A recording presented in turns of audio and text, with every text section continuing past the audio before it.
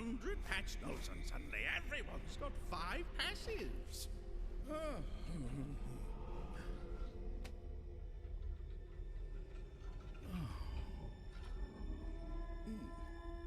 Is that...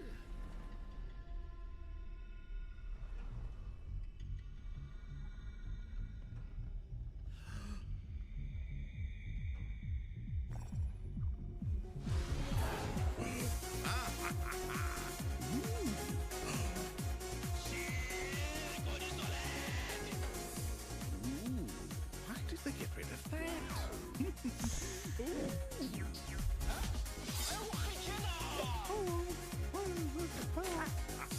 Tons of damage.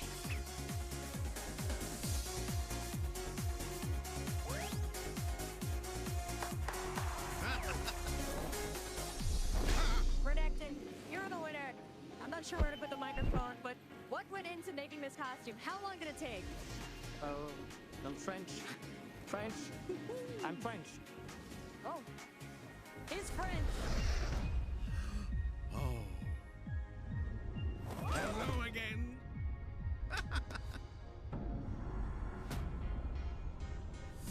Mid!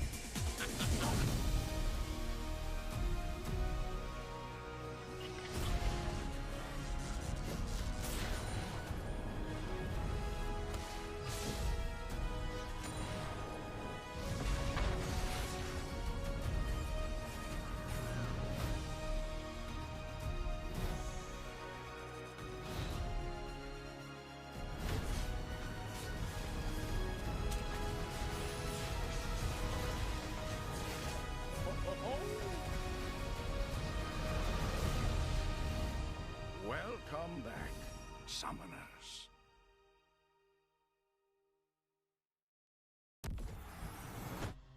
Split 3 introduces the most impactful format change of the season, the Swiss stage, where seeding and championship points can make or break a team's year. Top 4 teams from Split 2 playoffs face the bottom 4 in the opening round. After that, teams are paired against others with the same win-loss record. Teams continue playing until they reach 3 wins and qualify for playoffs, or 3 losses and they are eliminated. Following the Swiss, BO5 seeding matches determine final placements. The top seed earns the right to choose their playoff opponent between the 3rd and 4th place teams. In the playoffs, 4 teams battle through a double elimination bracket for 2 spots at Worlds and the right to be called the 2026 LCP champion. Additionally, the team with the highest championship points secures a Worlds berth, rewarding year-long excellence. The LCP Promotion Series returns in 2026, with 2 guest teams required to defend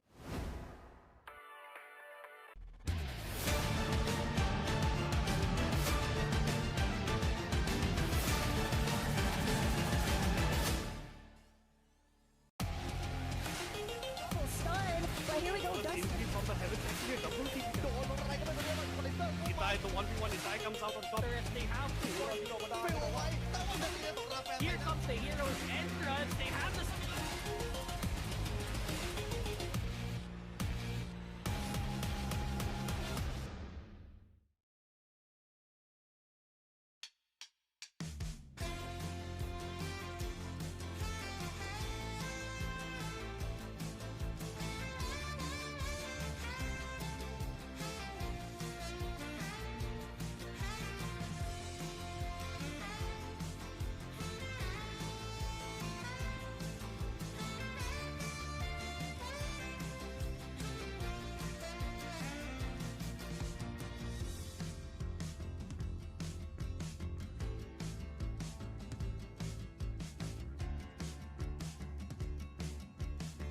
Cái chào chứ nó dễ lắm ha.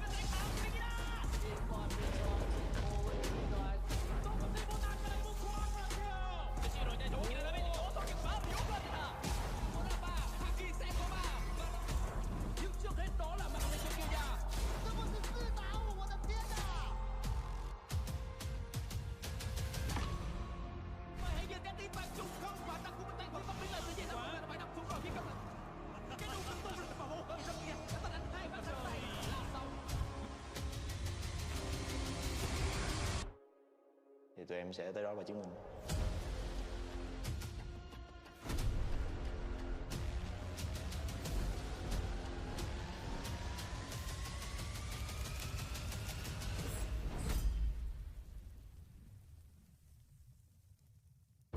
Man, the energy here, it's a demon's dinner bell. All right, it's your funeral. Hey, kid, your bear's got better instincts than most parents.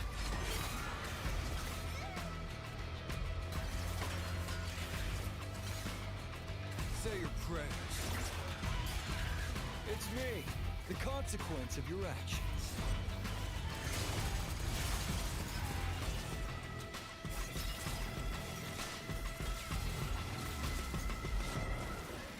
If you bury the pain will bury you.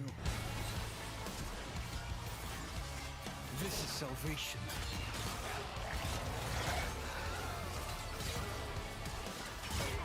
A moment of silence for the recently departed.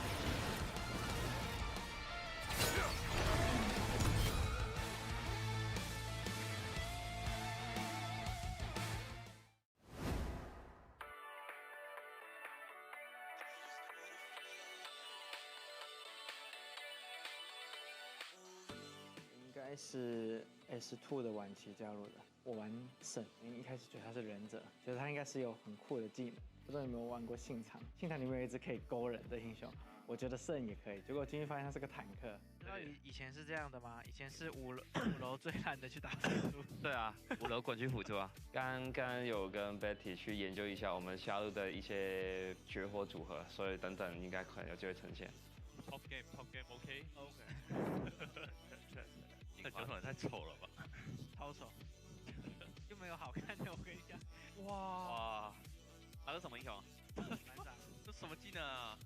他们应该都有玩过以前的那个经典服那个版本吧，但我是从来没有接触过，但就希望我不要被教育就好了。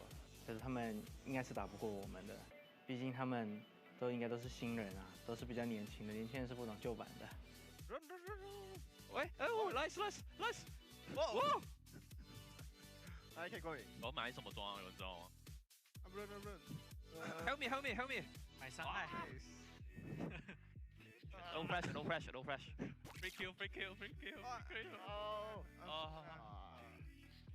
Em thấy đây là một trận đấu khá là vui khi mà em được đối đầu với những tuyển thủ bên Carrot và Lazy Phil là một người tuyển thủ đến từ Việt Nam. Q 啊！ No mana. 潘森6了 Nice. 他跳大了，慢了，现在跳大了，兄弟们，潘森跳大了，我慢了，不管，等我。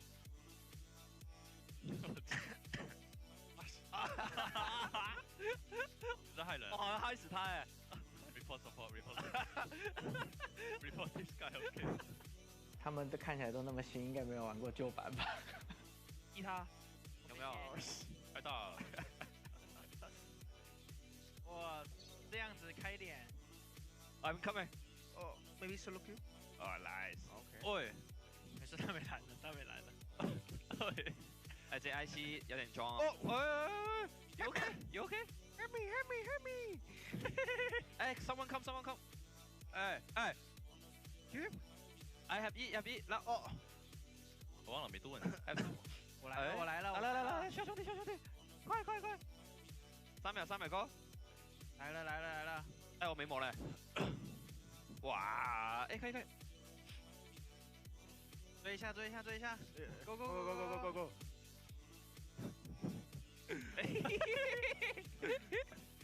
쇼매치를 통해서 무엇을 이루고 싶냐는 사실 크게 생각해 본 게 없어서 승리 쪽보다는 이제 옛날 그 감성이나 분위기를 살려서 한번 해보고 싶은 느낌이 더 강한 것 같아요. Coming. Coming. Run!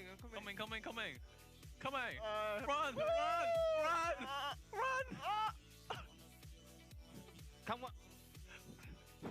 Coming. I won. No.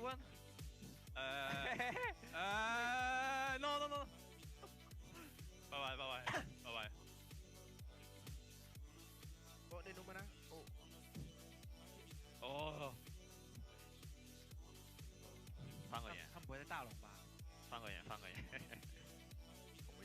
哎别，来，我要大里头，留一下。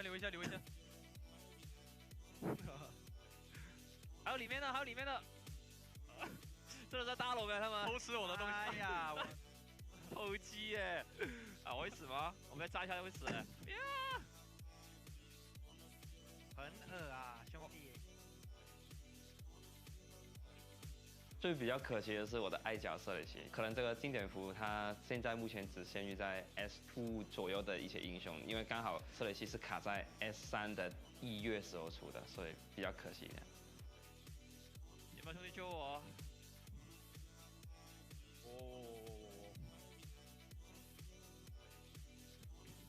这边，可以来一个，那去吧。哎，龙马了 ，OK。It's OK， 龙马了 ，It's OK。One shot。缓一下。我他妈超痛哎！哎，他无尽打得过不？打不过，再一发死啊！然后先拿走。哎，稻草人，我去，每次想拿走，走去哪呢？哇！OK。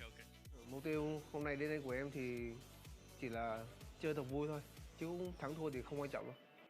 先补充再说哦，酒桶说不等。完了，好痛啊！哎，船长吊起来了。酒桶不等了，酒桶。啊，这踩门，拉扯，先把这个杀了。救一下，救一下！来，你拉扯一下，他跑得快。救一下！上面还有一个。要去看小兵了吧？一波。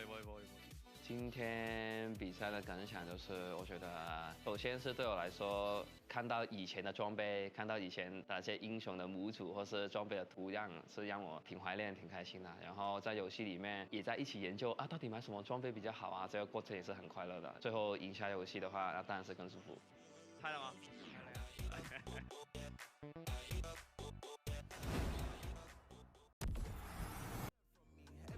？My name holds weight and relevancy. A little bit agrees with elegancy. Don't get it mistaken. I like mine stirred, not shaken. Look what rejection awakened. It's all mine for the taking. It's down to the aura. It's just my aura. Same code, no switch. I don't break, I don't split. I've been built for this. Aura, heavy crown, I wear it proud. Everybody follows. It's just my aura. Same code, no switch. I don't break, I don't split. I've been built for this. Aura, heavy crown, I wear it proud. It's just my aura.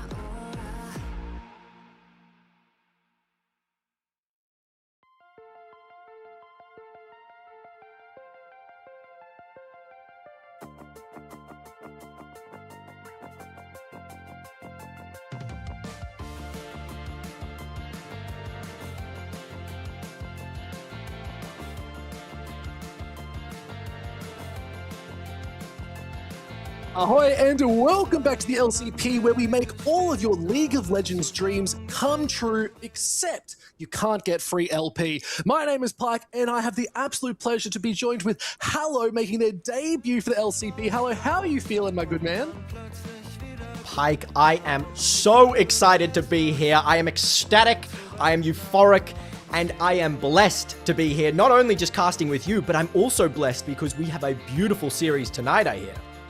We have a fantastic series, Ali, but before moving into that, let's take a look at yesterday's results, because we had a bit of an interesting one, and yes, hello, it was the 5-game Silver Scrapes banger. It was the Vikings versus Relove DCG, and the Vikings coming in clutch to take out that 5th game. Did you expect this? I mean, listen, you never expect a 5-game banger, yet expectations were completely taken out the window. Vikings coming out on top was a little bit of a surprise, but I'm very happy to have that be the way it's happened. 100%. It's to show that the LCP, we're very dynamic, but we've got the Swiss stage bracket as we are entering into the final night of this week here, Hello, and it is going to be tonight's series, which is the CFO versus GZ matchup. Now, we will talk a little bit more about what that means going forward, depending on who wins, but CFO, I think they're really looking for a win, Hello, because they want to lock in those playoffs. Regardless, it's been a big week. We've had a lot of games, and a lot of these teams that have shown really strong movement throughout the bracket have just not scraped through. As we do know, DFM and SHG are out. But we're looking at today, Hello. It is CFO versus GZ. What are you thinking? I am thinking only positive things. I mean, both of these teams have to be under the stress, under the pressure. We got GZ fighting to stay alive and CFO wanting to claim their spot. This truly is going to be a battle of tooth and nail, and we're going to see it play out tonight. Tooth and nail, we're throwing sticks and stones as well, Halle, but you know what? Let's have a look at CFO. This is the team that everyone has been watching from day one of the LCP last year. We got Rest, Shadow, Pout, Doggo, and Kino jumping into the Rift, and we've seen great movement from this team, Halle, and I want to talk a little bit more about it because they've been really starting to step up as we've moved through this Swiss stage. Yeah, absolutely. I think you've got some amazing players for the likes of CFO here. We want to talk about, you know, Doggo. You want to talk about the likes of everyone on their team. Of course, the wonderful coaches. I mean, my eyes recently in the LCP have been on Pout and specifically Kino. I've been loving a lot of Kino's picks. I've been loving a lot of Pout's picks. And with the whole Fearless going into it, with this Fearless matchup we've got, Doggo is really much the king coming out on top with such a deep champion pool. Such great players on this team for sure. So true. I think the flexibility that we see from this roster as well, Doggo now starting to bring out a little bit more of those mages as we have started to see, is really starting to shine, but you can't ignore Ground Zero Gaming jumping onto the Rift, Ijang, Husha, Uniboy, Betty, and Kaiwing. This team, not just for myself, but for a lot of Oceania, PCS, and the LCP fanbase in general have been looking so gloriously at how well this team is performing, and I cannot wait to see how they do tonight, because they have really started to step up with this revitalized roster, Hello. Let's break it down a bit more. Where do you think the action is going to be for this team? Let's discuss the elephant in the room regarding Kaiwing. So Kaiwing actually played for CFO and is now playing for Ground Zero. So this is a really interesting sort of return to greatness back against your old teammates. Very interesting in coming into it. But we do have the featured matchup. What do you think about the mid lane matchup coming into this pike? Well, I specifically chose the mid lane. We saw it last time. We wanted to look at those mid laners. Now we're looking at them again because I look at these stats and they are so incredibly close. I think that's the one thing I wanted to highlight is if you look at most of these stats, CS per minute, damage per minute, gold per minute, they are so tooth and nail, like you said, but it is that kill participation and the KDA that really shines for Uniboy. It just shows that this player loves to get in on these fights. 77.4% kill participation is not a small feat. Yeah, I mean, we see a sort of more reserved route from Pout here, a safer route for sure, but he might have to play a bit more aggressive to keep up with Uniboy's, you know, high tempo, high map pressure plays. Yeah, so true, but guys, don't forget, it is going to be the second last day as the Bang Plank is here to give you that little bit of extra 150 IP per win for those awesome League of Legends Classic matches. It will be closing out tomorrow at 10 a.m. PT, so jump into those Classic games, have a bit of fun, and just check out what League used to be like. But, hello, have you played a bit of Classic? I have. Now, Classic was quite before my time, but I've been tapping a little bit into that old Fiddlesticks. I'm loving it. What champions yourself have you been playing? Fiddles. And yep, you know what? When you said the old style, I was like, wow, you just throwing me under the bus because that's when I started playing. But let's have a look at our predictions, Howard. This is the next step. You're coming in fresh, you're looking at it, and we've both gone for the exact same scoreline, the 3-1 to GZ. Now, I want to hear your thoughts why you think they're going to get this. Okay, listen. in starting through this split, GZ looked, it was quite volatile. I have to admit, it was volatile. But just judging from their recent gains, I am wanting to back the momentum. I want to back the strength, the push through, the freight train that Ground Zero have shown. You know, they survived their elimination, and they did it with a full 3-0 sweep. And I think they're going to carry that confidence forward. I think after, you know, the loss to Secret Whales as well, Ground Zero can punish and push forward and just keep that tempo online, coming out 3-1. Yeah, you know what? You took the words out of my mouth. I think it is exactly that, and I think it's around this mid-jungle duo that we see as like one of these really strong ones. You mentioned Kaiwing before, but I have to look at Husha and Uniboy. Uniboy has been looking so fearless with these picks, even for those sort of ones that are taking a step back. They're picking up the likes of a Galio, but they're still so aggressive with how they play on it too.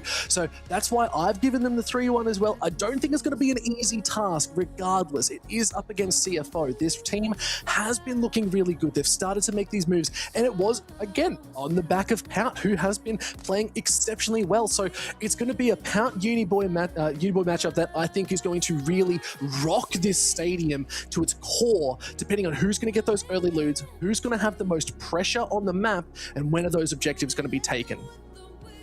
Absolutely. If I had to pinpoint where my prediction is going and where it sort of stems from, it's actually Pout's champion pool. I mean, we were talking about this a little bit. He is quite a rare, you know, mid player where he's quite proficient in the Akali. And, you know, taking a look at Uniboy's champion pool, Akali can really prey on those sort of control mages, especially if given a lead by Shadow, by his jungler, potentially a roam from Kino. And I'm thinking that's where that game is going to come into play, and they might sweep it out. But we have to remember, this is Fearless. So once you play that Akali, once it's banned away, you're not going to have that chance again. That's exactly right. Like once it's gone, it's taken away. But it's also really interesting as well, where we're seeing the likes of like Eddie from Secret Whales, who has brought out the Akali in the AP carry role. So it's like we're seeing such unique things all across the map. And I know one that you love to talk about is like this Camille in the support role, which we have seen so much more of this split. Talk to me about some of the unique champions you want to see a little bit more on the Rift. Like Camille's one, but hit me with some others. Okay, so what we've been seeing a lot in this support role is some really aggressive, powerful picks that can take over bot lane, but more importantly, can roam to other lanes, follow the jungler, impact. So we've been seeing some really crazy stuff. There's been a J4 support, a Jarvan support, a Vi support. So what we've actually been seeing is a slow progression of junglers coming into the support role and being able to take over games just from the sheer power of their stats alone. So I personally would love to see something akin to a Vi tonight. I'm thinking a Halo Blades Vi would be beautiful, would change everything. What about yourself? Beautiful's not the word I think of when I think of a Vi in the support role, Halo, unfortunately. But you know what? Each their own, you know, like that's fine. But like, there's so many champions, right? And I think you sort of pinpointed that there's unique champions that can come out. I want to see, let's go back to some real old school stuff. Let's get like an Ornn AD carry, technically. Throw in something else in there too. Maybe like, I don't know, let's just do something crazy. Like, why not? Get a Yasuo in there too with the Ornn support. See what happens. We're getting a bit crazy with it because any champion can really be played anywhere. It's like Carrick's likes it. Silas is the champion that can play in every role. Give me one hot take though. What's your big hot take before we go to Fist about what we're going to see? Listen, if I'm honest with you, this is the hot take, and this is a very hot take. I think potentially in most situations, it's always better to pick a mage. The age of ADC is done. I'm so sorry. It's over. You've had your time. It's time for Victor. It's time for Cassiopeia. Get those Ezreals out of there. Get those Jins out of there. And I know these ADC picks are these players.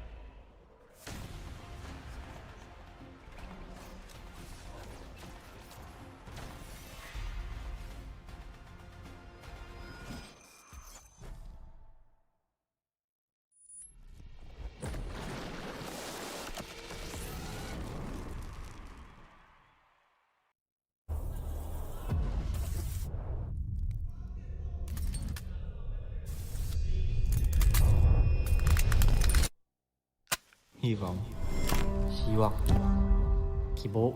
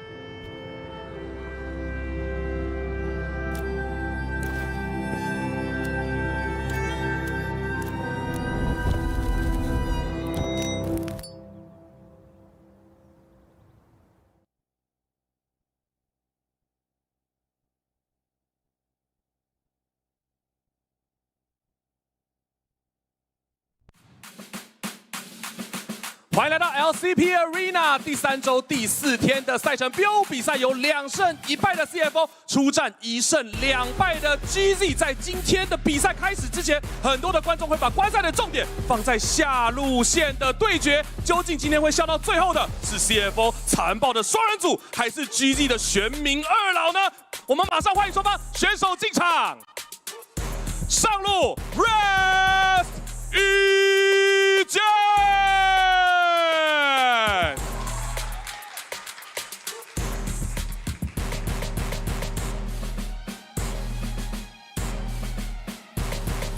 打野 Shadow 互下。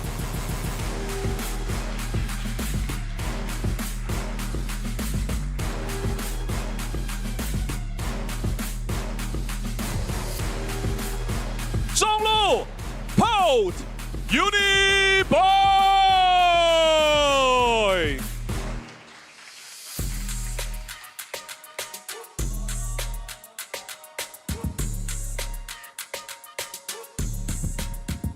下路 Dogo Betty。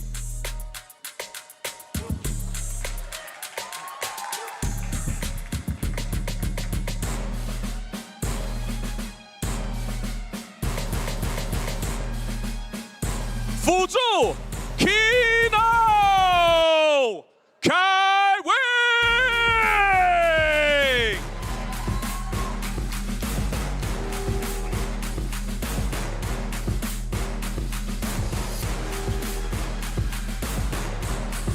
教练 Chowy Skywalk。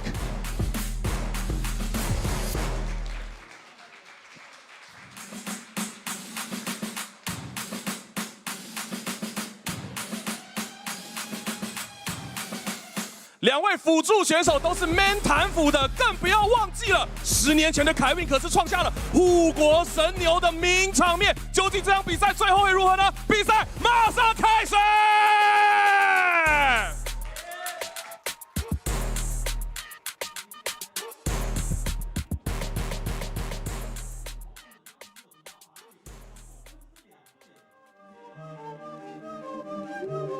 ！And hot damn, Tommy Gunn spraying and praying with that intro tonight, Hallow. That was absolute fire. Every single member of every single team was looking so hot with their walkout. But here we are, Hallow. It's the first game of the night, but we're getting ready for the 2v2, which you can see is going to be Rest and Doggo for the side of CFO, and GZ, Ijang and Betty.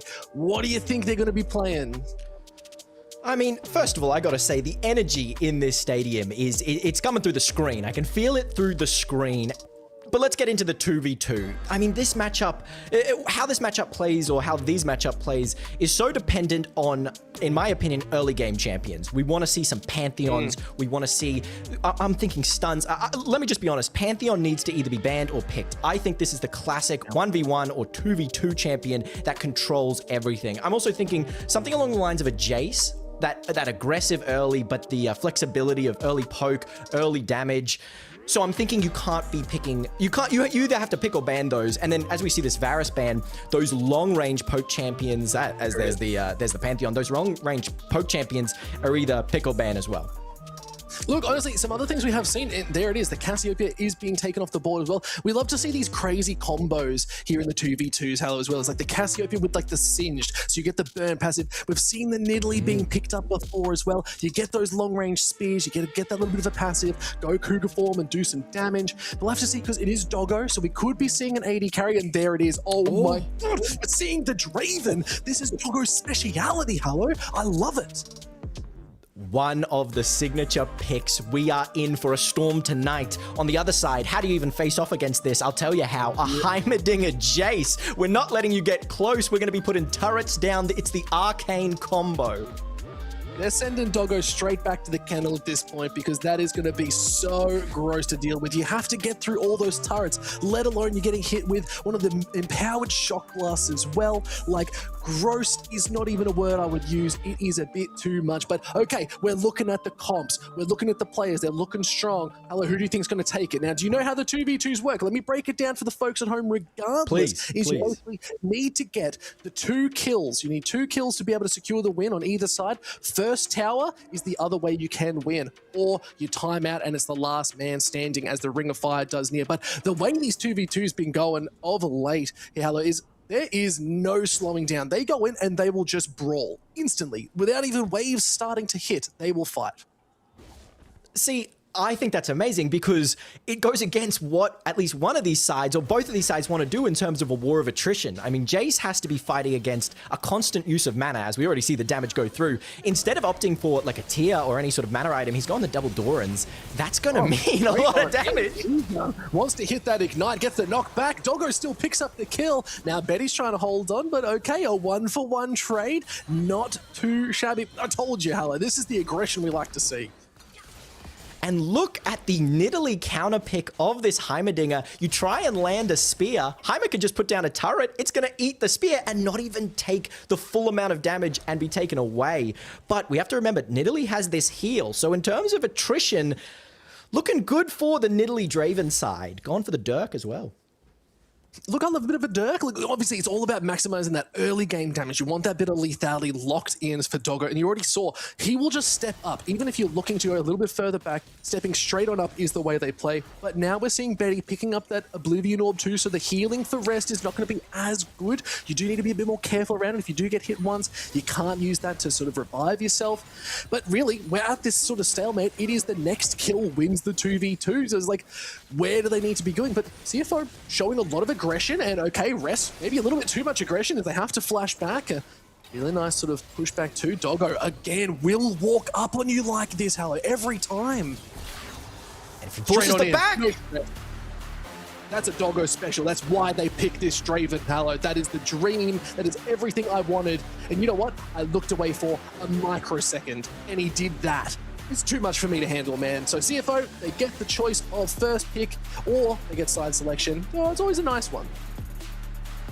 This is a very telling matchup on how maybe this game, how this series is going to go. Doggo is on peak form, and if you look away for a second, if any of these players look away for a second, he's going to capitalize and he's going to take over. Yep. No, 100%. Now, if we're looking at sides and just from the history of seeing CFO, if they do go for that side selection, most of the time they will pick up that blue side. They have a stronger track record of it. Downside is you do sort of give a little bit of that extra love over to drag and prioritization, but still, it's not the worst case scenario for CFO. They will heavily prioritize this bot side. Doggo is known to carry games. We just saw him win a 2v2. He's feeling good tonight. On the other side of that, though, maybe there's going to be the counter pick option. So if you pushed onto red side, we'll have to see if GZ want to go for the counter pick and be able to secure themselves a strong lane. Yeah, in this meta, we've seen counter pick be really powerful. It can shape. Having access to just completely reduce a champion's potential, it can take a champion out of the game and just force a 4v5 in a situation that you want completely. So yes, you've got that side selection. Yes, you've got the power over the map that you want, but you're giving a lot and it depends on how much you're getting from it. Yeah, that's so true. Now that we're starting to get ready for this Champions League, I think we've got to start talking about some of the unique champions that we've seen a lot more rise in priority. Yeah, I think one in particular that we've been seeing all over the world, every single region, is Locke. What do you think of the champion? Listen, Locke is such an interesting champion that I think a lot of people haven't caught on to yet. And I mean this in two ways. Everyone's pretty aware of how he plays right now. Everyone's pretty aware of that sort of classic, you know, the reset burst assassin. But I've been seeing all over the game, I've been seeing a lot of success coming from his more bruiser playstyle. Of course, you still get that Lichbane, but building into that Hextech rocket belt, building into more of an ability haste build over that exact, you know, that classic full AP execute, has been seeing a really large amount of success all over the board. And I think Locke is a champion that also can't be shut down very easily. So when you add in a bit of health, when you add in a little bit of ability haste, he becomes this total menace that I personally think is currently pick or ban without a doubt. Yeah, no, that's basically what we've been seeing all split long. The second it became unleashed, it was pickle ban, and it's very interesting. It's almost a telling of like an Akali sort of play style too. You want to get on top of them. You want to be able to do a little bit more damage and just jump them, hit them with the Purgatory ultimate. You get that beautiful AoE. You're picking up the souls as you go, and it just can run away with games. We talk about it. Me and Logan love to say this champion lock loves to just be a feast or famine. If they get the ball rolling early, they can run a game over, and there's nothing you can do. I agree completely. I mean, just taking in that Purgatory, that ult alone, if you start stacking up kills, you can eventually get an Elder Dragon buff in your hands as we get into the draft. Do you think we'll be seeing a lock ban? I hope so. I don't like the champion personally, but you know what? My opinions are moot. LCP. We just got to focus on what is on draft. As we're seeing Akali, Cassiopeia, and Rumble banned off at the start. It's very telling. There's the Shen 2, which means CFO most likely looking to pick up the Camille early, and they're banning out that Shen, which is the known counter. Yeah, it's interesting how these other bans play or take into effect. It seems CFO understands that Hushika has a very, very nice J4. We've seen it almost be, a very key pick for Ground Zero. And taking out that Rumble puts a bit of a mess because that classic pairing of Rumble and J4, taking it away, gives the Jarvan pick slightly less efficiency. It does you open up to a numerous amount of other picks and availabilities, but I do believe the Shen lock-in, without a doubt, does reveal your hand a touch. We want to pick up that Camille, absolutely.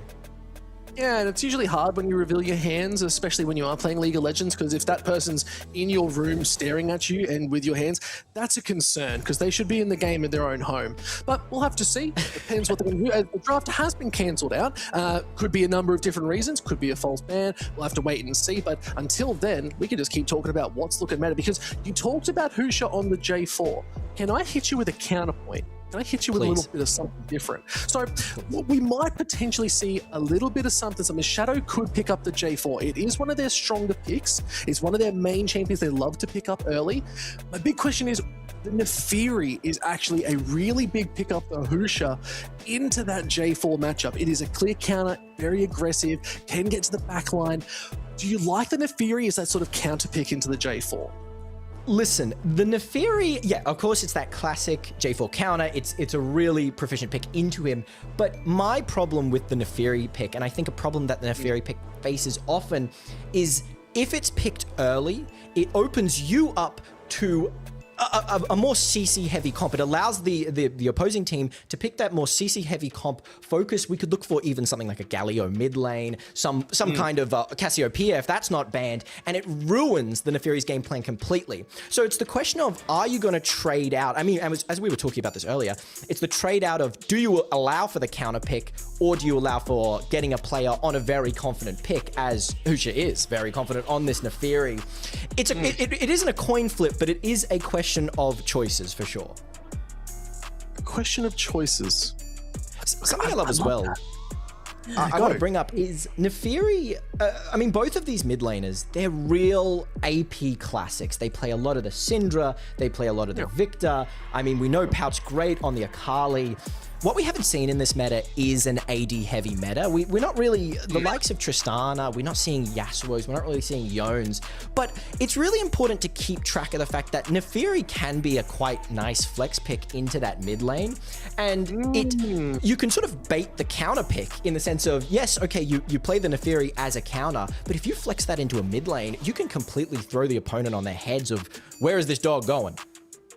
Look, and that's actually a really good question. And I love that you've brought that up, because something that we know and we're starting to see across all regions is a lot of the meta right now is it's all about, can any champion play anywhere? Like, if you're picking a Camille in the support role, why not flex it up towards the top side if you need it to be a bit more of like that standalone carry as well? So like, it's a really good question where you can start to throw like loops and questions into a draft. We've seen it everywhere. And I think Cage also talks about it the most, being like, no matter what you really do, you can throw people off by not switching your champions. You can just be like, this is what it's going to be. And they've locked it in. We've seen the Aatroxes in the AD carry role because of this exact question. So I love that. It's all about the flexibility GZ that we're seeing in drafts. As we are now coming back in, we see the Camille ban, so it is going to be GZ. They have had to lock it out because when you show the Shen, there's obviously Camille to be answered. But now Ezreal being taken away, I don't mind this. I think looking at Betty in particular for that champion, Doggo is an exceptional Ezreal player as well. So I think we'll have to see what they're going to lock in as draft's all done, and that is going to be a J4 being picked up for GZ if they lock it in.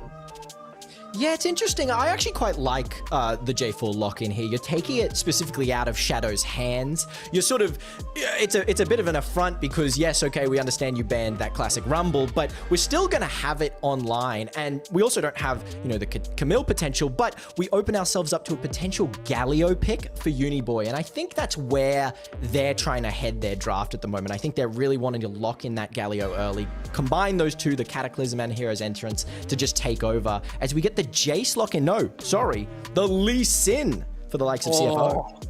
Okay, Shadow's feeling himself tonight. That is such an aggressive pick, especially early. And in the hands of Shadow, who has performed time and time again as a big carry. They've already got such a strong kill participation percentage of 73. Now with the Syndra being picked up. Now, the fun thing here, though, how is Syndra can go to Doggo in that AP carry role, or it can go to Pout in the mid lane. So it's opening up these questions that you talked about over for GZ to answer. But now they're looking at a Victor. Yeah, I mean, this is the classic question. It's a battle of mind games, really. It's a battle of the coaches in reality, figuring out where could they possibly put this Syndra. And I love the follow-up with the Victor because it says, we're going to take your tricky question and we're just going to raise you another tricky question. Because once again, this Victor can go both in the hands of Betty. It also can go to Pout, and it raises a bit of a confusion, chaos on both ends.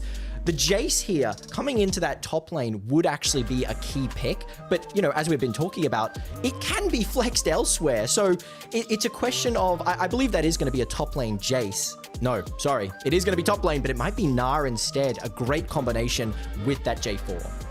Oh, look, I love the Gnar here, and picking it up early, it's so hard to draft into as well, especially when you want to be putting more of those tanky members up topside. Yorick is the obvious answer where you can hit them from afar. You're all about sitting in the side lane. Jace, obviously still good. You can punish this Gnar incredibly early, but you have to be very careful because the late game gets a little bit more dicey where you do need to be moving into these side lanes. If you go for the Yorick, you're forcing Gnar, you're forcing Ejong to step away from the game, from getting out of that zone of, I need to go pair up with my team, but this now changes. So they've gone for the Jace instead. I like this. Very aggressive, very strong laner. I think it's going to do very well in the hands of Rest, who has proven that they can play with the big dogs. But a little fun statistic for you for the side of GZ is right now, with Husha and, with Uniboy and Ejong with the Gnar and Victor, they're sitting at 100% win rate with those champions. They have not... Are you 100%? Both of them. Confirmed. Wow. Actually, wow. Same with Okay. J4. Yeah, they've only played them, Victor's been played twice and the rest have been played once, but it's still 100%, Howard. That's the difference. Stats don't lie.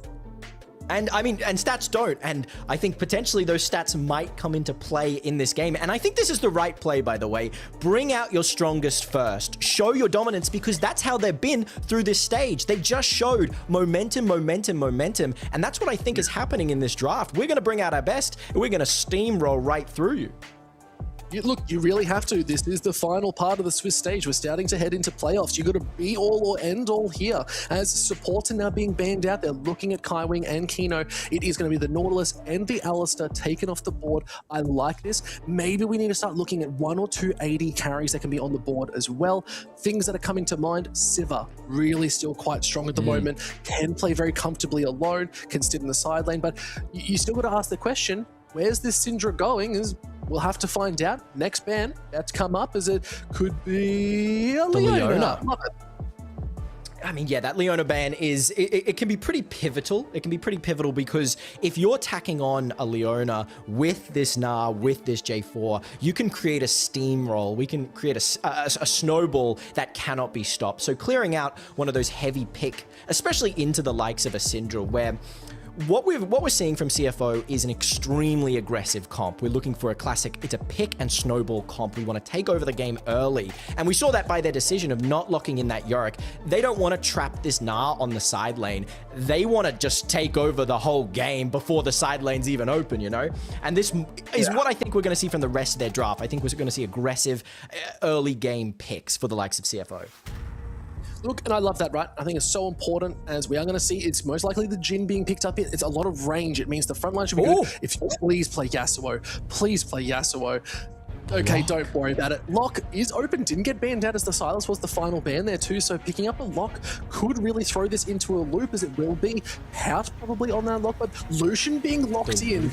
I love it. Doggo on this Lucian. It's so aggressive. It's so forward. They want to be dashing in and doing some damage. So I really like this pick. It does force Jeezy to potentially get the Milio or the Nami. Most likely to Milio, but you can return fire with like a Yanara with a Lulu too, which will do an exceptional job.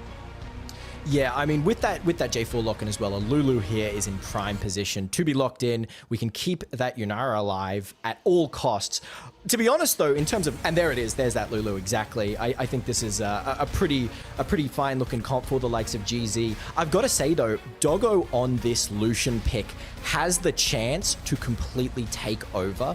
Lucian is a champion first and foremost about talent. It's about that micro. It's about that skill potential. And if we get a facilitating support for the likes of CFO, I think Doggo has the chance to just completely take over, even against this pretty oppressive Lulu Yunara lane. The one thing that really stands out for me here, though, in the greatest scheme of it all, with the Milio finally being locked in and the draft being rounded out, hello. There are no real tanks on the side of CFO. They are a very kill-hungry team. They need to get in, burst them down, get their pick, and get out of dodge. If they don't, there is the chance to be taken out. You have a Victor. The Kale Storm, as long as it's swirling on top of your head, you could be in trouble. These ultimates do grow. You have a Cataclysm. You have a Mega Gnar that's going to jump on you. You got to be careful. So I like the draft out of GZ. I think it's a lot of strong front to back. As soon as they get to mid-late game, it's going to be very hard to deal with. Yeah, and I think CFO is so aware of that, and they're not planning on letting it get to mid-game or late game. They're planning on ending it in that early game, getting a lead, and stopping any chance of these crazy late-game team fights. I do think without a tank, you are so reliant on every single member, and once J4 finds a pick, if he does, your plan really falls down, and the pieces have to be picked up quickly. But if anyone can pick up those pieces, it's absolutely Doggo. Yep, 100%. I fully agree. I think Doggo is a little bit of that heart and soul, but you can't ignore Pout and Shadow too. Are always going to be relevant. One thing that we notice from CFO whenever we see them being played is they do force rest onto this sort of weak side. So I think letting them have this Gnar, letting them sort of come into the game as they see fit and join these team fights should be quite good. We'll have to see how they're going to weather the storm, because it is going to be Yizhang on this Jay, so they're going to be unrelenting with how much damage they're going to put down. And if you get caught out 1, 2, maybe 3 times, you can lose a lot of that early tempo that you might need. Let Jace be unleashed on the map. You know that Yizhang's going to be at every single objective. They're going to be coming down. They're going to be roaming. We're going to be seeing early 5v5s, guaranteed. Absolutely. I think it's going to be an explosive start. Something that I am quite interested in, and it's nice to see, is both supports here going for that Enchanter play style, going for the Lulu, going for the Milio. It's a switch up from the current meta and what we've seen throughout the past couple days, but it's really interesting because it puts the onus back in the hands of those ADCs and those mid laners, and it's going to be, I really do think the linchpins of both teams, I think Uniboy and Pout, that's where we're going to see the true leadership shine as we get into the first game, Pike. First game, we're on the Rift, and we're seeing which one has what it takes to make it all the way through, but it is going to be GZ versus CFO, the two titans on the Rift that have been clawing back here in the LCP 2026. But as we come in and start seeing a bit of these cool looking skins that are on the board, Fnatic J4 is always a bit of a vibe, Storm Dragon pretty good, but regardless, we're seeing some interesting summoners across the board, and I think one that I want to highlight is that Unleash Spellbook on Jace. Is Rest running that? No, can't be. No. Is it? that does seem to be, I believe that's actually Storm Raider's Surge. So You're right. Storm Raider's Surge is the new arcane keystone. It replaced Phase Rush. It effectively runs in the same way. A burst of damage to a champion's health bar, you get a burst of speed, which is great for those classic combos that Jace is so well known for. I love I really do think, I mean, we predicted this in the draft early. The defensive picks from this Gnar, he's going to be playing weak side a little bit. We're going to pick up the Doran Shield, just survive the storm, weather the storm. Yeah, there's always going to be storms on this Rift. As we're seeing the nice little level 2, for Betty and Kaiwing down in this bot side. And this is one of those things you actually have to be very mindful of, especially when you are playing like a Lucian Milio sort of lane, is Yanara is not just a sort of a mid-late game champion. When even before they've got an item or 2 or even 3, they can do a lot of damage as long as you're stacking up those balls. So the cultivation of spirit does stack and do so much early. You have to be so conscious of it in these lanes, especially when you are playing such a squishy bot lane comp. As Doggo going forward is going to be slowed up, but looks like they are just going to back out a little bit more. Doggo doing a good job. This is what we expect, right? Okay, actually dashing forward. Eddie could be looking for a little bit as the flash from Doggo is not what you want to see there, Hallow. No, not at all. I think something that you can never underestimate, and as you were saying, that Yunara really has some potential early, but Lulu's damage is surprising to the absolute. You cannot underestimate the extra picks damage, the poke, the range that the Lulu offers, and it gives you this whole extra power and priority in a lane like Lucian Milio, especially ones that want, you know, a little bit of poke. They want to go in for that PTA proc instead of the Yunara getting that full lethal tempo stack. But if you go in, Caught out on the TP, straight back into lane and taken below half health is a bit of a shocker here. But Husha looking on this bot side could be looking for a dive. Doggo has no flash. Dive is possible. Going to go through. The polymorph is good. Flag and drag hits him with the flash, but taking a lot of damage. The TP is now coming in, but Betty gets taken out. Kino, it's the 2v3, and CFO come up with the goods.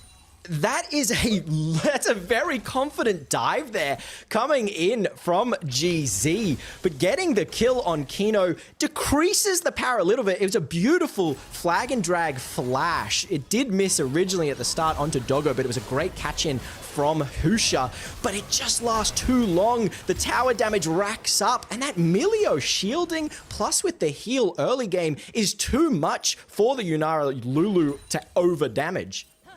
It was literally that early game pressure we talked about out of this bot side for GZ is now nullified. You got that early kill. A Sheen has already been picked up for Doggo, so that is already such a big item on this champion, and it's only 4 minutes into the game.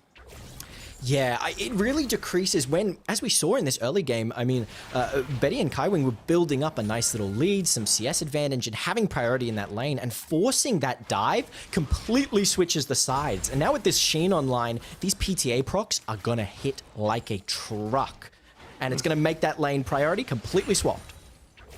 Yeah, which is going to be so big, and as we're teetering in, the gold is sitting comfortably at a 600 gold lead right now for CFO. It's still early days, like there's no big gold leads going over Hallow, and that's what we like to see, but the aggression is absolutely, this is LCP standard. I'm surprised we don't have more deaths on the screen, because this is where these teams love to push forward, but Ijan getting some good vision up on this top side. Doggo posturing so aggressively, like straight up into the wave, has no fear.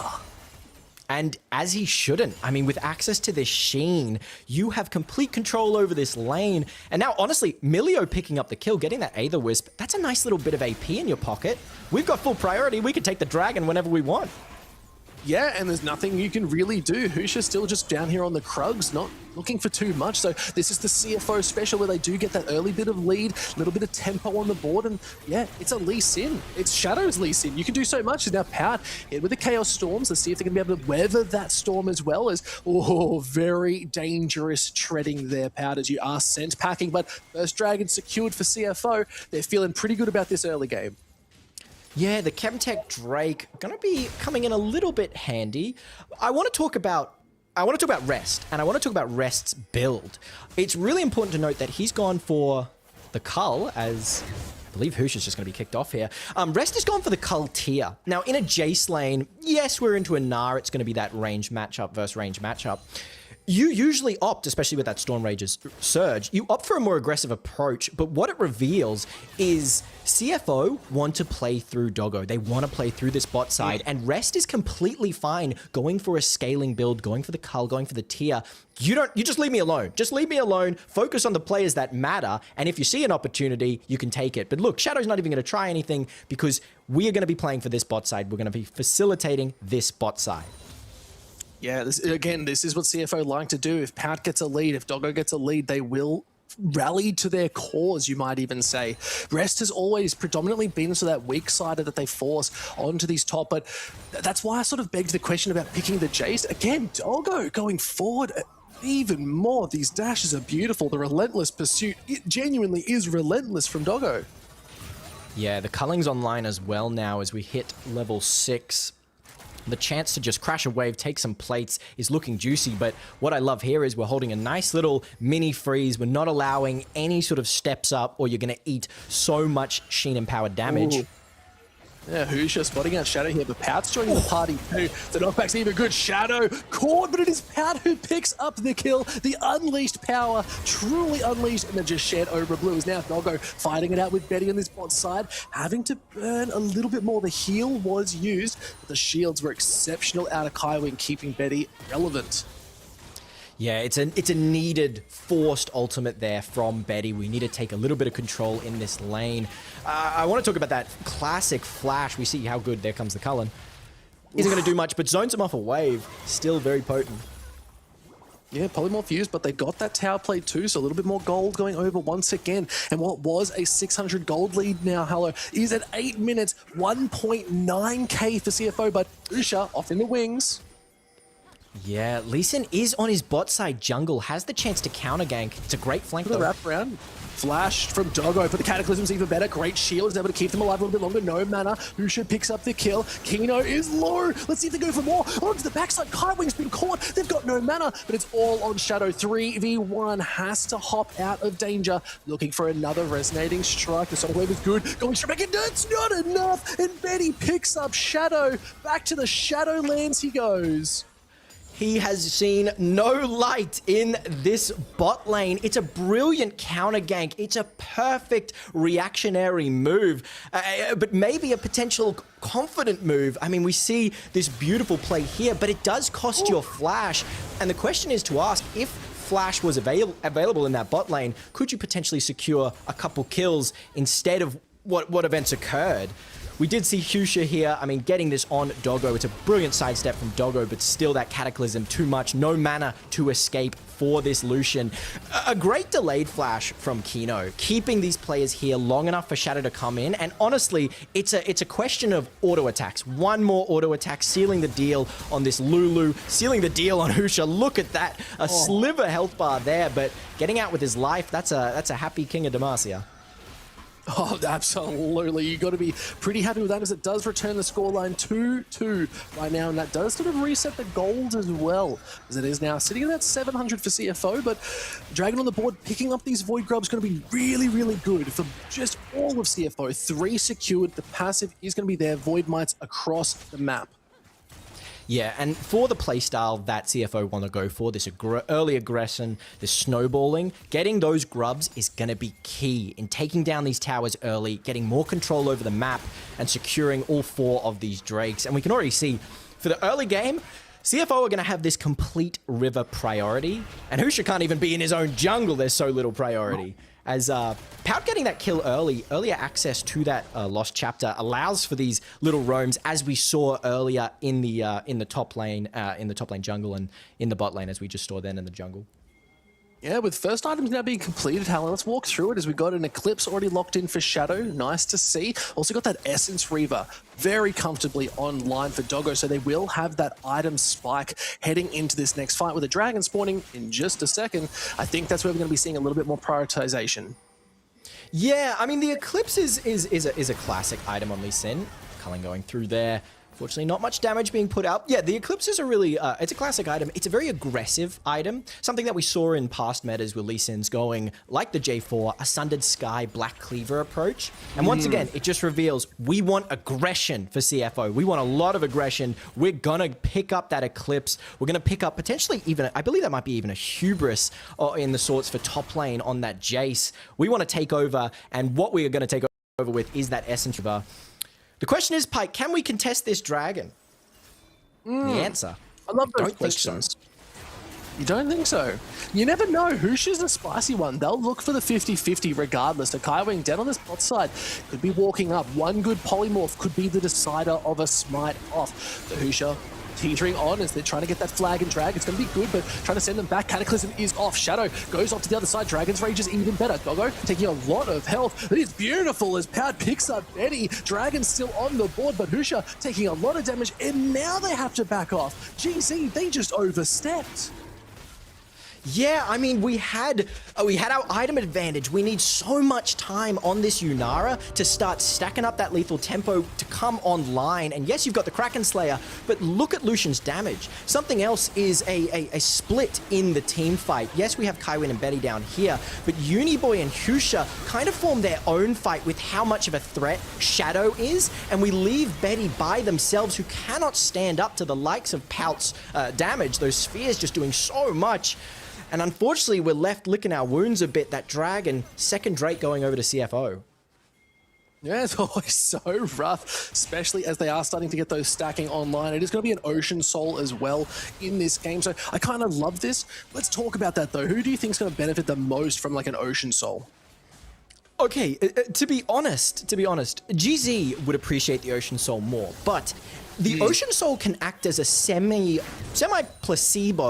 for the fact that CFO don't have really good frontline. They don't have tanks. And so this Lee Sin going this more sort of squishier, aggressive build can really get boosted by the fact of having an Ocean Soul, having that regeneration, having so much extra health to play with. It's practically a placebo player tank, really. And I think it's really going to support CFO's playstyle and lands perfectly in their hands. Yeah, no, I was fully, that's the answer I was looking for, is I think GZ is going to probably use an Ocean Soul a little bit better, but you're right, if CFO do lock it down early with a 2k gold lead, they're looking pretty comfortable with 2 dragons stacking. If they can lock it down very quickly, remember, Soul could be picked up at this point, most likely at the 21-minute mark, so we'll have to see where that priority is going to be, but I'd be worried. I think to pay attention to. Yeah, this is the thing. CFO do need it because if Ground Zero get their hands on it, and it completely changes how easy it is for their mid to late game team fights, because when we have such a bursty comp, we need all our damage out at once. Getting that Ocean Soul means you just win every fight because you can extend these fights. Shadow being very aggressive, had no ward hop ready to go. Like that, they were very nervous, but they wanted to put a little bit of that extra pressure on. You see just pings up on top side from GZ, so they're thinking something. But we've got a little bit. We've got a Rift Herald coming up in 45 seconds, Hello. Yeah, and I mean, we've already secured a decent amount of prio, at least on this mid-river. We're going to have the TPs available for both top laners. They're going to be bot. I think we will see a little bit of a fight here. In reality, GZ should not attempt to fight this Herald. It's not going to be possible in the state and with this lead that CFO have accumulated. But it's something that I think is going to happen either way. And how that fight goes really decides how much of a snowball CFO have available to them. Because they've got the grubs. If you add the Rift Herald on top of that, plus a couple kills, you can crack that mid-first tower. You can potentially crack the top tower as well. And then you open up the map for you to just take control. Love a bit of control in these games. Doggo again going forward, needs to be aggressive, and Betty firing back a lot. Let's see if the damage can be enough. Betty's going a little bit too far forward. The Cullen comes out. Cataclysm on the other side. Shadow has to be careful, but Husha have to flash. Has to be very careful with the re-engagement. Husha picks up Shadow, and it is going to be GC locking up their third kill. Let's see if they can continue the fight. Chaos Storm was used as well, but with Shadow gone, they should just get the Rift Herald. And that is the pieces falling apart that we were talking about, unless they're still going to fight it, Pike. They could look for it as there's a big nudge. Ejung wants damage. The polymorph's even better, but the damage is good. Let's see if Rest is able to look down Ejung. He's on 1 HP. And a CFO holding on in this fight. Doggo's dashing forward. Is the pursuit going to be enough? As Betty on the backside needs to be careful, but I think it is going to be picked up. It is GZ locking away the Rift Herald, but Betty coming back into the fight looking for more. I'm here for it. Yeah, I love the aggression, and it is an understanding, it is a player's read of what a team wants to do. They knew they wanted to fight that Rift Herald, and what we have to pay attention to is signaturally Betty and Doggo here. Doggo slightly split away. We do have that Milio assistance, but the flash forward from Betty, burning the culling, just distracts from the real battle. The real battle right here, taking out that Lee Sin. That's your facilitator, that's your opener, and without that, your team comp really suffers. And so forcing this second Rift Herald, we can see they desperately want it, is only going to be a rough decision. We leave ourselves so open because we're losing our main facilitator, and that's the risk with going this Eclipse. If he had gone a Sundered Sky first, potentially, we might have seen a different outcome for that fight. And now we're looking at something else. As Dragon is spawning, we're getting TPs into the mid lane. They could look to drop the Rift Herald potentially either mid, well, they're just dropping it at the Dragon itself. So GZ wanting to be really proactive, get the damage off. Shadow already at half health, has to be careful. Now they're looking for a ride, see if they can do some circles to see if they can knock up. No, Uniboy didn't find the space, didn't find the moves. Great scatter of the week does land. It's giving space to CFO. Shadow's on the backside looking for the 50-50. Let's see if they can make this play as there's the ward. It's gone down. Looking for a fight, see if the steal's gonna be there. It's picked up. They lock it down. It is gonna be picked over once again. And it's a 3 Dragons picked up. CFO, they're on soul point. It is a mechanical masterclass for the likes of Shadow. So confident on this Dragon pick, using that Sonic Wave, able to just secure it without even a stress in his mind. That man was not stressing.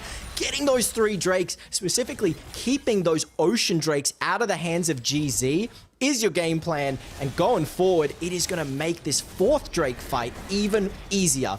It was a strange decision here. I want to keep eyes on this Rift Herald, which has the chance to really change a fight, and we saw it being charged up, but Uniboy getting in it, that Victor where you don't want to be using your Victor as the driver of the F1 car, because in reality, you want him to be zoning away, being that control mage, and so it's a small inference where we don't get the full use out of that Rift Herald, and it's just such a beautiful steal. And then the fact that they back out as well, they don't look for anything deeper. It's an act of patience, and once again, it's that word control getting used over and over, and CFO having that control over this game.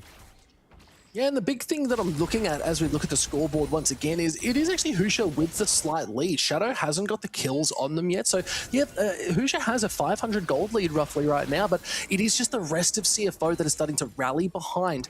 I think the big point of difference, and another item that we've just seen fully completed, is the Serpent's Fang for rest. So they're looking to burst through this Lulu so quickly. But I'm loving that, personally. I'm really loving the Serpent's Fang. It's a matter of those cullings. Damage, okay, Doggo getting caught. There's a lot more going on. Uniboy picks them up. Just a relentless pursuit in the wrong direction. But that overgrowth is well being used. The wild growth is going to be a bit of a cooldown you have to be careful of because it is a disruptor, but a great pick for GZ. Yeah, I mean, speaking of that Lulu shielding, we didn't have rest there. We didn't have that shield cut. And you can just see how much it applies to Betty. You should watch Betty's health here, just eating so much. There's that knock up, the combine in from the Victor. I've got your back. That's a strong Yunara that you need your whole team to deal with. And yeah, I want to speak about this Serpent's Fang. It's a great pickup here. You know, it ruins the Jarvan's game plan. It ruins the Lulu's game plan. And it's a great, it's acceptance of the fact that you are playing a bursty teamfight comp. Your key role isn't actually picking. You understand that's Shadow's role. That's potentially Pout's Scatter the Weak. You're there to apply this debuff and ensure that whoever you're going on, which most likely should be Betty or Uniboy, are going to be blown up in seconds. Yeah, I fully agree. And with the amount of shields that come out of Kaiwing, it's going to be so much easier to stop them doing any real effect in these team fights too. But second items are now coming up on the board. Hello, let's break some of these down. Yeah, so I'm seeing from Uniboy, I want to take a look at Uniboy. He's gone for the Seeker's Arm Guard second. This is a very defensive play. This is a really defensive play. You're sacrificing a lot of damage, and specifically your team's main, AP damage, your main magic damage. It can be, I mean, at the end of the day, the Seeker's Arm Guard can make or break a team fight, but sacrificing that damage early when you know that CFO is gonna go for these early engages means your game plan is gonna be one of survival. We want to make it to late game. We want to get this Gnar a little bit tankier. And it once again, it reveals a lot of how Uniboy wants to be playing. And something I do love from Pout is the opposite of that. He's gone for the Hextech Rocket Belt. He's gone for the aggression. We want to make some plays, and you're going to see these plays. On the other hand, we've gone for that Fiend Finder's Bolts from Yunara. This is very classic. This is a really nice item. It's a great pickup for Yunara. It synergizes great with her kit. It does leave you a slight bit lacking in AD compared to picking up another sort of AD focused item early. But once again, that appeals to how GZ want to play. We want to extend this game. But the question is, Pike, and something that is a little bit on my mind, is we need aggression because Soul Point's coming up and we need to fight it. We can't give this. It's not Soul Point, it is Soul. That's the big difference. Right, it is the fight. They've got Soul Point. They're looking for this, and GZ need to get this early control. The vision is going to be so instrumental in how this is going to go forward as the scatter of the week on the backside, but straight back through. Pout in danger. Flashes go forward. Betty happy to solo this play. The Cataclysm is on top. So is the Chaos Storm. Flash is being burnt. They have to see if the Uniboy is able to do the damage on the back, but heals as well. It is just a lot of damage and a lot of moves from GZ, who maintain the control of this fight, and they're going to be picking up their first dragon of the game. And that is a brilliant pick on the back of Betty. It goes exactly what we were talking about. The Syndra choosing to go for this more aggressive build might be your downfall. If you don't go the Shattered Arm Guard as well, Betty can just sweep the house and take over a team fight. One dragon, but a game... That was so close. That was really you know close. What? They had a little bit more damage. If they didn't have a Serpent's Fang, if they had a little bit more, they went something a bit more traditional, might have had the damage for it. If that's an Eclipse, that's going to be a pretty nasty one. Let's break down how this team fight works. Once again, it's a bit of a split team fight, but it's just the initiative taken from Betty. Uniboy leaves Betty completely, chooses to come back, finish this team fight. I trust in my ADC, and that trust was so well placed because using this Victor, we can just control the room. Our Lee Sin has failed, or not failed, but the facilitation hasn't gone into play. As he's speaking of Lee Sin. TP is now coming back in. It is going to be Victor joining into this fight. Izhang has landed the Gnar, and Shadow's low. I think this is going to be a flag and dragon. Looks have to slow them down. I think Shadow is not long for this world. Uniboy able to lock them out with that siphon power. A really nice pickup and a proactive play again at GZ. They're whittling back at this gold. They're now hitting these towers. I love this from them. They are starting to push really aggressively into these fights. We're in the mid game now. Hello, that's the best part. This is where this team really shines. And that's the thing, the Doomsday Clock this Doggo still has a decent amount of damage.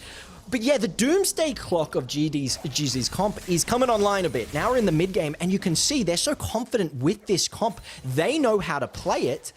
And now that we have a little bit of a bit more items under our belt, under our wing, we can start playing it as we see this fight. Finally, what happened here. I want to talk a big shout out to the plated steel caps doing so much for this Gnar in this fight. Look at how much health, even from the barrage of the Jace, of the Lee Sin. And then Uniboy is able to just come in, clean up, help out a fellow teammate in distress. And Gravity Field did just open up that space. It's always nice to see. And this was that extra fight that we saw Betty being very aggressive onto Doggo. And that's the hard part. Cataclysm goes in. Easy pickups, and they were just bot side as well. So nice knock it as, okay, GZ, they're pushing the tempo. Skywalk with their first coach comms of the game. They're going to do a little bit more if the Chaos Storm does go down. Rest in a pickle. Has to be careful, but it does force them back. They are not able to continue with the Baron. I love the Baron call personally. I mean, that's how GZ has been playing in the LCP. Momentum. We got the pick. Let's go for the Baron. A big shout out to that rune there, keeping Rest alive. Without that Storm Raider's surge, he dies. The Baron becomes a real option for GZ to take. And so surviving there does mean you decrease your time. But take a look at the gold. The very first time this game, GZ ripping ahead there, finally catching that 45k before CFO coming online. Truly, we are in GZ's playground right now because we're in the mid game and we're only going to keep extending that to the late game.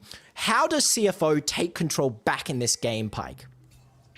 That's usually the question I ask you, Hello. That's the best part is I get to choose not to answer that, funnily enough. Hello, what do you think CFO has to do to come back?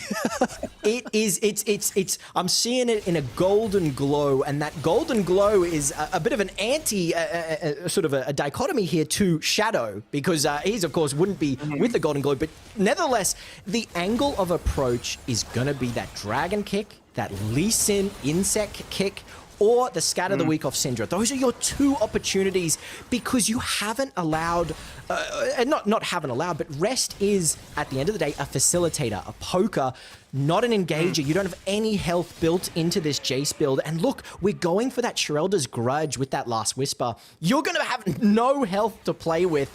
And even this Lee Sin, I mean, he's finally getting that Phage online. He's finally getting a little bit more health. You're so squishy that you need to just, you need to explode the paint and go and sort of make that scene on the canvas, or you have a really hard time facilitating. So the eyes are definitely going to be on Shadow and Pout specifically in coming back, wresting back control over this game.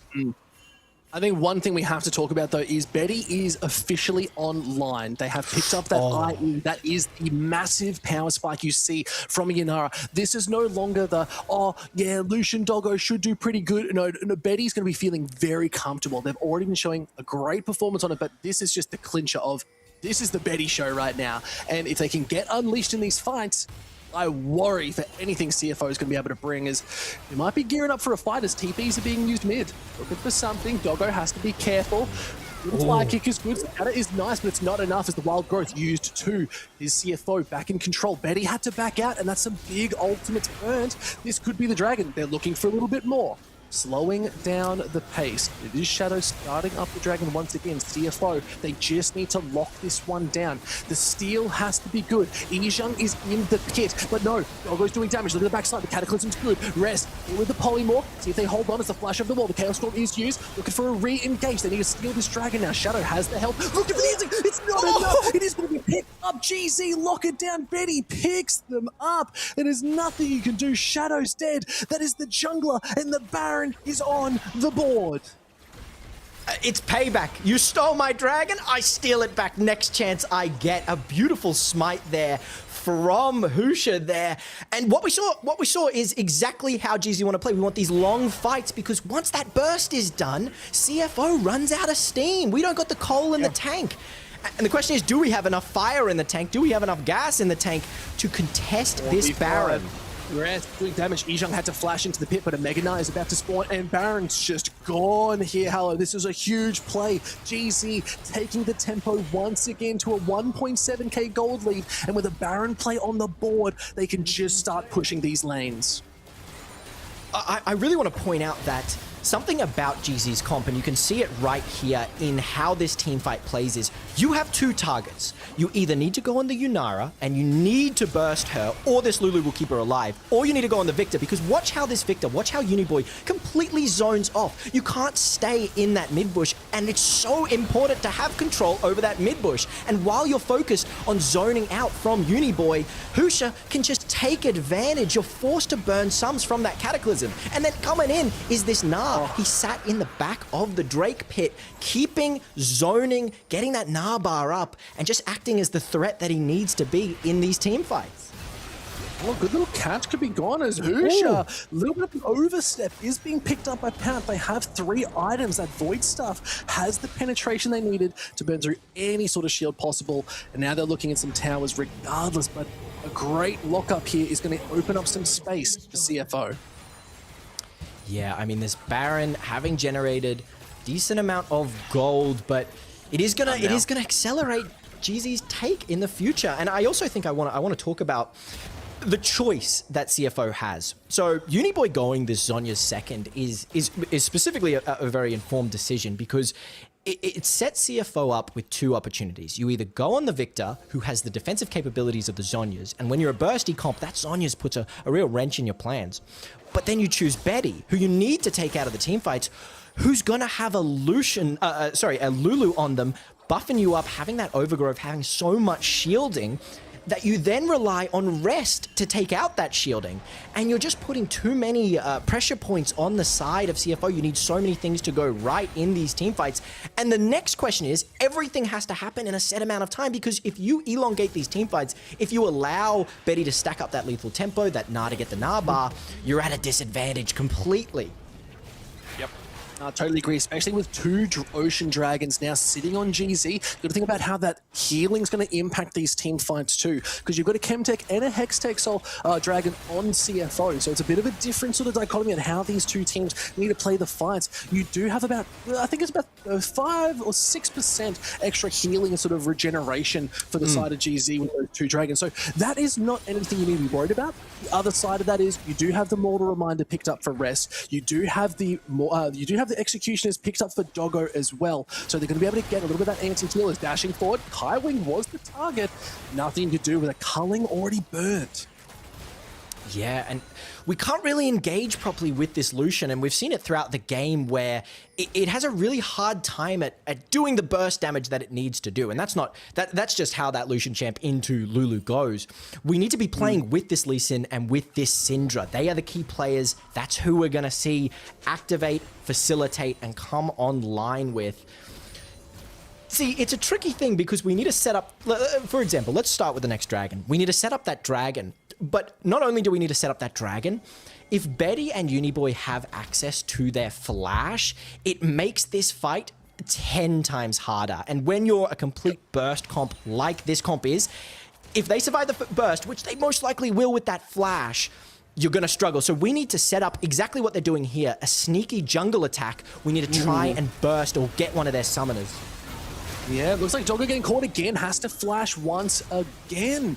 But still, now that the summoner is down, we're looking at the dragon, 25 seconds. Doggo is just so low. That is a big core of how much damage you have. Izhang has the Naba. He's looking for a little bit more. Betty did use a little bit of that ultimate, but the Transcend oneself has been already activated, so it's going to be huge in these team fights. We'll have to see as GZ take control of the pit. The river is officially ground zeros. Is it the dragon? Shadow is going to want to steal it here. Who facilitates this fight? Because one team needs to open it up, and that is CFO. It's just a matter of can they find the angle. Yeah, we'll have to see. It really is just Doggo just sitting in the front lane as the Chaos Storm is used. Look at Rest on the backside. Half-health Izhang in that mini-Na form, so they won't have access. They've slowed the fight down where they have waited for these cooldowns too. Scatter the Weak does not land on Betty. Flashes forward. The damage is good. The speed is even better. A great flag and drag on this bot side. He's going to lock up a lot of this damage. Path picks up a kill. The Scatter the Weak hits too. Uniboy on a killing spree. Able to get a little bit more agency. Husha going forward. Could be caught out. Has to be careful, but has a GA. Now it is looking back once again. Shadow being spotted out on vision, but the resets are already being used. Into the pit they go, and fight 2.0. Electric Boogaloo is here as the TP now returning the fight. Rest jumping in, getting slowed up. They need to maintain this control, but they are in the middle of no man's land. CFO Doggo goes in. Look at the damage. Betty has everything she needed. Double kill is going to secure them the Dragon's Soul too, and an absolute disaster once again for CFO. They just can't find these picks anymore. We cannot get an angle. It's not over though. Never over as Shadow looking to go back, but Husha has a lot of shields with Kaiwing waiting in the wings. And Kino has to be careful. Hitting the flag and drag is nice. The slows are just too much. Milio, my boy, you're sent packing, and it's GZ all the way. 4K gold lead and soul point. we can see a GZ is a rock wall, a slippery rock wall that CFO cannot get a grip on. Look at the Lee Sin, it lands on Uniboy, but he's aware that the Zhonya's is there. So Lee Sin, Shadow can't take that, and it just allows this Victor to do so much damage, take this team fight to its absolute limits, pop in the Crypt Bloom, allowing for the extra healing, and once again, we don't have the sustain, we don't have the juice to continue these long team fights. And you can see, I mean, every one of these Hextech Rays landing, chipping away at the health bars and the very, very limited health bars available. We get our cooldowns up, and look how squishy Rest is. He has no health to survive, and we can just completely take over the dragon, getting us that third ocean. GZ looking so strong. Look, third Coach Comms coming in, Skywalk saying, boys, you've got this. We know you've got the Baron. You're on Soul Point. The healing is just so big right now. GZ bided their time all game long, but Ejun could be caught out, has to hop over the wall. Not going to get spotted out. It's okay, who's shot to the other side, but Tower's now being secured. It was a bit of a rough sort of Baron in that last one that they got, but second Baron might be looking a little bit better as they're trying to secure some gold across the board. A tier 2 traded for a tier 2. It's not the end of the world. Yeah, we've got 2 minutes on Baron, so we, GZ have a real strong control over this map. I want to point out that the article and the objective of CFO isn't gone. I mean, we saw it very roughly. I described it very roughly at the start, where before these big team fights, we need to burst these summoners, and we need to be, we need to play a bit of guerrilla warfare. We need to be using vision to our advantage. We need to be using particularly this element of surprise and just completely bursting. But finding an angle has been so difficult for Shadow and Pout. It really has been a measure of trouble. And as these items come online, I want to look right there. It's staring at me in the face, Pike. The GA on Yunara. Yep. How do you kill Betty? You read my mind, because I literally went, oh, as I saw that picture, it's just too much, right? Like, what can you really do? You don't need to be 100% crit just yet. Your Kraken's good, but you're about 75% for Betty on this Yunara. The damage is already great. It's okay, going forward, but cancelled out. Look at the kick. The insect is nice, but Shadow just has no health regardless. Betty, the one-time showstopper, is going to be good. And now the damage is coming forth. Yes, it's this Baron that is now going to start securing these towers. They're charging down this mid lane. They have the numbers at their side. Shadow was the initiator of these fights, and it's the late game. We're 37 minutes into a game now. Hello, they're looking at the inhib. It's looking even better. They could continue forward. They've got 3k gold secured with this Baron. Maybe they look for the base. Now they're sitting at Scatter the Weak. Rest down, able to catch Uniboy. The golden is good, and they're trying to hold on. The Shadow Chaos Storm is big, but it's not going to be enough as Doggo dashing forward. The shoot is nice. Husha going onto the back line. It's a lot of damage. Husha's going to go down. They're not going to be able to survive, but the tower's just gone, and it's just the base secured for GZ. Game number 1. GZ could not be stopped, and it is all she wrote. What an absolute banger. I mean, it looked so good for CFO there in the beginning, getting a couple good picks, but the turtle shell of GZ, we stuck our head in, we got nice and seated, and we wanted that late game, and GZ got the late game they so desired, and once it got there, once the clock struck 12, it was doomsday for the likes of CFO. We could not get on that Yunara, and the fact, you know, I even judged it at the start, but Victor going Zhonya's was such a mental game. It meant Shadow never had an opportunity, even with landing some of these great Sonic waves, never had the opportunity to go in because the threat of Zhonya's is always in his mind. And when you got this such a strong pick comp by this Syndra, by this Lee Sin, to counter it, they did it perfectly. It was a perfect counter in draft because you create 2 threats. You have to go on those 2 threats, but you just can't. You just can't. Like, 100%. You can see the gold is looking good, but the damage is even better. And look at that gold graph. It's a little bit of a roller coaster, but we started off slow and then just built to a finale that was glorious. And you just got to highlight these AD carries. Betty and Doggo up at the top of these charts looking so good. And this is a traditional AD carry sort of set that we're starting to see. And this is where we thought, okay, GZ, like they pick up something, but it wasn't fully enough. Doggo picking up a little bit, but the first one to Kino, it just sort of thought, okay, CFO, they're in control. They've got these moves. Shadow with this glorious insect was perfection. Beautiful, beautiful. But potentially, I think this was a bit of a wake-up call. I think those early deaths, specifically that first dive, was a learning experience. GZ realized that we can't look for these early plays. We need to make it to late game, and they stopped looking for any of that. If you notice, after these first 2 plays, even at this one, this was the first time they got a real backwards grasp back into the game. Shadow not collecting that. A beautiful flash from Crucia, I must say. But that was when GZ realized, okay, we're going to play for late game. Saddle up, fellas. It's time to make it there. Even contesting these Drakes. I want to talk about Uniboy. Uniboy, a bit of a silent pillar, but this Victor pick got so much control over these fights. Look at that. I mean, 3 people hit with the Hextech Ray. It didn't amount to anything in that fight, but throughout the game, it stacks up. It did stack up, and it affected so many fights. This Lulu pick, though, Pike, what did you make of it? I loved it, man. I love the Yanara Lulu combo. I think it's so strong regardless. I think getting the space when you're not having to go up against a Camille or a Shen in the support, and you're banning out these tanky champions like the Alistar and the Nautilus, which we saw, it just opens up these little mage supports that love to get in and get a little bit dirty. So I think the Wild Growth is one of the best, if not the best, support ultimate available in the game. Yes, there are some great ones, but it has so much savior complex in it too, and especially paired with the Yanara that went absolutely giga crazy in this game. Betty was unleashed with the Yanara, and you got to give that props that it was the support that kept them so relevant.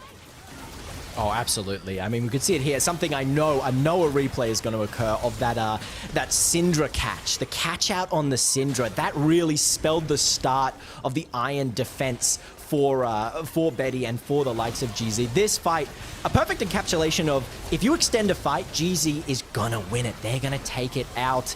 And when we don't have any D-push, something else I really didn't bring up during the game is CFO don't have any D-push. We have access to that Syndra, but once a wave stacks up like this, we can poke you out, and that's the essence of our comp. It was a perfect, it was a mastery of the comp and of the champions, and it was a beautiful mastery at that. Yeah, and that is just the GZ story. They were looking so good. They didn't have to worry about the early game. It's like we said in draft, there was no tanks for the side of CFO. They had no front to back. It was just all of that poke. So big props. They were able to get it done. Hello, that was first game. I think let's go take a break. We need to just stay cool, calm, and collected. We got more games to come. Guys, stay tuned as we see the game 2 run it back.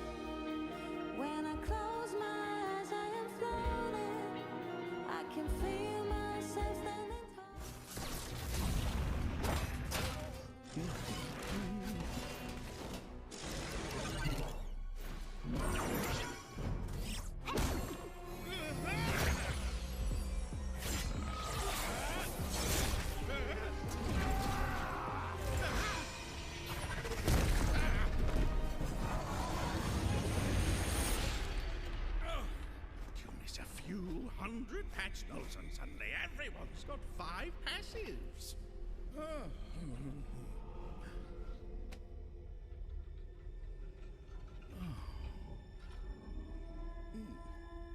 Is that...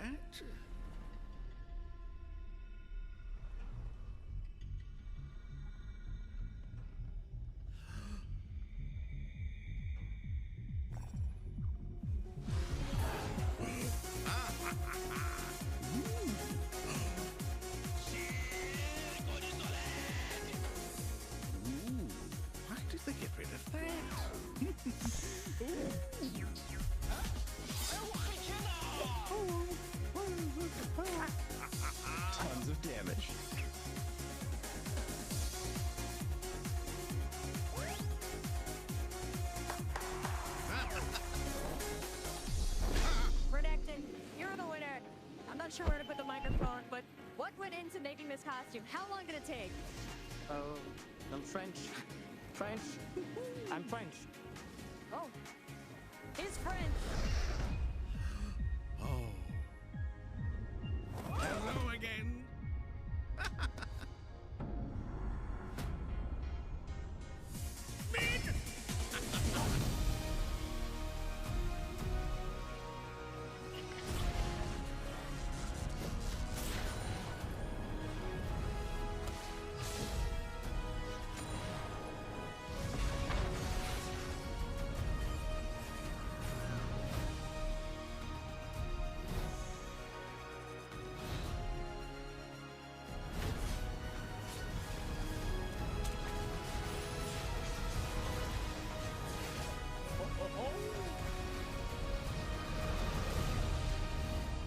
Welcome back, summoners.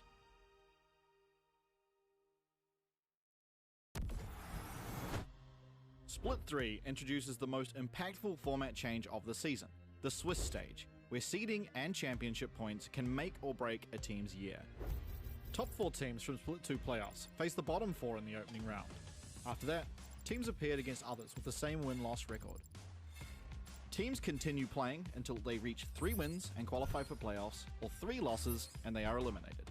Following the Swiss, BO5 seeding matches determine final placements. The top seed earns the right to choose their playoff opponent between the 3rd and 4th place teams. In the playoffs, 4 teams battle through a double elimination bracket for 2 spots at Worlds and the right to be called the 2026 LCP champion.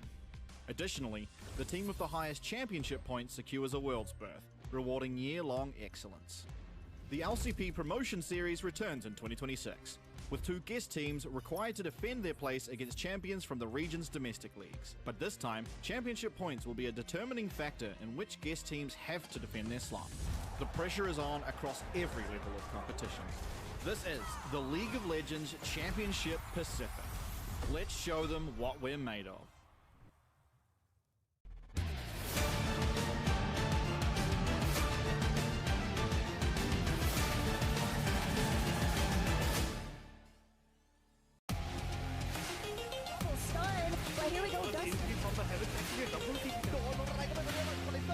The 1v1 Isai comes out on top. They have to. Here comes the heroes entrance. They have the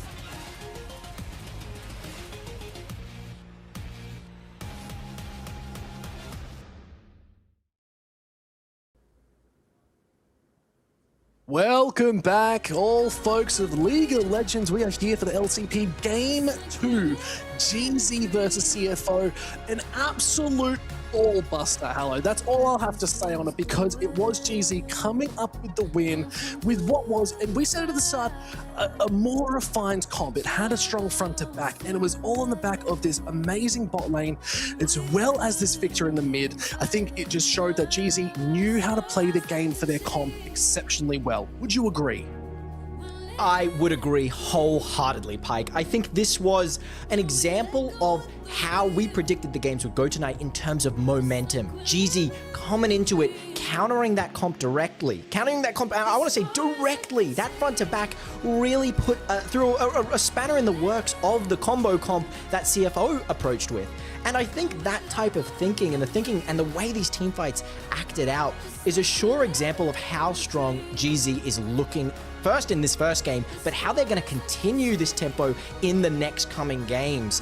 And I really have my eyes on Uniboy, and I can't lie, we have to have our eyes on Betty, because Betty on that Yunara pick was a sight to behold. So much just power over these team fights, just power, raw power, the backup from the Lulu. It's a word I've been using a lot, but, you know, CFO wanted so much control. At the end of the day, it was Betty's game to win, and we saw that happen on that Yunara pick. I think one thing of note on that particular topic is I don't think we ever saw a a backing off or a retreating style dash from any of those AD carries. It was always Betty going really far forward. It was always seeing the Lucian for Doggo going forward to get damage off. They were never really running away. The only time they'd run away is when they used the flash for it. But besides that, it was full on. We're gonna take the fight. We're gonna move forward. So I love to see that, and I think it's such a big thing to see for AD carries nowadays, because we are seeing a lot more of these AP carries in the bot lane. You know what? It's fine. I'm not going to complain about it anymore. I've had my times before. How we get to enjoy the game for what it is. And we're seeing more traditional AD carry and bot lane duos returning. Now, and saying that, I'm so excited for it. Good. I'm glad you are. In saying that, is there any others you'd like to see? Yeah, so listen, we're taking out the Lucian, we're taking out the Yunara. I've got to be honest with you. A pick I absolutely love that can't be played bot lane anymore is the Vayne. I don't think we're seeing a Vayne, I'll tell you that right now. But a pick that I wouldn't mind having an approach with is actually the Caitlyn, because you were mentioning how aggressive both these ADCs are. And when we're talking aggressive ADCs, a Caitlyn is a great pickup. And while potentially, you know, the dash forward into the culling, that Lucian combo never really took root, once we get a more aggressive AD, well, not that Caitlyn is more aggressive, but once we get a Caitlyn, we get some damage, that combo might actually work with one of those empowered headshots comboed with the ace in the hole. So I'm hoping for the likes of a Caitlyn, and another pick I love seeing in the AD carry role is the Xayah. Once again, it's one of those comp-defining picks. It creates a swirling vortex around your bot lane, but it's a vortex that I think CFO can control and can navigate through very well. That scares me. Every time you say a swirling vortex, say it again for me. A swirling vortex. It's a scary thought. That's fine, man. Stop saying it. Why did I even ask you to say it again? Okay, this is full aggression from GZ. Kaiwing looking at a blitzcrank on a hover. Yes, CFO picked up the rumble, and we'll talk about that later. But if they lock this blitzcrank first, that is insane. Okay, Pantheon's fine. I was excited for the blitzcrank. Pantheon's good. Pantheon's just as good and can be just as aggressive, if not more. And that's something I would love to see from Ground Zero here. You've just played a slower mid-game, late-game comp. CFO might be expecting the same thing, and they might be planning for that. But if you counteract, you know, put the rapier in the other hand, en passant type deal, and you counteract with a really aggressive comp of your own, they might be left out of options. They might be, you know, struggling for air a little bit, as we might get an Anivia lock-in for the likes of Uniboy here. Well, it could be mid. It could potentially go top too. We have seen the Anivia go top. I think the Cassante is a good answer into the Rumble. Like, you do sort of give that early game, but you will always be relevant mid to late game regardless. So I really like the Cassante here. I think this Pantheon in the jungle is going to be really, really aggressive too. Like you said, the Grand Starfall is going to be so powerful in getting in these strong flanks, looking to roam from global sort of presence, which is a big thing we've seen from these metas, is we love the global abilities that come in. That's why Shen was so powerful. But now we're seeing the Trundle being picked up. I love this pick. It's going to be on these objectives. It wants to get these Void Grubs, and the damage it's going to do to these towers is going to be huge. Yeah, it's also, as a side effect, it's almost a spit in the face to the Cassante. Trundle's stealing, that subjugate, stealing the armor and resists of the Cassante. Once combined, it's a bit of a checkmate, because if you can get that ultimate ability off, it stops the Cassante from being able to go all out. Because not only do you get the stolen stats, but the Cassante halves his own stats with that all out, and pretty much means that top laner is out of the fight until that ultimate ability is complete. Now we're picking up the Rise here. The Rise is it's an interesting pickup, because it means that you are going to go for that traditional AD carry bot, most likely. Of course, you can play the Rise mid, but you can play the Rise bot, but most likely, I believe that might be Pout on a Rise. Bringing in Uniboy's Ahri. We've seen the strong showing of this individual on Ahri. We saw it the other day. It's a nasty one for sure.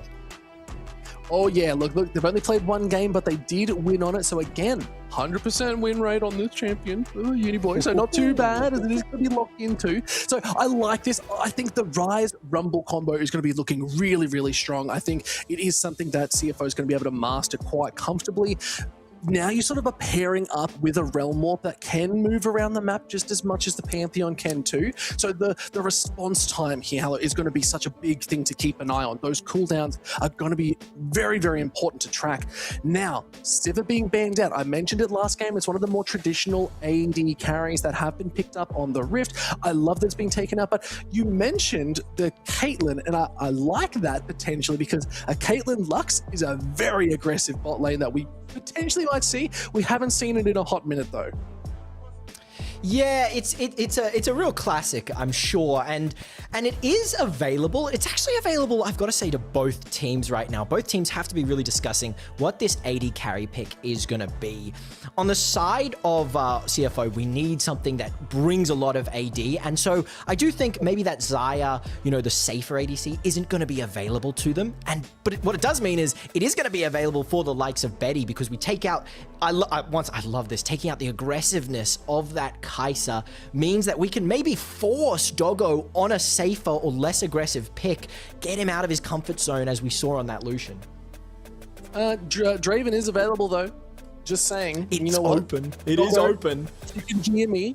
There is that angle if you feel like it. But no, you're right. I think taking Doggo out, like this is why they started to ban him towards the end. There's the Bard ban as the final one on the board, as it does look at that support role. Now we'll have to see what's going to be locked in as the Jhin, and now being picked up the front to back from GZ is exceptional. But again, it's this champion in the AD carry role that needs a couple items to come online. Yeah, and we saw it, we saw it work so well in that last game. Jhin offers a decent amount more utility. We could get an Aphelios Pike. This could be insane. Gonna be and Aphelios Thresh is the only combo you can really run for CFO here, and it's a very strong lane they've run before, Hallow. I do believe it. Oh, nah. Tossing it up. It's going to be the Corki. Yeah, the Corki here is a very good call here. I mean, it combos well with the Trundle's aggression. You're going to need to partner it up with a nice Enchanter or a hybrid Enchanter. We could get a Taric here from Kino. Taric is one of my favorite champions ever. I think it is it's a defining ultimate, but maybe just the classic Nami pick. We don't want to go too crazy in the second game of the night, Pike. Yes, we do want to go crazy. We do want to go crazy. No, the Nautilus is being picked up here. It made it through the bans, so I love this pick. It means they're going to be rotating early as well, looking for these secure picks off towards the side, following Shadow around too. Oh, please pick the Blitzcrank. Tell me. Please pick Come on. But like, would you pair a Blitzcrank with the Jhin? Yes, absolutely. It's terrible with the Jhin. It's so bad with the Jhin, but it's so fun for us. Alistair makes a lot of sense here. I like the Alistair. That's a bit better.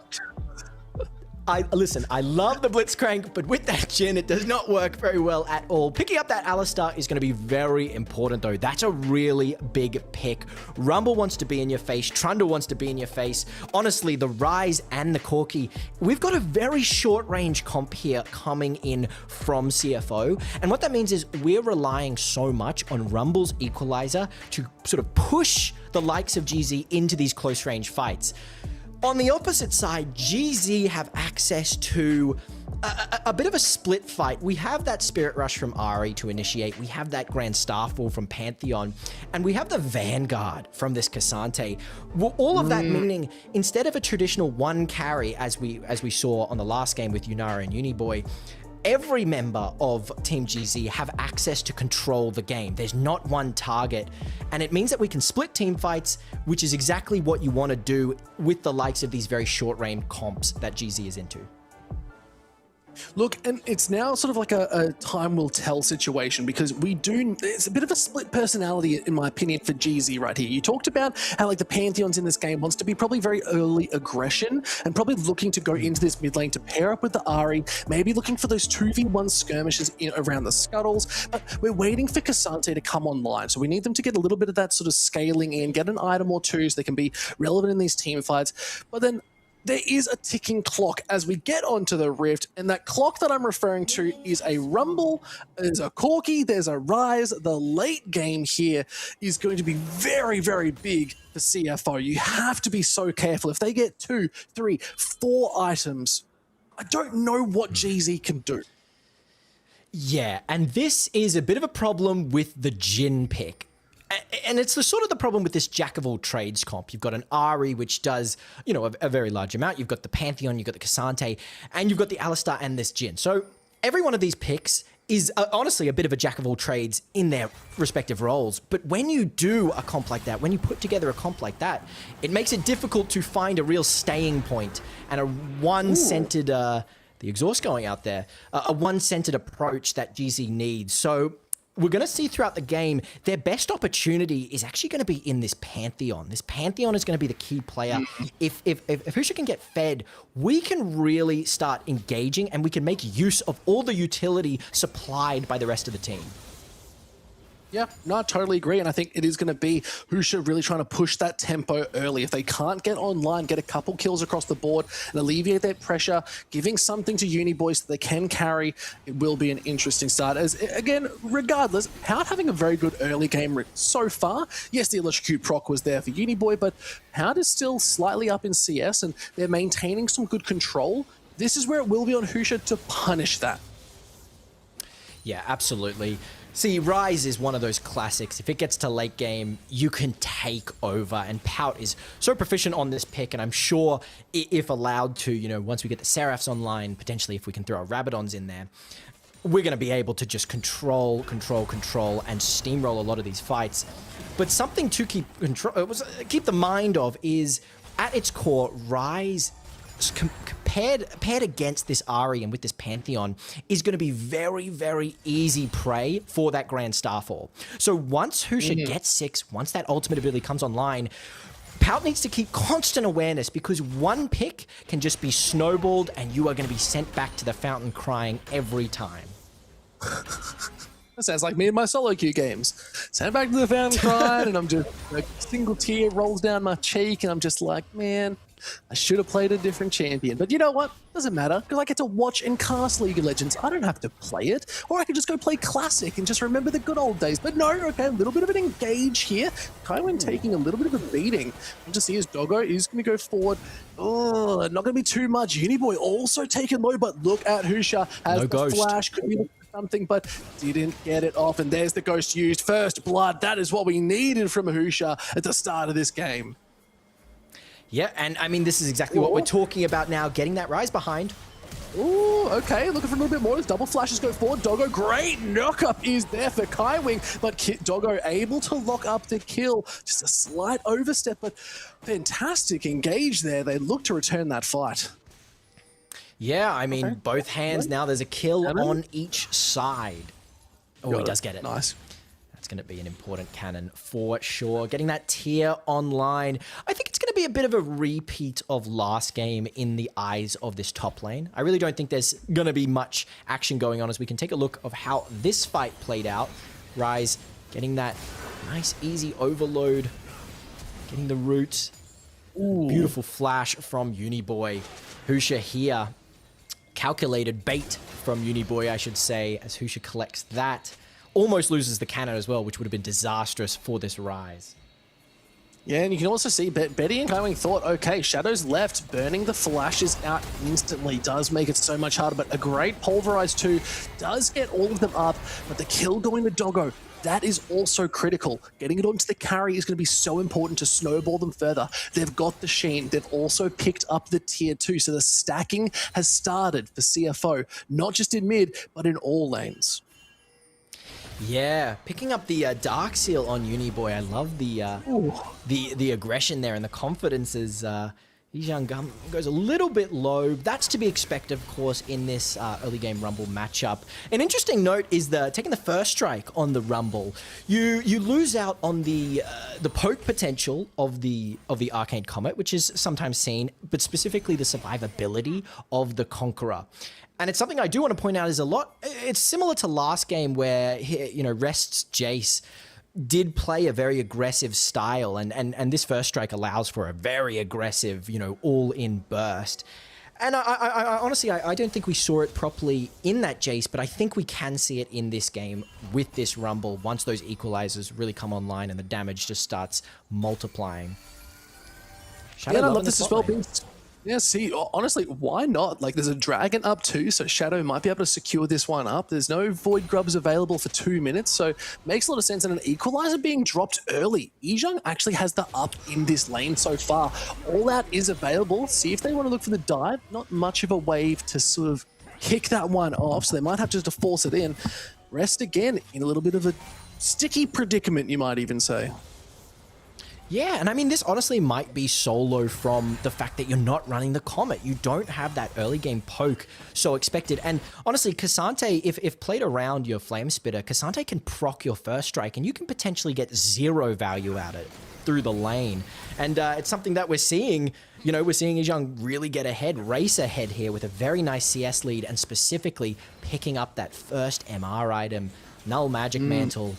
Really going to put a dampener on the that Flame Spitter's potential.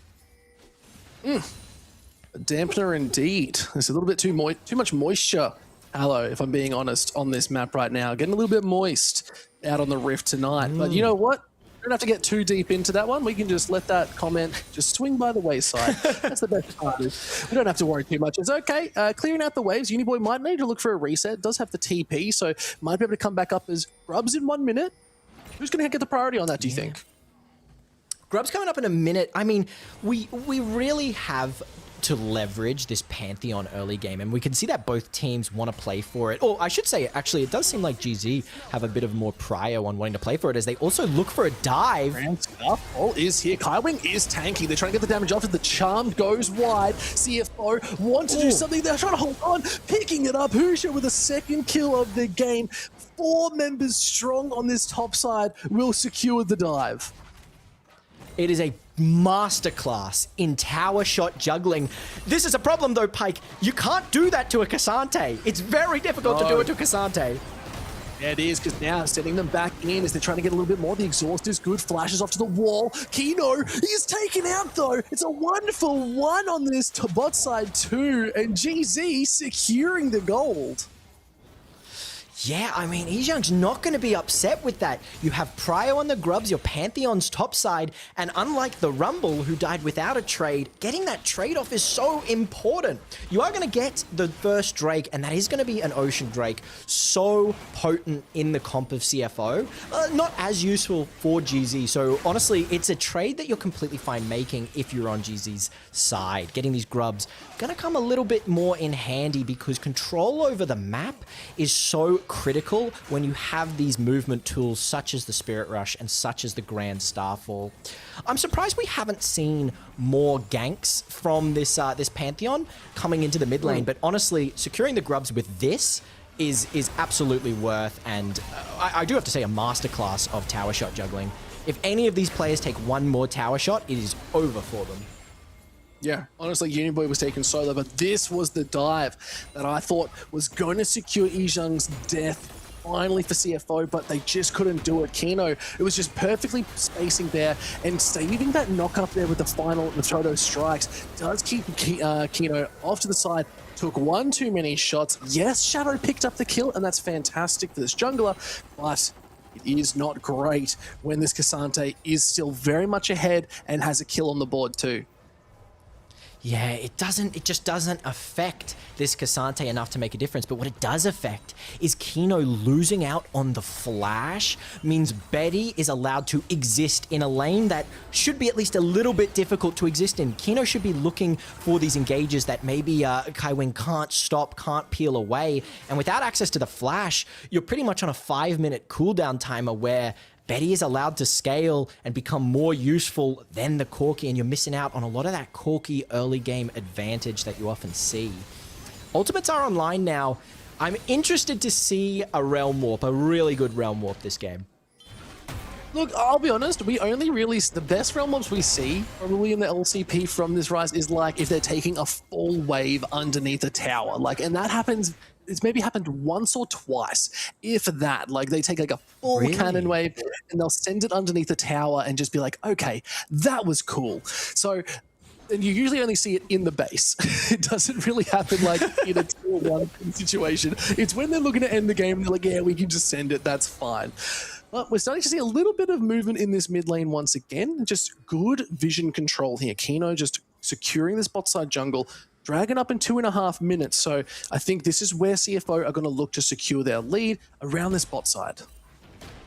Yeah, it's going to be important to watch where this Jhin paths.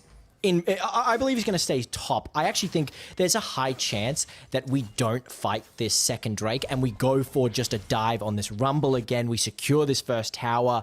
We secure the items that we need to start making real advantages in this game. Ooh. And this Hextech Drake might not be the thing that they need to fight over, as Yizhang. There is a Jhin trap. Oh. Yeah, Shadow wasn't spotted out. You can see on the vision. Thank you, spectators. As Yizhang again, hit with a pillar. There's not much you can do. Doggo, nice pickup and a fantastically played gank from CFO. Yeah, dodging out on that Jhin trap was pivotal for Shadow. Getting that flank, getting that pillar up, and now with that kill, it's flipped it over. We're looking at probably a 1k gold lead because we can take that bot tower. But here's our counter. It's a repeat. Coming in once again. It's just too much damage. Rest has to get out of dodge. Realm Warp is good. Look at Uniboy. The damage is even better. But no, the Moo Cow's gone. Curtain calls be summoned. But is the show going to be enough? The final shots. Flashes are good. Oh. It's a double kill for Pout. They held the line. But Betty's now holding the wave too. They can crash once more. A fourth shot is available. It just needs to hit its mark, but Uniboy locks it down, and GZ still control the gank. Pout attempting to pick up the pieces with that Realm Warp in, and it worked for a second, but once again, another masterclass of tower shot juggling. I mean, even with the backup of Kino, we get a bit of a deja vu moment. We're diving again. Our damage on this Pantheon, the facilitator, is so immense, and Kaiwing, yes, trades his life, but with enough tower shots taken, you do come out ahead in terms of players are traded, but in the same aspect, all while that was happening, we did take the first tower, and the tower being the bot tier 1.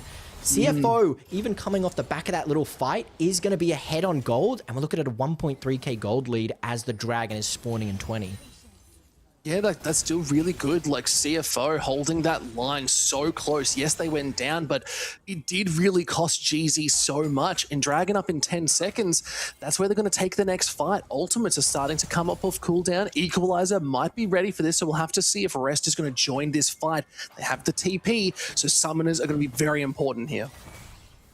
Absolutely, yeah. Summoners are online. Flash for the bot lane of CFO is pivotal in these team fights, and it also means that if they're available, entering these team fights is going to be so difficult. You just have to walk the cow in, you have to walk the Pantheon in, and you're at mercy of that.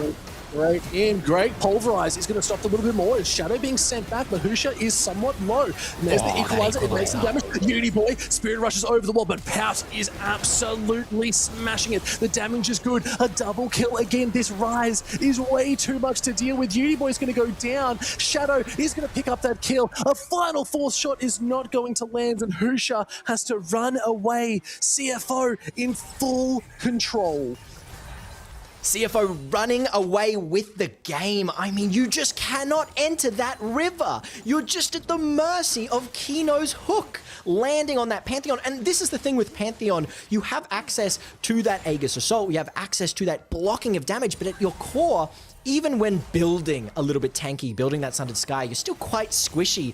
And Doggo's damage is online. We saw it in that fight. Watch how much this Corki can do once it enters. We just see the catch out there. He's forced immediately to burn the Aegis Assault by Husha, the exhaust going out just to slow him as well. And then the Equalizer, cutting everyone off. So much magic damage put out that your main tank looks like paper. Uniboy forced to use his Spirit Dash to escape. Trundle's just there to chomp, chomp, chomp. And this lethality Jhin is not online. And with that build, isn't going to be online for a while. You're playing utility. Look, that's 100% in. That's why I called out that Jhin being sort of this link that needs time to scale. Yes, Yizhang needs those items, but Jhin needs them just as much. We have seen Jins in the LCP get to the 3-4 items and run away with a game. Now, Aloe, It is also GZ. We cannot forget they took the slower game in game one. But here goes the Grand Skyfall. Looking for a little bit more as the hook is even better. Being caught out underneath this tower. Husha, that was not the call you were looking for. As now the droids are being scared as Shadow wants a bit more. They do have to back off. Husha, slight overstep with the Rift Herald being the prize. Yeah, I mean, we could see there, Rift Herald was, that was the main point of the Grand Starfall, but it was a confident one to Grand Starfall directly into the face of a Protoplasm Nautilus. You do not have the damage, and especially when you're under tower. Rift Herald is going to go over to CFO, and you're very happy with that, but yeah, trying to contest that, it's a forced position that you're making from GZ, and one that, if failed, you fall behind very, very quickly, as we can already see a 2.7 gold lead for the likes of CFO, and can play safe, can equalize the wave, get the Rift Herald mid. This is about to expand into an even bigger gold lead. Yes, they're going to get that tower in the mid lane too. So 2 tier 1s as they are able to kill Shelly just before they start to get that charge off again. So no drive-bys here. It is going to be the Trundle, sadly not taking it anywhere else. His Charm's going wide, and Rest doing a good job just trying to keep Uniboy off this tower, because obviously it is GZ trying to claw something back. It's a 3.3k gold lead for CFO. Is a lot to follow at the 17-minute mark. They are going to have to back off and maybe looking across the map. Getting deja vu again. We're looking for dives. There are pings dives on the bot.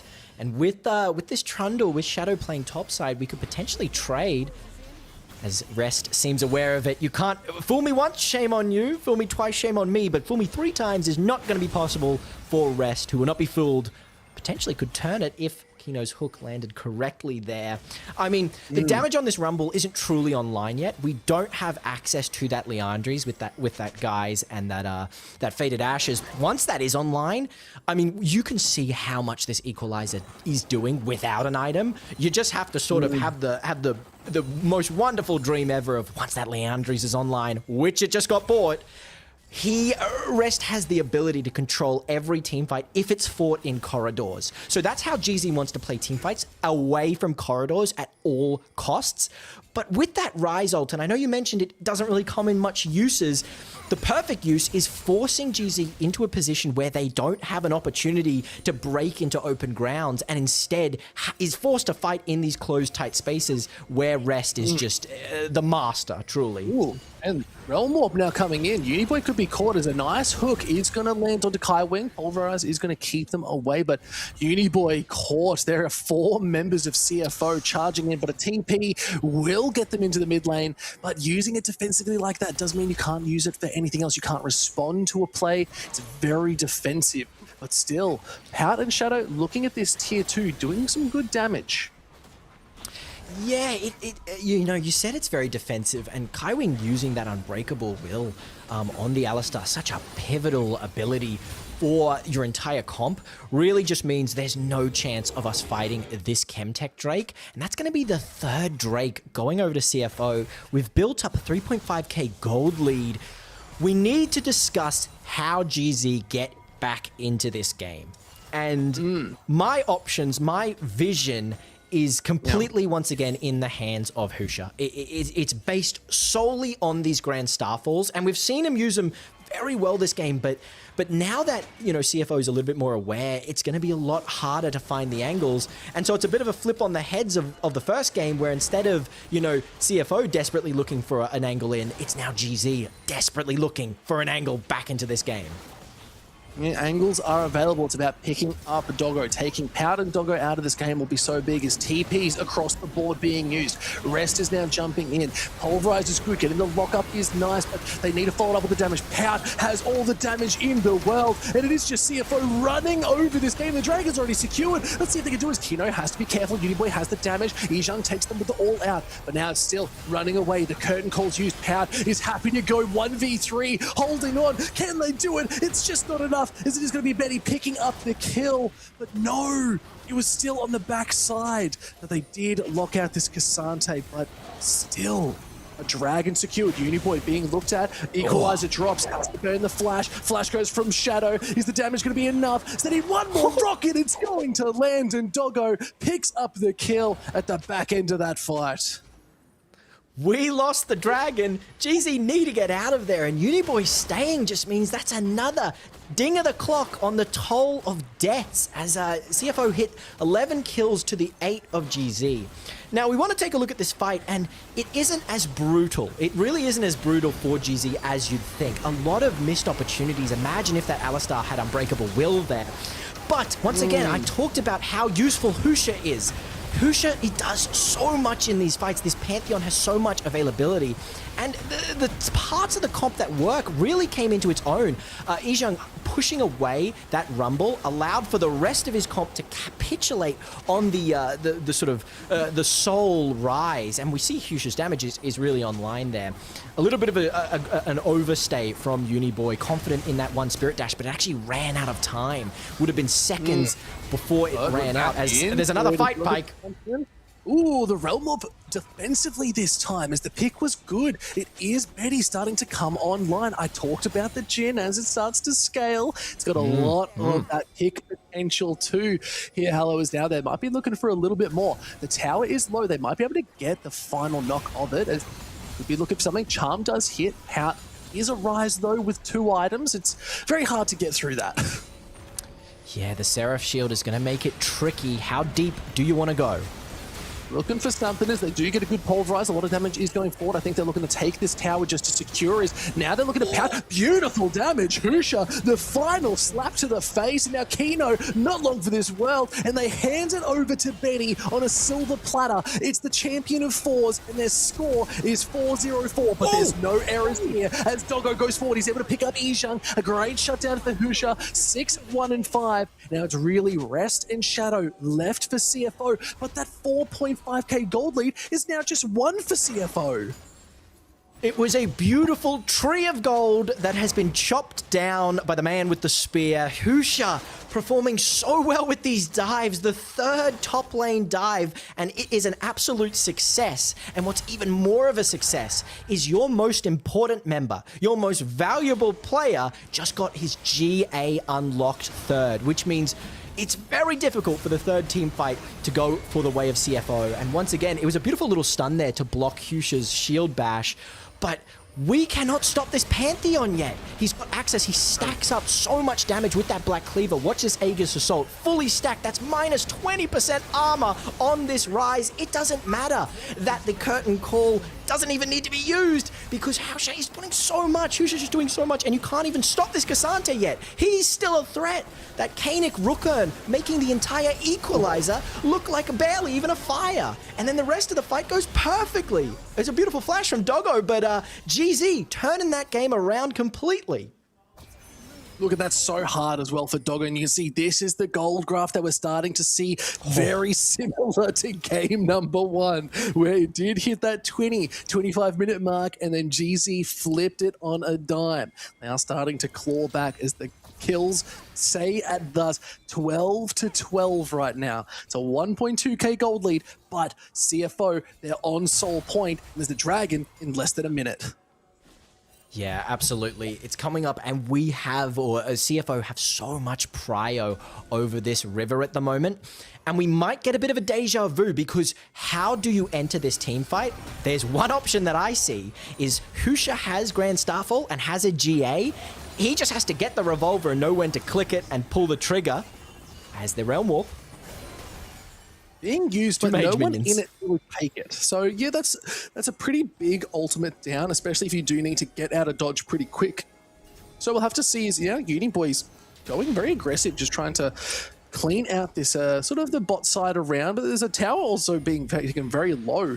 So if Uniboy can work their way down once again, might be able to secure it, but TP again. River Prio given to Ground Zero. They're looking for Betty potentially, but now you have to walk in blind to an unwarded bush, and you have a Cassante you have to get through. It might be tricky, as Uniboy looks for the flank. Yeah, Uniboy just being spotted out there too. sending over a little phosphorus bomb just to see if anyone was teetering in the wings.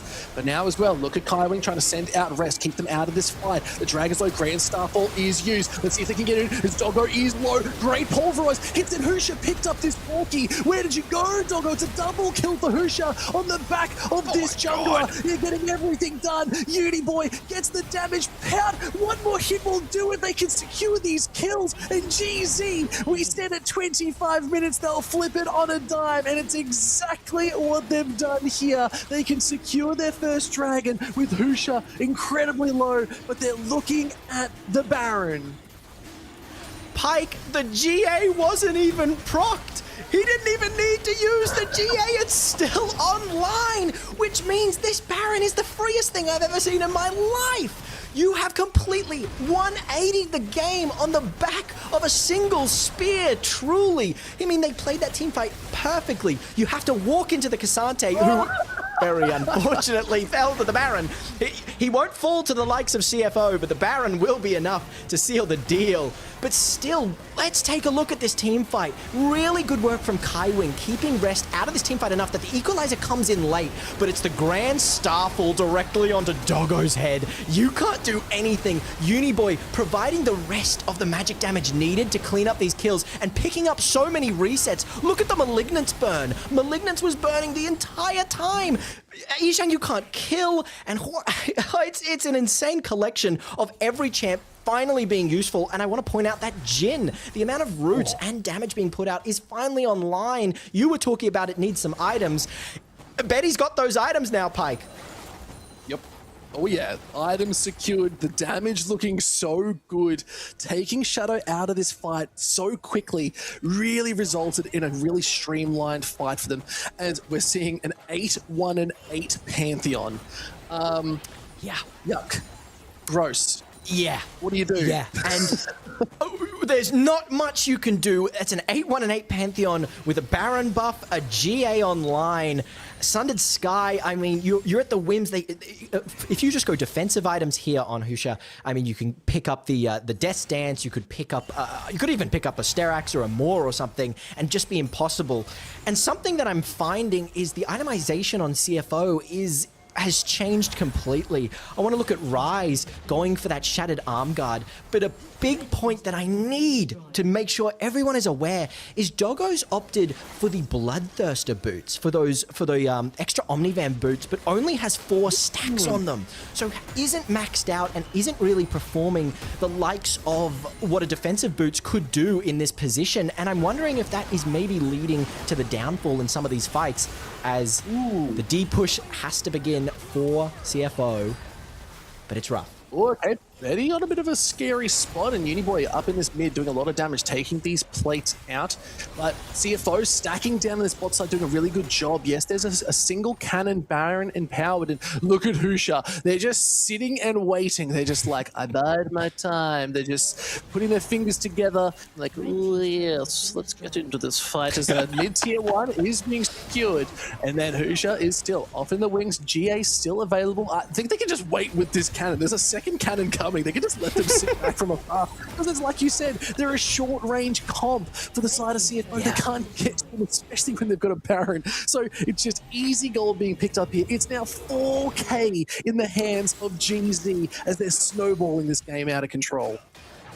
It is such a mirror to the first game in terms of early game pressure. CFO has such a stranglehold in that 5-10 minute, those first couple Drakes, but the moment that you hit 20 minutes, the moment that 2 items come online for any member of Ground Zero, everything changes. The world flips on its head, and it's like the butterfly comes out of the chrysalis, and it's got beautiful wings, and the wings are Husha and Betty, and they are fluttering to a certain victory. How can CFO bring this back? And I think it's once again an outlining and a pushing and a forcing into a closed space, a closed equalizer. It's peeling Doggo, but once again, peeling Doggo is so difficult when the stickiest Pantheon of all time can jump on your head and you gotta kill him twice. There's so many options available to the likes of GZ. I mean, we still have a flash exhaust up for Kaiwing, who can just hit a nasty pulverized headbutt combo, or headbutt pulverized combo, I should say. You've got a grand Starfall. It feels like GZ have a whole toolbox, while CFO gotta make real good use of a couple hammers. Yeah, 100%. You just know who's just saying, boys, slather me in honey and send me in. I'm ready to stick to these guys no matter what. We'll have to see. We're seeing a little bit more. Curtain Call's being pulled out. Pulverized is going to keep them up, but Kino doing a good job keeping them out. Realm Morph onto the backside. There's the Grand Starfall, but it's onto the wrong side. They're trying to hold on. The CFO, they picked up the kill. Let's see if they got the damage to hold on. The Equalizer is good. Betty, they're trying to hold on. Has to flash. They're all that's left. But then look at Husha holding on. Betty needs to survive. One more shot's going to do it. The GA is coming in. Ijung is now joining this fight. They're holding their own. GZ controlling it. They're looking to take everything they can, but no, it's not enough. Ijung get the damage. Doggo is the last man standing and holds the line for CFO. And this might be the pivotal play. You fell right into, you thought Husha was the mastermind. You fell right into CFO's plans, and you fought in a choke point with a Rumble Equalizer, and Doggo is allowed capitalize. You're gonna pick up the Chemtech Soul. So much durability given to this Trundle, given to this Rumble, given to this Rise, and that fight has completely flipped the game because Pyke, there was a 4K gold lead. Take a look at it now. It was destroyed. It's only 600. But look, this is exactly what CFO wants, and it was wrong from GZ. It was a confident play from GZ to take it, because look how tight these corridors are. Just watch the Rumble Equalizer once Uniboys enters. He can't do anything, and it is rinsing the likes of Betty, who's forced to immediately flash and barrier, and the rest of your team is found scrambling. Husha does all he can, and it's a lot. But once again, watch Doggo in the rear, biding his time, exactly what Husha wanted to do, and waiting for that opportunity to strike, and strike you did, and the rewards you reap is a very good soul. I just want to see how much the damage is so big. Betty and Doggo actually doing such a big job there, just getting everything they can off. But you're right, it was just Doggo getting the job done. 21 kills to 18 at the 32-minute mark. That's more than a kill a minute. This is the LCP special. Hello, you're in for a treat. As now they're looking for something. Ijung has to be careful getting hit with the hook, but does hold on a little bit longer. If the charm's good, equalizes even better. Ijung has to be so careful. Okay, where are you going there, Husha? You've gone a little bit too far. Yes, you're big, but you don't have GA anymore. Is the curtain call's good? The damage they're good. Kaiwing gets a 3-man pulverize, but Doggo is always relevant. You have to be so careful. The double kill is good. Here comes the Realm Morph. They're taking a little bit more. Kaiwing wants to hold the line. Is the damage going to be enough? As no, they can't. CFO, they've found that momentum yet again, and they can push down mid. It is, I want to talk a big shout out. I'm sure CFO is loving the big shout out to that Chemtech Soul. That did so much specifically for Rest, who was millimeters of health away from the Pantheon execution range for that spear.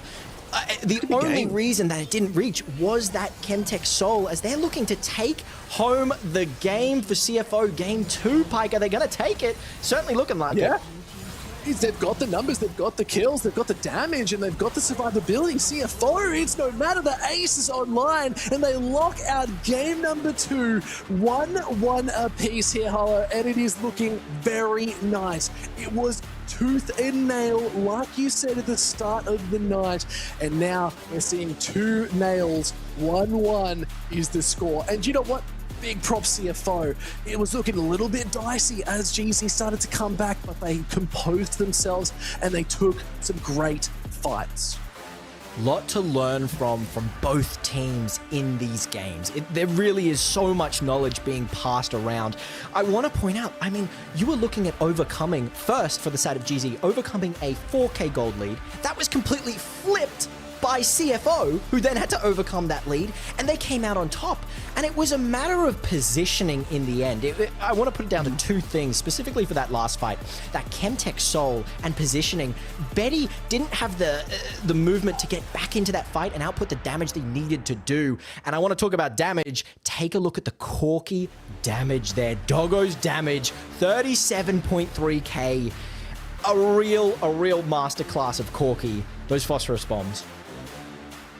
Look, and the big thing, and we're going to see it in the replay, but one thing I have to talk about is I think Husha, with these Pantheon ultimates, with the Grand Starfall, they just went a little bit too ham towards the end. They went a little bit too far, and they just got caught out in a fight that they probably didn't need to sort of aggress on. I think when it gets to these late game team fights too, you may as well just say, all right, we'll wait. We'll wait for the pick. We'll wait for something to come back in our sort of favor, and then we look for it. So I think it was that last one that just sort of cost them the game, if I'm going to be perfectly honest.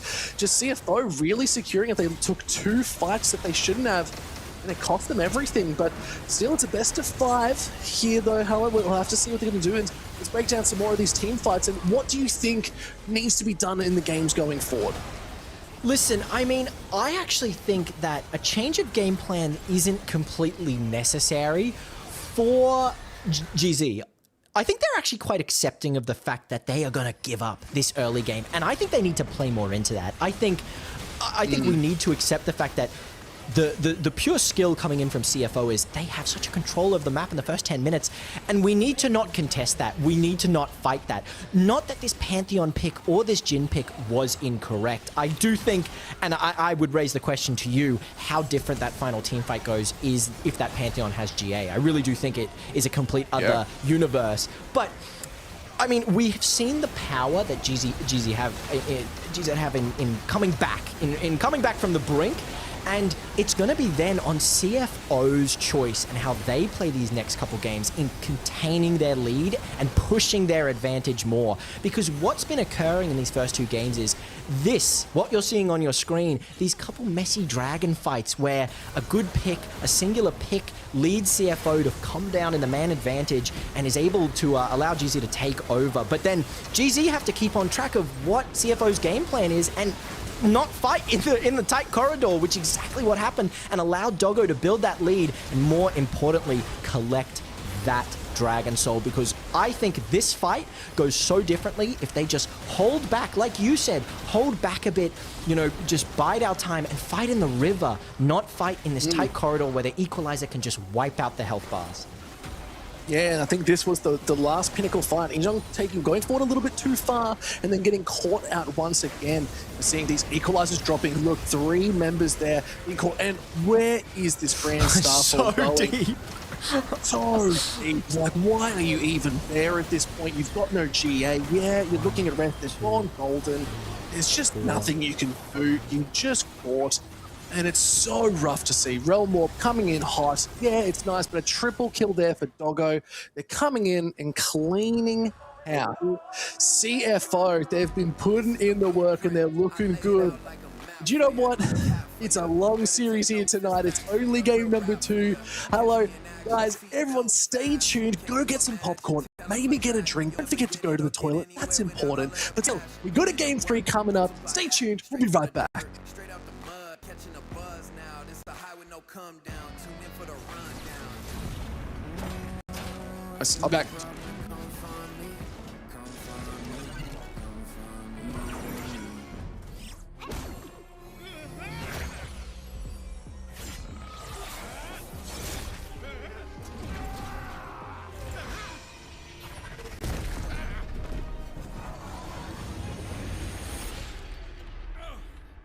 Miss a few hundred patch notes and suddenly everyone's got 5 passives.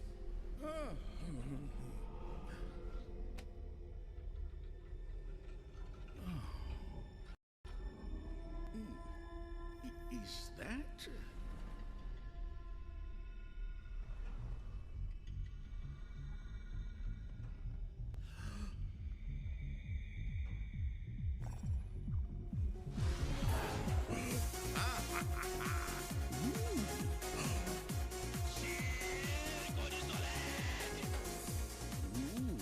Why did they get rid of that?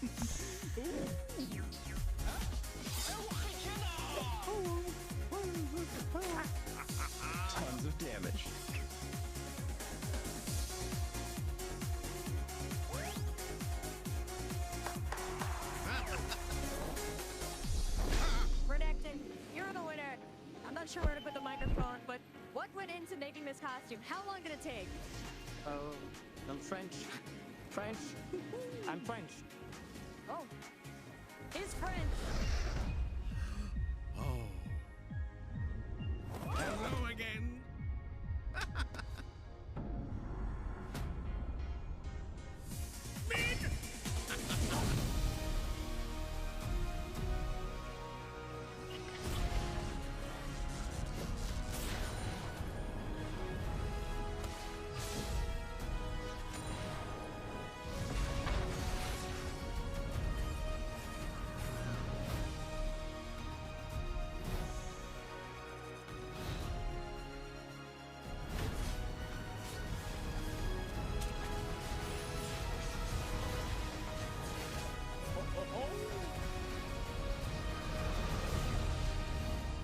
Welcome back, summoners.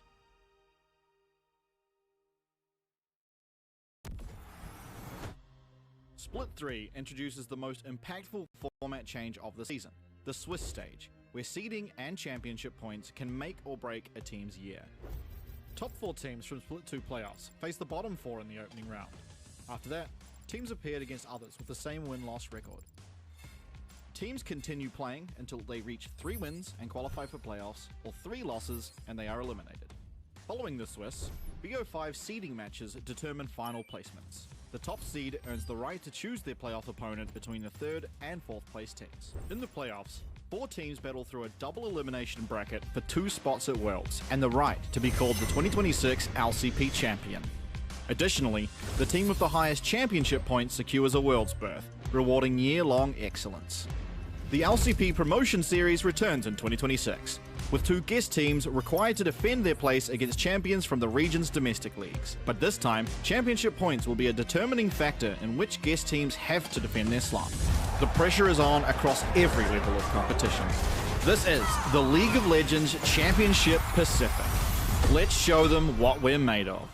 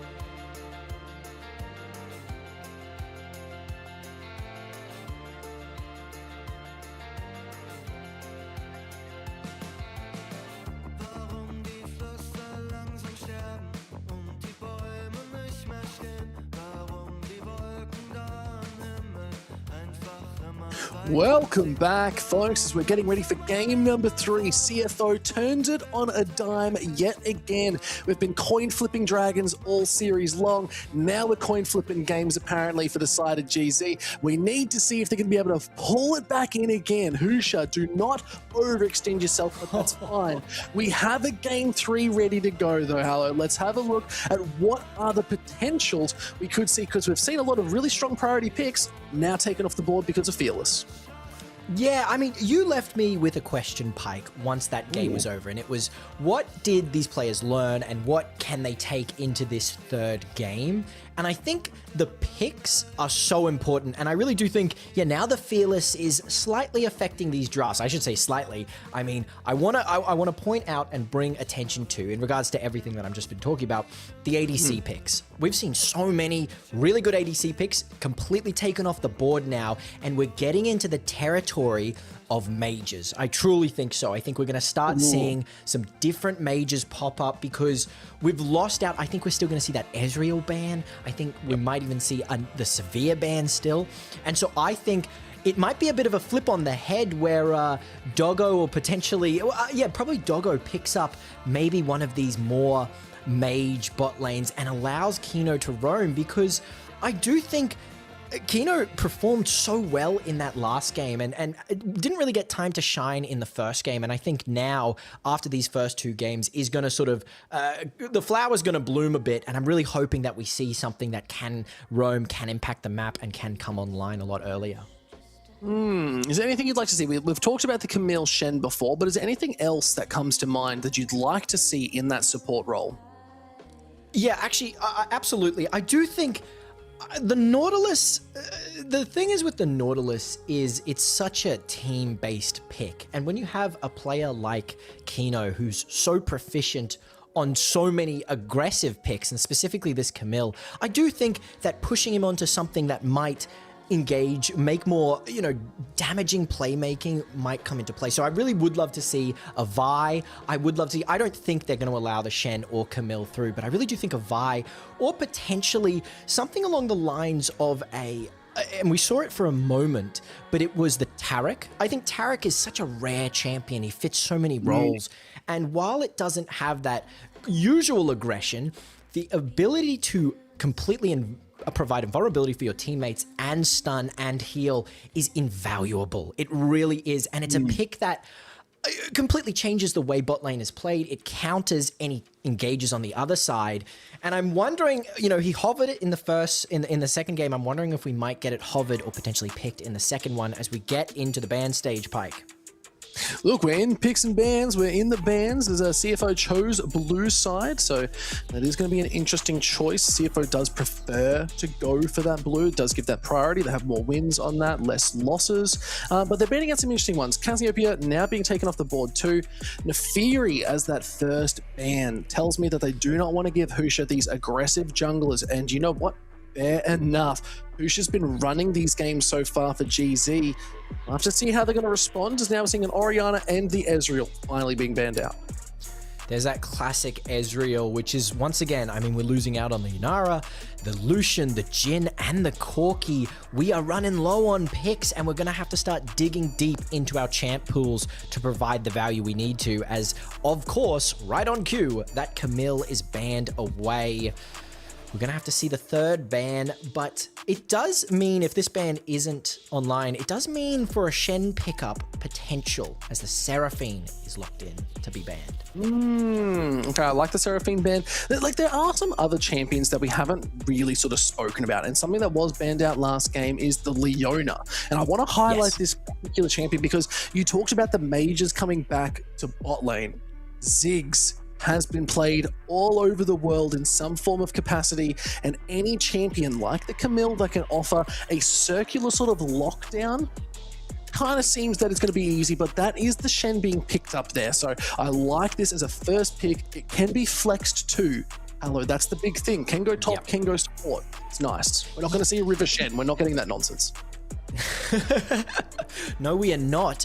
But it's interesting to see the counter pick to a Shen, because, it opens up whether you could go support, whether you could go top lane, and it allows, if flex top, it allows for a lot of picks to be taken over if the likes of CFO can figure out what Ground Zero is doing with this Shen. And once again, this is the drafting mind games that sort of have crept into the meta. It really is a push and a pull. But getting the Xin Zhao, one of the strongest junglers, I'd say, in the game at the moment, really potent, so much utility, so much potential, and in the hands of Shadow, we could see another, and I think what we will see throughout this draft is another very early game comp, because it's not that it hasn't worked, it's just that they've lost the foothold a couple times. But if we can hold on to that foothold, CFO can keep the game in their clutches and just take over as we get the Bard lock-in for the likes of Kino. I love this Bard. I think this is one of those champions we've really seen it rise in priority. Oh my god, how did we forget that Nocturne's a champion in the LCP? It hasn't been banned out, and we are looking at a player like Husha. Nocturne here, we've got double globals right now. I like this, and I think GZ have identified that this is very strong, it's very aggressive, it can run up early as the Nocturne now being secured. I love this pick, and Husha, if you want a carry champion, there's nothing better right now than a Nocturne. And it opens up so much potential for the rest of your comp. We could see a Kai'Sa, which is still open, as we might get a Jax, and that could genuinely be anywhere, this Jax. But yeah, this Nocturne pick, very similar to the Pantheon in the essence of it's a huge global ultimate that can just dive into the backline, and it's going to be a measure of how much Husha has learnt from the last game, because I'm sure that that player is not wanting any repeats of the super deep Pantheon dive. It's a matter of experience and a matter of learned experience. But once again, Nocturne has its decent counters, so we might get Pounce Akali I was so hyped for. Look, it could be Pounce Akali, it could be Doggo's Akali for all we know. We don't know where these Akalis go anymore, man. I'm just confused by drafting regardless. But yes, it has been locked in. The Akali being picked up for the side of CFO. If Pout gets this, I do worry for what Uniboy might have to pick because there's not too many champions available. First thing that comes to mind, Galio. Yep, yeah. Galio's available online. You're gonna want to ban it away if you're on the side of CFO here, unless of course, see, this is the mastermind counterplay. You give them the Galio and you provide an ADC or potentially move out that Akali into ADC and counteract it. As we get a TF ban, they're not a fan of the global ultimates and they don't want that global ultimate dominance over the map. That's for sure. The ban we're countering with, on the other hand, I'd be looking more towards banning out potentially I think a bot laner here. You have to go for a bot lane ban here. You have to get Doggo. That Draven's still available. You have to ensure that he can't be on a pick that he's too confident with. Oh, okay. Caitlyn. Nice. I like it. I think that's a good ban. Like you said, we're looking at Doggo. We have seen them pop off in every single one of these games where they've done so well. First game, they just weren't able to carry the team all the way. That second game at Corki was fierce. It got so much agency and got that early first kill that was on the board. So really nice to see. And there's the Galio ban. You know what? I might be a soothsayer. I think you might be a soothsayer, the oracle of the LCP, as they like to call you, Pike. But yeah, that Galio ban being banned away, Uniboy is going to be off that signature pick and a great pick into Akali. So it's now on the side of GZ to ask for, what do you want? Do you want a counter pick into the Akali, or do you want your own self-reliant pick that can go even with the Akali and still impact the game? And it's a measure of how much you think this Akali is going to impact the game, and I think it would be so foolish to allow it to just exist without countering it in some way, because we know these Akalis, they can just take over. So we might get a Mundo. I like the Mundo here. Like, you need that tanky front line and you have to shut it down really early. If you don't give it that space, it's not going to get those first 2 items on board, and then it's just going to start walking at people. Don't go, Udyr. What? Wow. What are you talking about? The first Udyr pick. This is an insane pull here for the likes of Shadow. Pike, the Udyr pick into Nocturne. Actually a great counter, if I'm honest. But like, it's going to be an Udyr top. That's what I'm saying. It's like, there's already a Xin in the jungle. Of course. Oh, you're Udyr right. Potentially it's the Jax. I don't know how that matchup works. Walk me through it. I'm hella confused by that. It's I've got to be honest with you, it's a very rare matchup, and it completely relies and formulates around the use of the Udyr ultimate, specifically the max on hit damage that it applies from the Udyr Q. So if Jax can counter strike that brunt of damage, you have about 40 seconds to control the lane. Jax controls the lane for 40 seconds. But if you can bait out the counter-strike in some form, potentially using that Phoenix stance, poking away, whittling the Jax away, you can take over. So I would actually say it's a pretty heavy skill matchup, and we're going to see an interesting one, because we haven't really seen these aggressive top. We saw a little bit from the Rumble and the Cassante, but might see something different if the Annie is locked in. And Pike. It's the Draven. It's the Draven. It's pretty aggressive. You've got a Bard. You can sort of make that space with the Tempered Fate. You've got an Akali and an Udyr holding down the line. You've got a good knockback. You've got the Crescent Guard with Shadow on this dude. It's a Vayne. What? You called it. What? Oh my god! What? No way. Okay. The Vayne pickup. I mean, I said that you asked me at the start, I'd be like, what champ do I really want to see? You've just given me Christmas. It is LCP Christmas here. This is such a beautiful pickup into their comp. I've got to be honest. I know it doesn't look key into this. Vayne is that classic, that true classic tank shredder. But something never to underestimate is the power of Vayne, its move speed. So Vayne is actually a really good champion into the likes of Nocturne. It's a little bit like the Xayah, because if you build a Ghost, that's what I really want to see from Doggo here, is taking the Ghost. You can outrun and tumble away from the Nocturne's paranoia, but the rest of the team is short ranged. I mean, an Annie has that point and click stun. You're going to need a Mikhail's, but then your support is, it makes for a really interesting matchup, and Pyke, we are in for a great game here. We need to just take a second. Let's just pause. I'm trying to wrap my head around what is going on, because it's being picked up in the top lane into a Jax with a Vayne barred bot lane. Like, we saw the J4 in the support role last night. That I understand.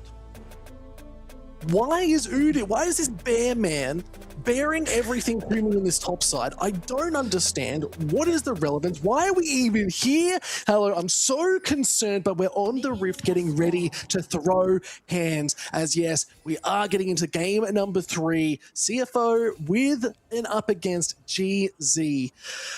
Okay. Wow. Okay. Let's break this down, Pyke. Let's break this down on what has occurred in the coaches' minds, in the players' minds as well. Okay, so listen, the Udyr pick, from what my opinion on what the Udyr pick is we've had rest on these picks that are very peaceful, may I say. He's gone for the Jace, that's, the Serpent's Fang Jace. We've gone for these picks that aren't solo carries. They don't take over a team fight. The Rumble Equalizer comes through, but that's about it. It adds a lot of utility, both heals used. And this Udyr pick can be way more aggressive, and actually can really, specifically with that point and click stun, it has the potential to be the #1 playmaker for the team. And especially into the likes of a Nocturne, because it does mean it's very difficult to paranoia a Nocturne, for the Nocturne to paranoia the Udyr, and can completely means that you just can't go top at all. Yeah. Well, okay. Let's think about it though. You can go top. You do just need to use your Shroud of Darkness. You use that spell shield. Almost timed perfectly, because think about it as well. And this is what I was trying to wrap my head around. I think my mind has sort of built the brains, and like everything's coming together. If Nocturne, we can get Husha to spell shield the Condemn. It's okay. Vayne's dead. That's all I'm going to say. I'm going to leave it at that. Okay. If we don't spell shield that, Husha's dead, and it's going to be a disaster. It's one or the other. That is how this has to be played. Unless you have Uniboy flash ulting onto Doggo, but burning the cleanse. Cleanse is a big thing here. It's not the Ghost. Remember, there's a lot here going on. You have to be very careful. You got taunts from Kai Wing too. If Doggo gets caught early, they're going to struggle in this game. And okay, Uniboy, it's getting good stuns off. Pound, you do need to respect the range, but it is Pounce Akali. You did mention that. You know what? I can't talk about bot lane or top lane anymore. Let's look at mid lane. Let's break this one down. Oh, that sounds nice. This is a really, I mean, this is actually quite an old sort of pairing, the Annie versus the Akali. To describe it as a counter is incorrect. It truly isn't a direct counter for the Akali, but it's often seen as you have access to that Tibbers who can burn through the Shroud. You have the point and click stun on a, yes, a more tankier mid laner, but still, only, especially in these early games, not many escape tools possible. But I've got to say, it is going to give a lot of prio for the early game for GZ, and it's something that we haven't seen in the first 2 games. So maybe they have learnt and adapted a bit, because instead of, the Victor coming online, it's something with that a little bit more oomph, that a little bit more aggression, and maybe they're going to want to fight over these early Drakes. We have the Shen as well. I mean, we have a comp to Brawl compared to the likes of CFO, who now honestly want to scale a bit, want to take the game a bit slower. So we're switching up the scenes, truly. Yeah, they got a little bit more snap, a little bit more crackle, maybe a little bit more pop, you might even say. Hello. We're getting into our breakfast cereals because right now, CFO, rest here, they're looking a little bit like Fruit Loops in my opinion. I don't know what this Udi is really trying to do in my, like, that's just me. Like, we've seen Udi before, we've seen it in other particular ways. They've gone the Dorian's ring as well. Is that just that little bit of extra damage with the Phoenixes? Now we're seeing Shadow has to flash a double flash. Husha is going to get that fear off. This could be the first blood. So TP is coming in. No flash available. There it is. Husha online. The TP being burnt by Uniboy just for a bit of safety. Yeah, and I mean, this Nocturne in the mess of breakfast cereals is the special K. It truly is. Because once a kill like that goes over, you accelerate your 6 like crazy. Your ultimate ability is the game changer and can completely take over games, especially the moment it's online. Getting a kill, and specifically, I'd say more importantly, getting a camp is that extra XP and that extra boost to getting that paranoia. This is such a brilliant catch out, and making use of the Shen's early game presence, putting the Xin Zhao behind. Shadow is going to be left picking up the pieces, and more importantly as well, it travels everywhere because now Shadow, you can see, is forced to play bot side, top side I should say, and pretty much illuminates exactly where this Xin Zhao is for the next 2 minutes. And with that dragon up, it allows GZ to recognize where he's going to be and make plays around it, truly. Look, hang on. I'm going to have to see if they're going to be able to make those moves, because remember, both these teams been eating their wheat beaks, really trying to put the hurt onto each other. I'll have to see if they're going to have that strength. But regardless, first Dragon's on the board, and we can already see it is going to be Husha, already first one to it, and now Doggo getting caught, has to burn that cleanse. He'll use 2. Doggo able to hold the line a little bit more, and this is the early objective taking that you will see from any red side team. They want to look for these early drags because you get that little bit of priority, especially for GZ's Husha, who loves going for this from red side. They have that early kill. Phage is online. We'll have to see if they can get level 6 off this and look to go for a gank somewhere, because once you have that paranoia, it's lights out. Yeah, you want to be spamming that paranoia out. Getting this early mountain honestly isn't going to make a huge difference for any of these lanes. Yes, there's a couple decent skill matchup lanes, but that early magic and armor isn't going to be too detrimental, because where we actually want to fight, as you'll see, is going to be in the jungle. Husha just wants to continue his lead and keep Shadow behind, but Shadow has access to the ultimate. He might have to give. Yeah, getting that little bit of that extra farm on. You're obviously trading that tempo for that dragon. Now, Ejang looking to take on Rest. See if they want to do something. Again, there's those big strikes, and now the damage is coming in. You got a Vampiric Scepter locked in for Ejang, so it's a slightly different itemization here. What do you think about that? Do you think they're going for like a Bork? Absolutely. Going for that Bork. Now, Bork, inherently, if you're going for that Bork, you find yourself at a slight disadvantage of health. You lose out on the classic Trinity. You lose out on the classic, you know, those, I mean, Sundered Sky. But Jax has the special ability of being a hybrid champion. A lot of AP scalings has access to the Zhonyas. And so I would love to see from Ejang a type of hybrid build where we go that Bork, we look for the potential to duel the Udyr, but we also look for the potential to team fight by picking up later in the game one of those Zhonyas. It does make it very difficult to fight the Akali. You're pretty much accepting the fact you'll never be able to fight Pout 1v1, but that wasn't going to be a nature of the duels anyway, to be honest. Yeah, no, I totally agree. I think getting that little bit of the AP too is always super nice. Kino doing a really good job just tracking out Husha here. Pink Ward's doing a good job, so I think getting this early vision. Void Grubs are up and available. They're up in about 8 seconds, so trying to see and get control over this topside jungle.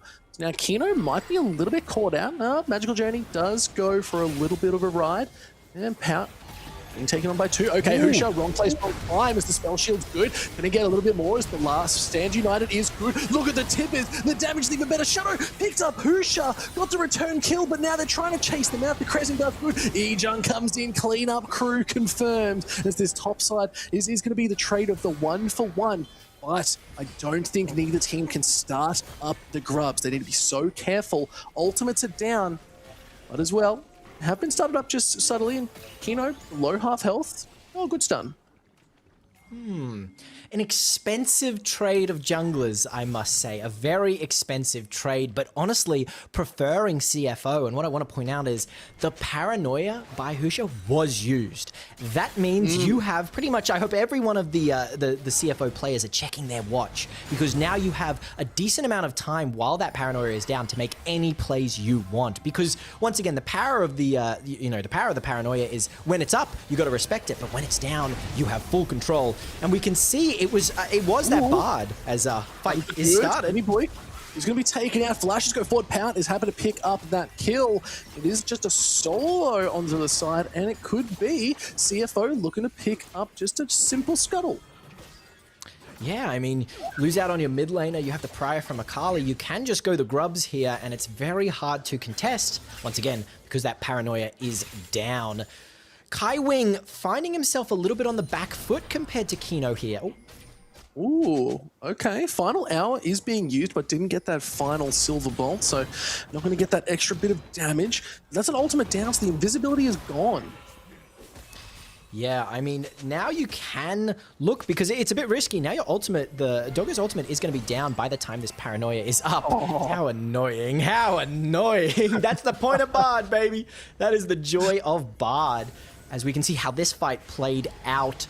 I mean, Annie lives and dies by the stun, and I see the potential of helping out. That Husha really wanted to fight the Scuttle, has that stun up, uses it though on specifically Shadow with no follow-up, leaves you so defenseless. And so Pout is able to just capitalize, and that's 300 gold in the bank that he is loving every second of it. It's very hard to deal with. If Pout gets online, already got about 400 gold up, but it's still a lot, because once you get that first item, you might be looking for a Gunblade too. That extra healing is nice, and okay, Izhang, we get it. You can do damage. It's fine, my guy. Yeah, fighting when that Jax has Bork online is going to be rough, especially when this Udyr seemingly is going a much tankier build. And it's not, if I'm honest, it's not what I love from Rest. Rest has been relegated to these sort of more utility, more situated in the middle of the team instead of leading the team. He's going probably for, I mean, that tier is probably turning into a Fimbulwinter, or could turn into a Seraph, but that's highly unlikely. That's a Fimbulwinter. He's building that tank. He's got that Bramble online. And he's going to be relegated to this tanky role. And that's not bad, but you have enough frontline with the likes of a Xin Zhao, with the likes of an Akali, and honestly, the Bard too. So it's something that is going to lead... it's going to lead this Jax to have much more control and much more prio as the Dragon is up. They've got full river control from GZ, and Shepard might want to fight it all the same. Sundered Sky online. He just needs to keep Shadow out as much as possible. The vision's good, but the Dragon is being taken very slowly. Shadow might want to look for this. The wind becomes lightning, does not connect, so I think it is just going to go over to GZ. Dragon control is good. Okay, Doggo, final hour with nice paranoia instantly. Tempered Fate is going to land, but it's just going to hold off Betty. Now they look to return fight. Uniboy is here, has the flash, but no flash. So Uniboy couldn't do too much with it. Pout on the backside, an aggressive play out of GZ, but not really getting the solution that they wanted.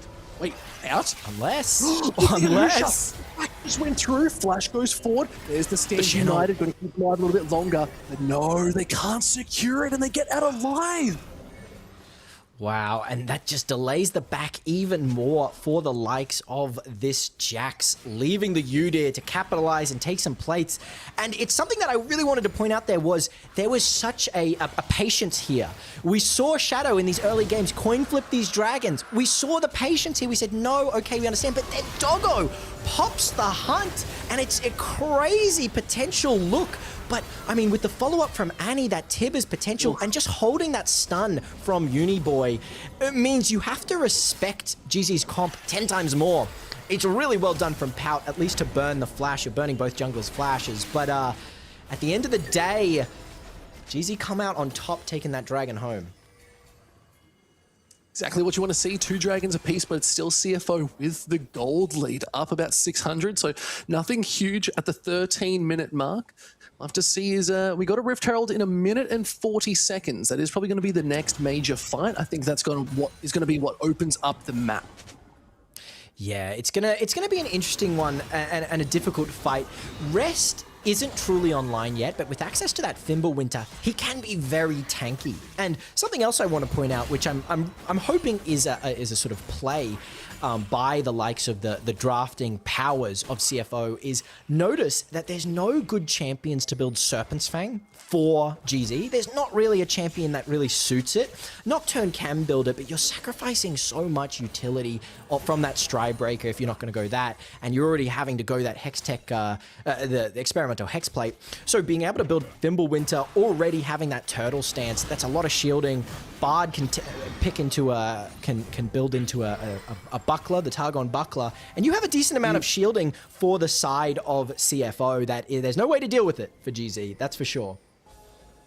Yeah, so true. And you can see as well, Kaiwing obviously being caught out on a little bit of vision now, being chased on. Paranoia instantly gets dropped, but is going to be enough as the Crescent Guard is good. Wind becomes lightning, doing a bit of damage, but Kaiwing's still a tanky member, and that's a TP, usually being burnt as the Tempered Fate lands. Is it going to be enough as they have to get away? Kaiwing flashes forward, but I think they're just dead, but it's Kino who picks up the kill. Oh, it's a disaster. It's what I wanted. I wanted Kino on these picks that have more potential to control the map. And this Bard is everywhere. And everywhere it needs to be at the right time before every objective. This Rift Herald is completely in the hands of CFO. I mean, this Tempered Fate, we haven't been paying too much attention to it, but it's been locking out. Specifically, it's been locking out the ADC of GZ every time. Betty can't find an angle. And if it's not locking out Betty, it's getting the pick straight onto Kaiwing, securing this objective. It's a great flash from Kaiwing, but unfortunately, once again, Kino pops the stun. You don't even have time to get close enough to the wall to dash over it. It's a great pickup and a great Rift Herald for free. Yeah, no, it is going to be picked up there. It wasn't so much for free, but now Rest is very comfortably just walking at them. And we talked about the relevance of what this Udi was going to do, and maybe we were confused about how they were going to play, because you can play the full, like, on-hit Udi, you can play lethality Udi, you can go tank Udi, you can go AP Udi, you can really do anything with Udi. That's the beauty of the champion. But going the tank means that they are just going to walk directly at them as this meaty bear front line. It's going to be so hard for them to deal with, because we said it was. Right now, Ejung with that ball, we need to see items come online for Betty to deal with it. I wouldn't be surprised if we saw a Lord Doms being picked up second. And yep, that's a last whisper. Yep. I called it. Yeah, the problem is, even with the Lord Doms, you need that IE, that Infinity Edge, to actually get through the sheer amount of shielding. People really underestimate the uptime of the Udyr abilities. It gives, specifically the Turtle Stance, it gives a huge chunk of shielding. It also gives life steal. So not only, I mean, Udyr I always call the anti-itemization champs. If you build a Serpent's Fang, if you build Grievous Wounds, you can deal with him. But if you don't build that, you're going to have such a difficult time. And the beauty, the real beauty of the rest of CFO's comp is they don't really need to be, even if you build those items, you're not really affecting this. Akali doesn't have much shielding, it doesn't have any shielding, and its healing is minimal. Vayne doesn't really do the shielding healing. Xin Zhao has a little bit, but once again, you are wasting 800 gold that you could potentially be using somewhere else just to deal with one champion, as the Ocean Drake is picked up for CFO. First Drake. Yeah, nice. Yeah, first Drake for CFO. Always nice to see. 1.2k gold lead ahead now. So they are starting to really take the game in their hands. Again, now that we're looking at it, you can't really do much into Rest. There's not enough like full damage, and it's going to be on Betty late game to try and do something here. But I'm looking at this mid lane. This is one of the big things. Is now Ejung trying to take this fight, Shadow in the wings. Going back to my point in the mid lane, it's a 1.2k gold lead just for Pout. They are 30 CS plus up on this Akali. They are going to be a nightmare to deal with. And you got to think about, what can you really do other than try and overload them with every ultimate? Hello.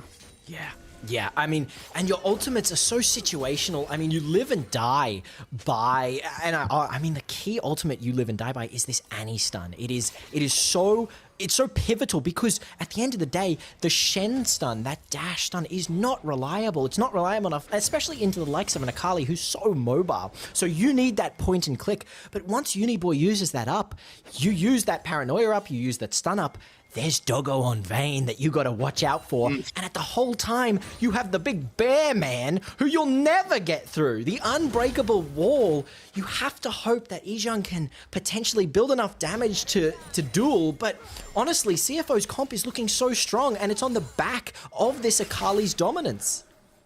Yeah, it really is. And now they could be looking at a dive. The tower is low, so Uniboy obviously smells something in the air. Tempered Fate is good, but not good enough as the flash is burnt. And it looks like it is going to be the first tower topside secured for CFO. It's, once again, that Tempered Fate getting so much value, and something that we haven't seen get much value is that Stand United. It really hasn't seen its limelight that it so truly deserves. But something I want to point out as well, I know this is harping on a bit, but Pout's gone for the Chain Lace Crushers, so that anti-MR boots, and that gives you a little shield when you take magic damage. And what that shows is Pout knows that the only angle of approach for GZ is this Annie stun. So it's a beautiful, beautiful bit of itemization, because if you look at the auto attackers, the average player would think plated steel caps every day, but it doesn't matter because you're not tanking those plated steel caps, you're not tanking those auto attacks. Your only real threat is this Annie, and a beautiful bit of itemization against it. Yeah, no, absolutely, and I'm here for it. Love to see though, as the game is entering into that 20-minute mark. Baron will be up shortly. Neither team's probably going to have that sort of strong priority on it. But I want to ask you a question here. Hello, look at Doggo's itemization and talk me through it. Okay. This is a really interesting build and is based around sort of what I was talking about in draft, where Vayne against Nocturne is not a common matchup, but it occurs. And the way you can sometimes get around it is using specifically the move speed from the ultimate and that experimental hex plate. If timed perfectly and without the stride breaker hitting exactly online, you can tumble out of the fear that the Nocturne applies. And I think we're going to see a bit more, another movement item coming through for this Vayne. There's the Essence Reaver. So this is crit Vayne. Compared to that common on-hit Vayne you see, you know, the Borks, the Guinsus, crit Vayne is a powerhouse and something not to be distracted from, because if you get on her, yes, sure, let's say the Paranoia, the Nocturne lands, if she gets a tumble and auto off, that's half your health bar completely gone in that first auto. But there is a little tussle going on in the river here over one scuttle. Ooh. More than a tussle as the Tempered Fate lands on two is going to be enough as the damage is solid. Now they're trying to go run to the backline. Husha, where did you go? Just blown up by Pout. It's CFO. They're all over it. Pout with the double kill. Izhang tried to get the counter strike off, but it was not enough. And Izhang, no longer for this world, is just going to be picked up by Shadow. Complete control from CFO as they explode this gold lead to 4.4k. Yep, and with Dragon coming up in 40 seconds, that's a free Drake. And did I just say Dragon? I also meant Baron. They're going to be taking the house, that's for sure, because Pout is 2.5k gold up. And you know what I didn't even notice? I'm just getting wind of it now, and I'm seeing it's on cooldown right now. Kino has access to the Mikhails. So let's say, in the perfect world of Uniboy landing the stun on this Akali, it will be immediately cleansed by Kino's Mikhails, and then you have no tools to deal with the Akali. And it is just a disaster for sure. This is such an aggressive fight, and over, may I say, not a lot. There's not a lot. There's no reason for either team to fight here, besides, of course, CFO wanting to keep their lead. And once again, that Tempered Fate making so much time. Those TPs are allowed to come in. Izhang's able to come in, and then Kaiwing just not being able to find any intro, any taunts, not even a moment for Stand United in these fights. And CFO learned from their early game, their early couple games. They've taken over the early game, and they are holding on to it for the love of their lives, securing both objectives. Baron, it's going to be a second Drake Pike. They're looking very strong coming into the mid and late game. Oh, look, 2 Oceans, and probably very soon to be 3 if they can continue this power. Pout is unleashed in this mid lane. They picked up the Annie thinking they can deal with this Akali and sort of stop it in its tracks. It's a 3k gold lead. They're almost a full item ahead of this Annie. The damage is so good. The Gunblade with the Shadow Flame. damage is going to be nuts. And now we're starting to see a slightly different gold graph yet again. CFO now fully in control. 6k gold lead fully confirmed. And I think Pout could just solo anyone on the side of GZ.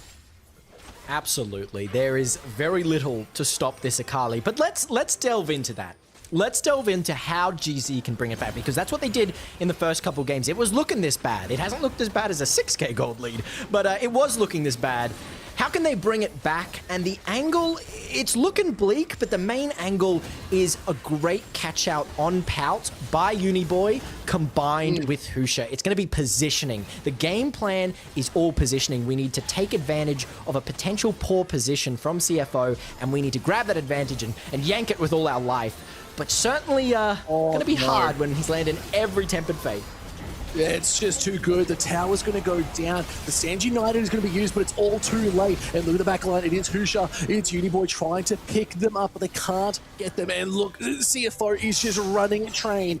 Pout with a double kill, looking for a bit more, but it's just rough as they are now walking down this top side. They're looking at the tier 3. They have another wave about to crash. And the rest of GZ, they're trying to reset. They're trying to claw back, but 8k gold is a steep mountain to climb. And with how well the CFO team is playing in this game 3, it could be series point for GZ if they're not careful.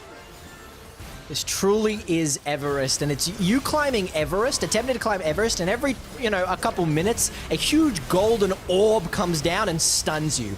Betty isn't able to find any angles in any of these team fights because Kino's Tempered Fates are on point, landing every single one. The sheer amount of picks, I've been keeping track. There's been so many picks allowed and facilitated by this Bard, and we can see why it's such a potent pick in these games. We see why it's such a pick and ban, because it just changes how the game is played. It's like, yes, okay, you have a bit of a global ult. You've got the Paranoia, you've got the Stand United, but I've got the best global ult of all time. I can just stop time itself for a couple seconds and change everything.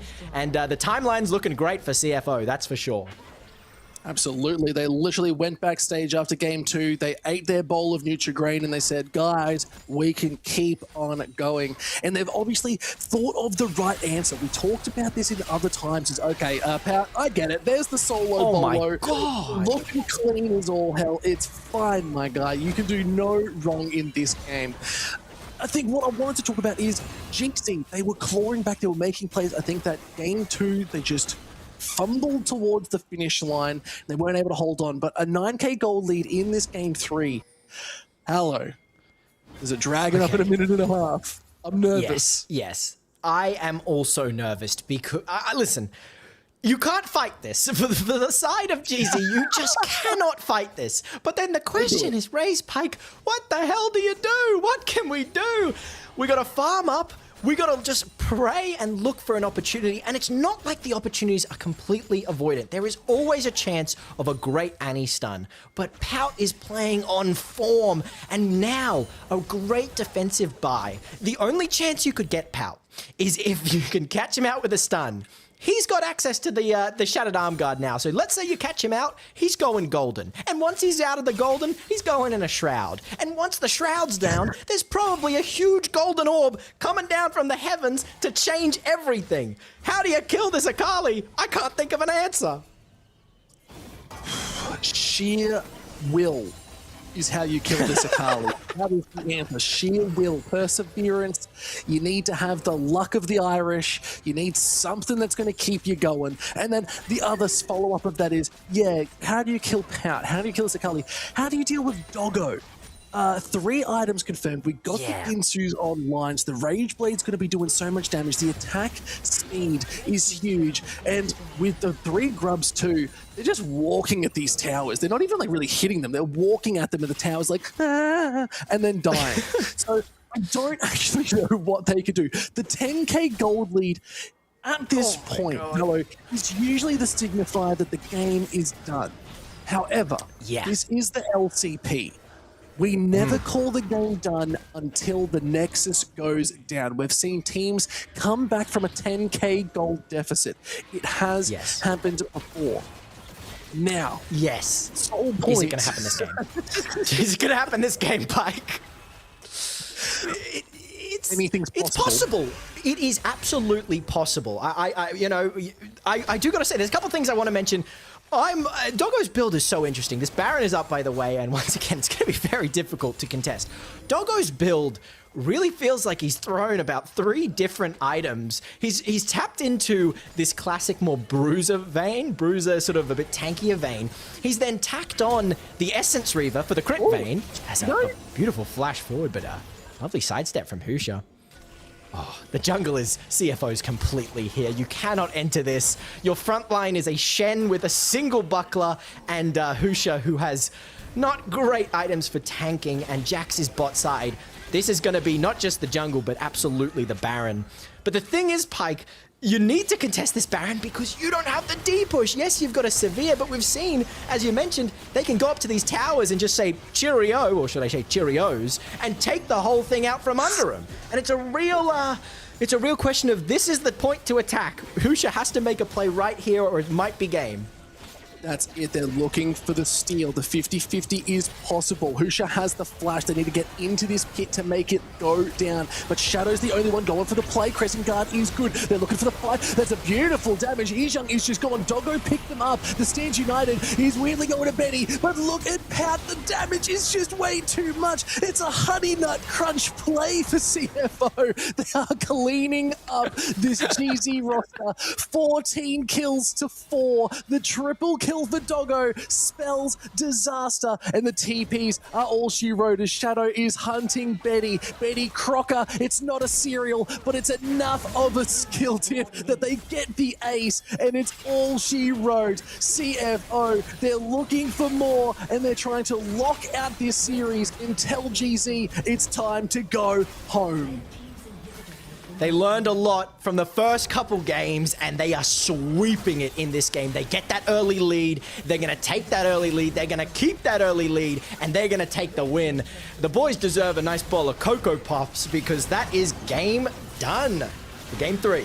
All she wrote here in game number 3 that Pout is just going to go sicko mode and pick up a couple more kills. Rest on the board finally, and it is going to be series points for CFO. Cleaning up that game, looking totally different. The draft, you know what? I doubted it. I thought the Udi was crazy, but they made it work so well, and they looked unstoppable. There was no answer from GZ, and I'm here for it. Yeah, and especially in the face of such a terrorizing pick, this Nocturne. You know, it completely takes over games, it controls drafts and everything, but the boys at CFO stood strong, took the advantage, built in a strange draft, a draft we haven't seen much. I mean, this Udyr was a crazy side sweep. The fact that we can pop open a vein into it as well, but it worked in harmony. And we have to discuss Kino. This Bard was insane. The map control, not just vision, but just complete control, not just of the map, but of every team fight. But then on top, the mid lane. I mean, this Akali, an insane performance on the Assassin against a common counterpick of the Annie. It doesn't matter. You can counterpick me. I'm going to take over the match and take over with almost 20k damage, double that Nocturne's damage. Those are some crazy plays, and we're going to see him here, Pike. Oh, man. Yeah, I think this was where it was just a little bit rough as, yeah, we got the level 6 there. Husha just getting caught out a couple times yet again. Has no real mana for this fight. There's the flash stun. They're trying to pick up Shadow, but the Crescent Guard just had the damage in the back to get it done. Ijung, yeah, picking him up, but I think the real question is if you throw enough things at the wall, you can get so unpredictable in how you play that you can just win out. And that's really what it felt like, is this Udyr pick. The Akali was always going to do well, but then throwing the Vayne down bot side, it was very clear that they had an answer for these unique sort of the Shen support, even into the Annie. They knew they could play into it. And I really like that CFO are thinking differently. And I've been asking for this for so long in the LCP.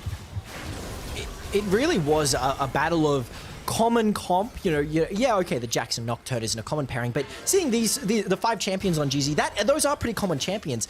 But to counter that, completely flip the kettle over with a Udyr, with an Akali, and with a Vayne, and then to go on and make it work, and not just work amazingly. It did not let up. We just grew our Mountainous Gold lead. And I do think, I want to point out, I think the first moment where it looked so confident for CFO was that Nocturne play we saw before. If Nocturne can't get off that first paranoia, which, it wasn't allowed, the facilitation wasn't there. He never got a successful one-off. There wasn't a successful paranoia that allowed for a nice pick into a couple tower plates. And at the same time, like every single time we had Kino stopping any engages or any chance to formulate a plan. I mean, this is exactly it. I mean, we can just allow the Vayne to get out of that. Hush just caught out of such a terrible position.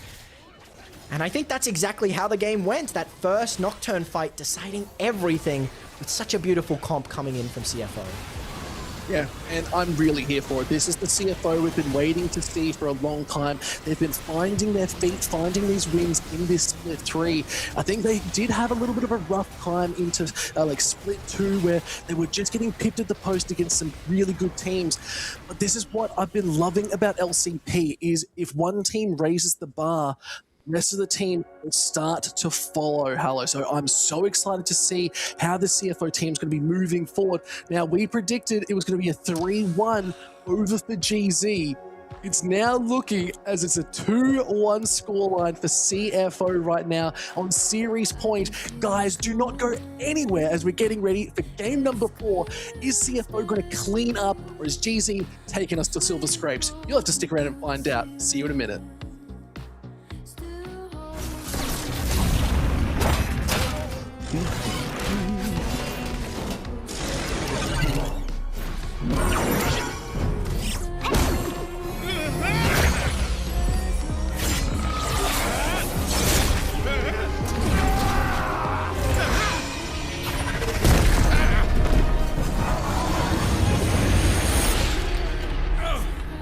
It's a few hundred hatchdolls and suddenly everyone's got 5 passives.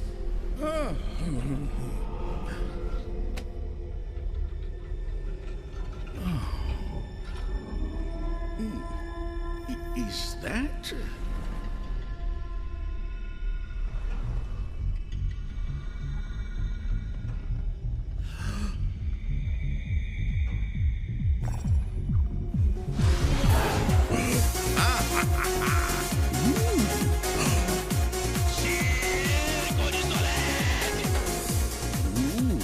Why did they get rid of that?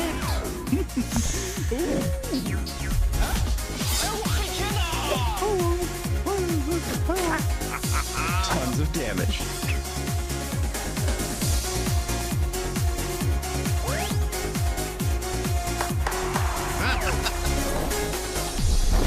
Redacted, you're the winner.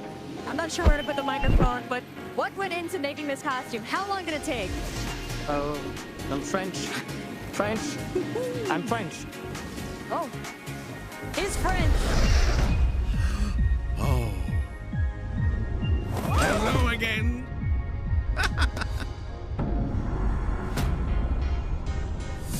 Mid!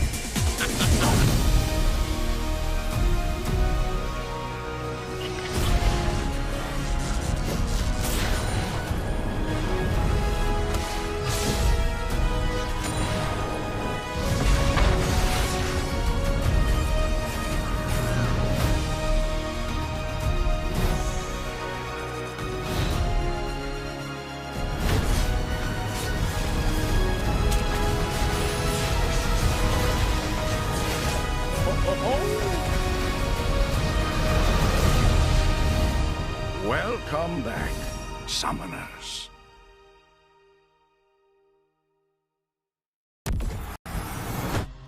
Split 3 introduces the most impactful format change of the season, the Swiss stage, where seeding and championship points can make or break a team's year. Top 4 teams from Split 2 playoffs face the bottom 4 in the opening round. After that, teams appeared against others with the same win-loss record. Teams continue playing until they reach 3 wins and qualify for playoffs, or 3 losses and they are eliminated.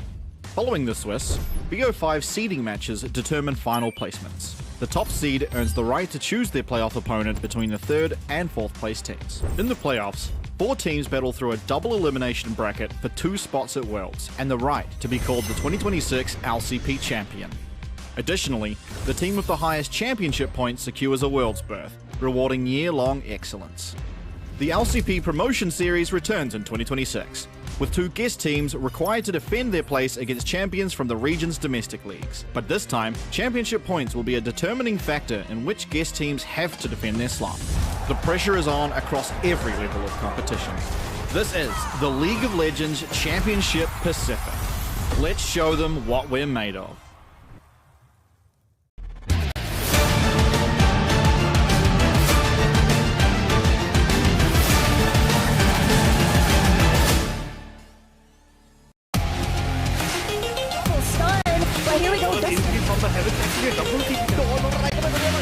Itai, the 1v1, Itai comes out on top. They have to work. Here comes the hero's entrance. They have the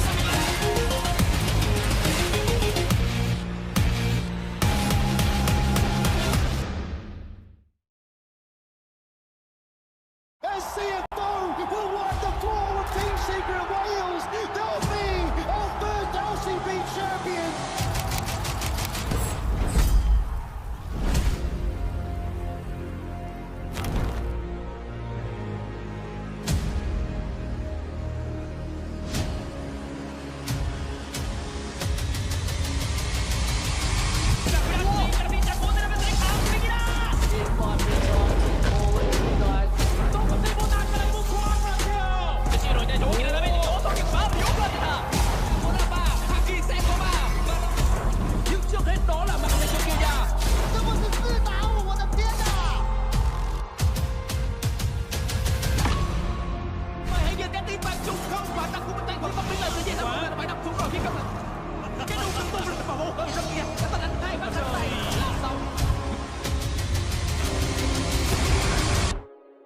Thì tụi em sẽ tới đó và chứng minh.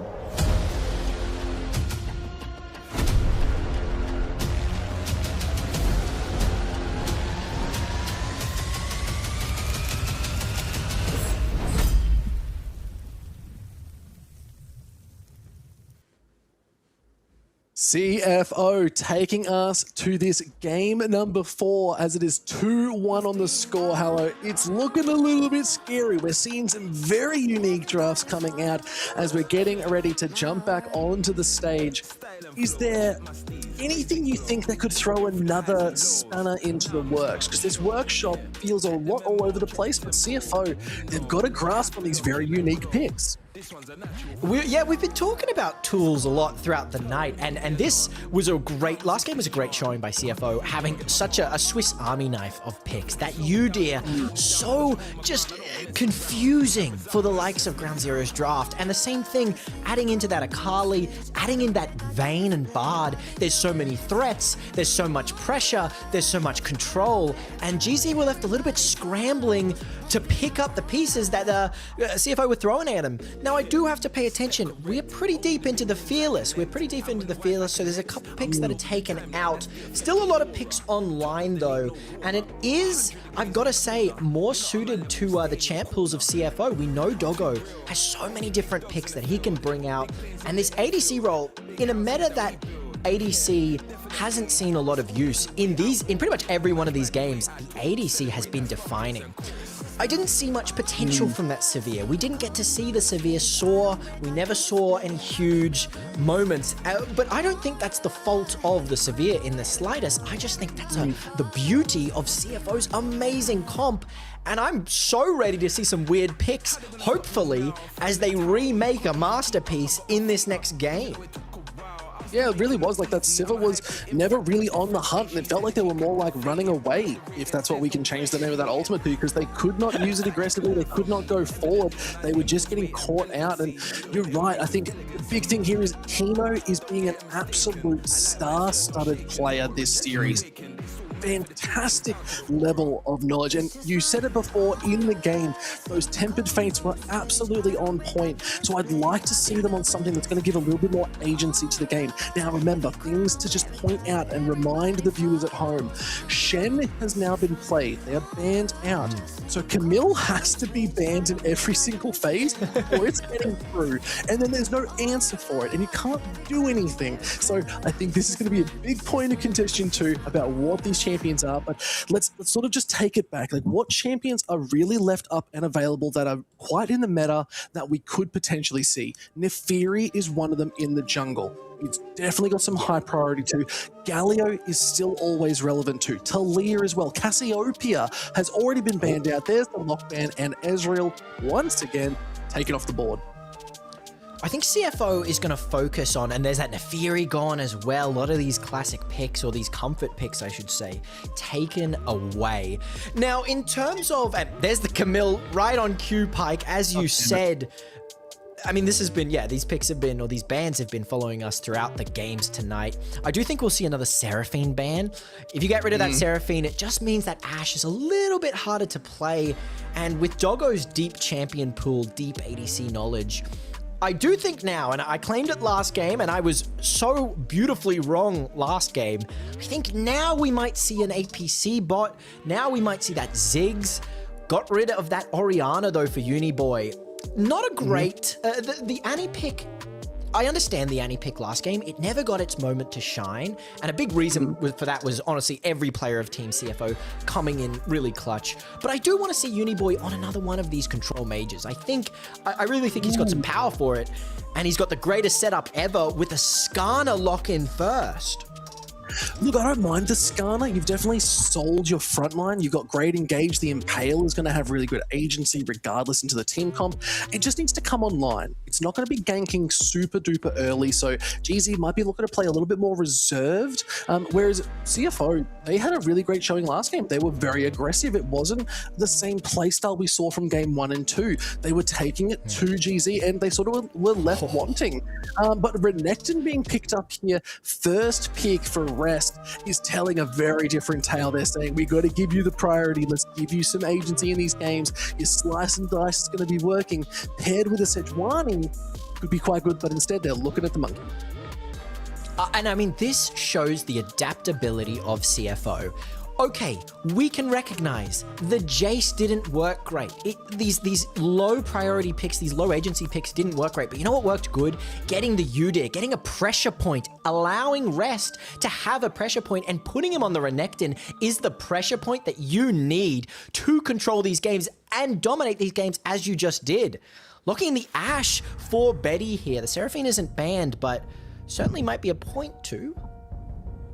I don't mind the Ashe here because you can pair it with some pretty good supports as the game is currently going. Like, the first thing that comes to mind is maybe you put it with a Seraphine. Ashe Seraphine has been like that wombo combo sort of pick. And you know what? There it is. If you want to go for a bit more of a tank, you could go the Braum, but the lock in there. But okay.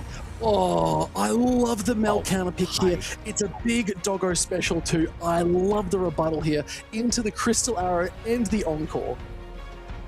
We are spoiled. CFO just spoiling us. I love this matchup, but we might not get this matchup. It might be a Sylas, but honestly, just as good as the Mel. Okay, yeah, you can't reflect the ult. I'm just going to steal it instead. Locking in that Sylas. A beautiful pick. All your ults are mine. Oh, I love it too, because now it's not just about reflecting one ultimate. You can use any of their ultimates right now just for your own team fight. You need a trigger pull. Take a Crystal Arrow, take an Encore, and you can do so much, even in a team fight. Remember, Sylas very heavy on that AP. You take an Encore, it's going to do a lot of damage. Whereas Seraphine might have to build the sort of the support healer role. You can probably get an Imperial Mandate and do a lot with that too, as that's a bit more of the usual build right now as well. I haven't really seen the Helliers all too often, but now we're seeing some picks being taken off the board. They're targeting this mid lane. Uniboy doesn't have anything on the board right now, so targeting that makes sense. Yeah, Galio is open for him, but this is what I want to point out. I think the Sylas pick is insane and shows the drafting power of CFO. The moment you lock in Sylas, the opposing team has to pay attention to every single one of their picks and has to pay attention to the ultimates.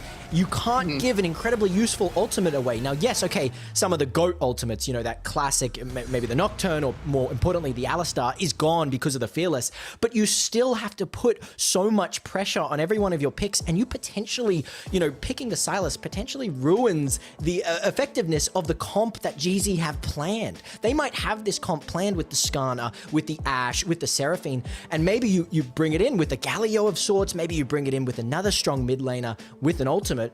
But now it's completely ruined. The spanner is well and truly in the works, or should I say the chains are in the works, and he's going to be pulling and ruining any plans you had. As you mentioned, Pike, that mid lane ban going over the Zoe. Uniboy that isn't running low on picks, but is directed towards a couple picks indeed. You just gave me an awesome idea for a skin. You said there's spanners in the work. What if we got like a Mundo, but like a workshop Mundo? He's fixing cars, and instead of throwing a briefcase, he throws a wrench. Like, that is that's right. A great Why idea. are we not capitalizing this? Is workshop Mundo. And he's just like, get the job done. Like, that could just, you know what, let's not worry about my cool impersonation of Mundo there. That was pretty solid. But That now wasn't we're bad. That wasn't that bad. Look, it was okay. Not great. As the rel being locked in, this means a misfortune is well on the cards. Yep. And the counter here, the Anivia, a great pick into Sylas. Making use of that Glacial Storm can actually really ruin the Sylas's day. You know, Sylas often builds that more burst, that bruiser, and doesn't tap into the mana. And something that a lot of Sylas's, you know, don't take into account is how mana degrading that Glacial Storm is. It ruins it. Unless, of course, you're just going to lock in your classic pick, Uniboy, on this Galio. One of his GOATs. It's now online, but it does give your Sylas a hero's entrance. Is that what you want to be giving a team so dominant in the last game? Oh my god. We get an Ijang. Olaf is good. I like the Olaf here too. Mundo could be good. Workshop Mundo is in the works. But no, I think the Aatrox is kind of good here. You need something that's going to scrap a little bit. Same with the Olaf. You need something that's in the fight that's going to get some big hits. I kind of like the Aatrox. I'm not going to lie. There it is. Aatrox. I love the Aatrox, and into this Renekton is going to be a real strong volatile lane. I mean, this can go either way, and if you give me Doggo Draven right now, you can.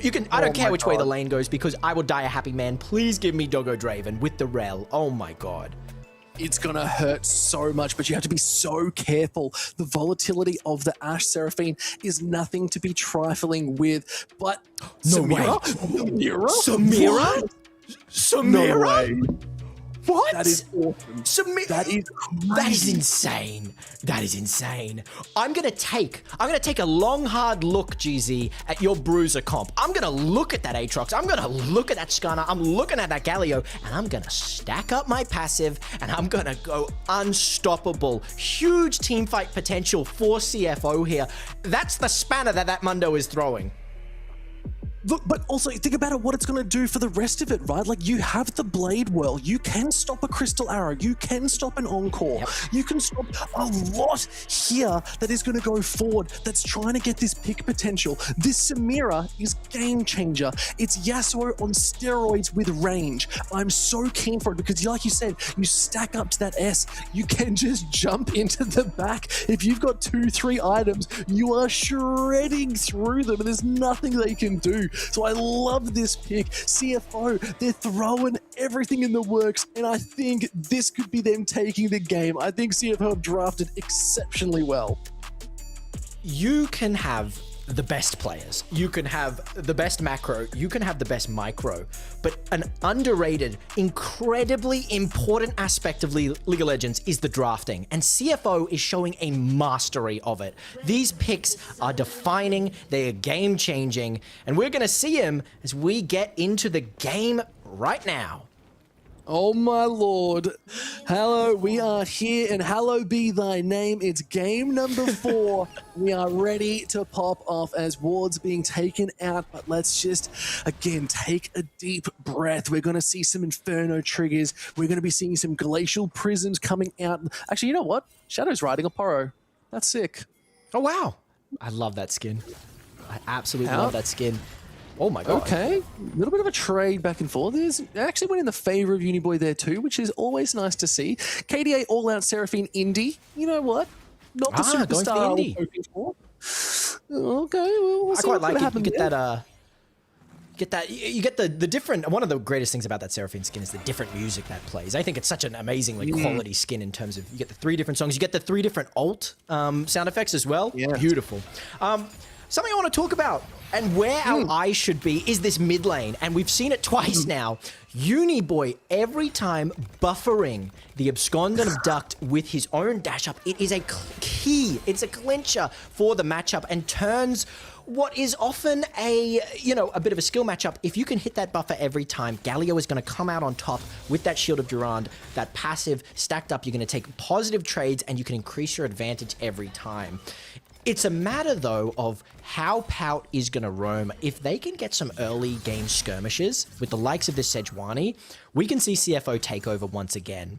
But that's not to say that GZ don't have a bit of priority here. This Aatrox is where, I love this pick. I think it's such a dominant pick, and it can truly take over. So I would love to see Husha come up in that top lane, look for those strange angles, the sand scorpion swerving through the walls. But we might be getting a strange gank angle. Engages. Here comes Shadow 2. It's going to be the 3v1. A little bit of an overstep from GZ. Maybe they got a little bit tilted as it's a double flash, and Kaiwing is going to be given over to the waiting hands of Doggo, who wants to go forward for a little bit more. But now Husha looking to join back into this fight.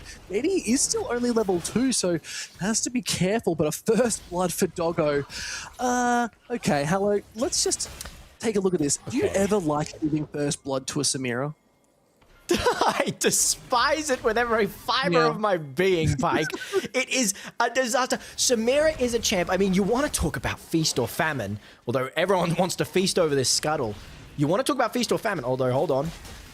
Looking for something. Husha is here. Kaiwing coming back. Betty didn't actually reset, so I might be looking at Doggo, but the damage is even better. I have to be careful as here comes Betty doing a little bit more. Kaiwing again. Oh, Doggo getting the S, but he isn't even level 6 yet, but they're caught on the wrong side of the wall. Betty trying to take out Shadow. The stuns are good, but the gold still goes over. Betty has the damage. They just need to lock out Doggo. Tries to get that smash forward. Is it going to be there? Justice Punch not on yet. Doggo flash stun. The taunt is good, but no, the cleanse was burnt, and Doggo spamming the emotes. Oh my god, you can catch him. One more hit to do it. No, you're so close. It's enough. He knocks him down, and it is a huge fight. It's 3 kills to 3 kills. What an absolute bonanza at 3.5 minutes. It is a clown fiesta, but honestly, we have to talk about the fact that Doggo is leaving the circus with 2 kills. That's a pickaxe at minute 4 on a Samira. You have the wind wall. It doesn't even matter once Betty and Kaiwing get their ultimates online because you got the wind wall to block it. And then here comes a dive! Eno up in this top side. E-Jug has to be so careful. Getting the smash down is good, but straight underneath the tower, it's just too much as Rest picks up the kill. And if you can't tell, I got the biggest, cheesiest grin because the team comps are just looking so nuts right now. This is an insane early game, but it's all for the benefit of CFO. Look at that beautiful flash forward. I mean, Doggo picking up these early kills in these early skirmishes is going to completely capitalize and make this Samira bring in the value that she is so often bringing in and known to bring in these team fights. Complete denying. I mean, your main job is denying the effectiveness of this Ashe Seraphine, but now you can do that and at the same time control every team fight that you stack your passive in. It was a really overconfident play, I've got to say, to still go for the scuttle. I mean, we're looking at health bars. CFO is half over the board here. But honestly, they still make okay situation out of, a messy one. They do get the scuttle. It's a great follow-up from GZ, it really is. But overall, the volatility is really suiting this Samira and suiting CFO, who then had that secondary dive that they could look for in the top lane. Look, you're so right as well. I think the flash is going forward here. Doggo trying to get those stuns out. Just And then the fact that they still went down just is rough. Like, this is just LCP madness right now too. The final winds of war thrown out, secure the kill, and we got a fight down in this bot side, back in live. He's going to go back, but look at Doggo. They're clearly like, but they're still happy with the play. They still got that pickaxe. They're working their way towards what seems to be a collector. Yeah, and that's going to be, I mean, such a pivotal power spike. I need to bring this up, Pike, because I think... Was that stolen? That was stolen there by Shadow. Oh, no. Dragon is up. Uniboy is being looked at. The slows are just way too much. If they... Oh Doggo is just getting giga-fed on Mirror 3-1-1. And they are looking so fierce. What... No, oh my god. It's 500 gold ahead.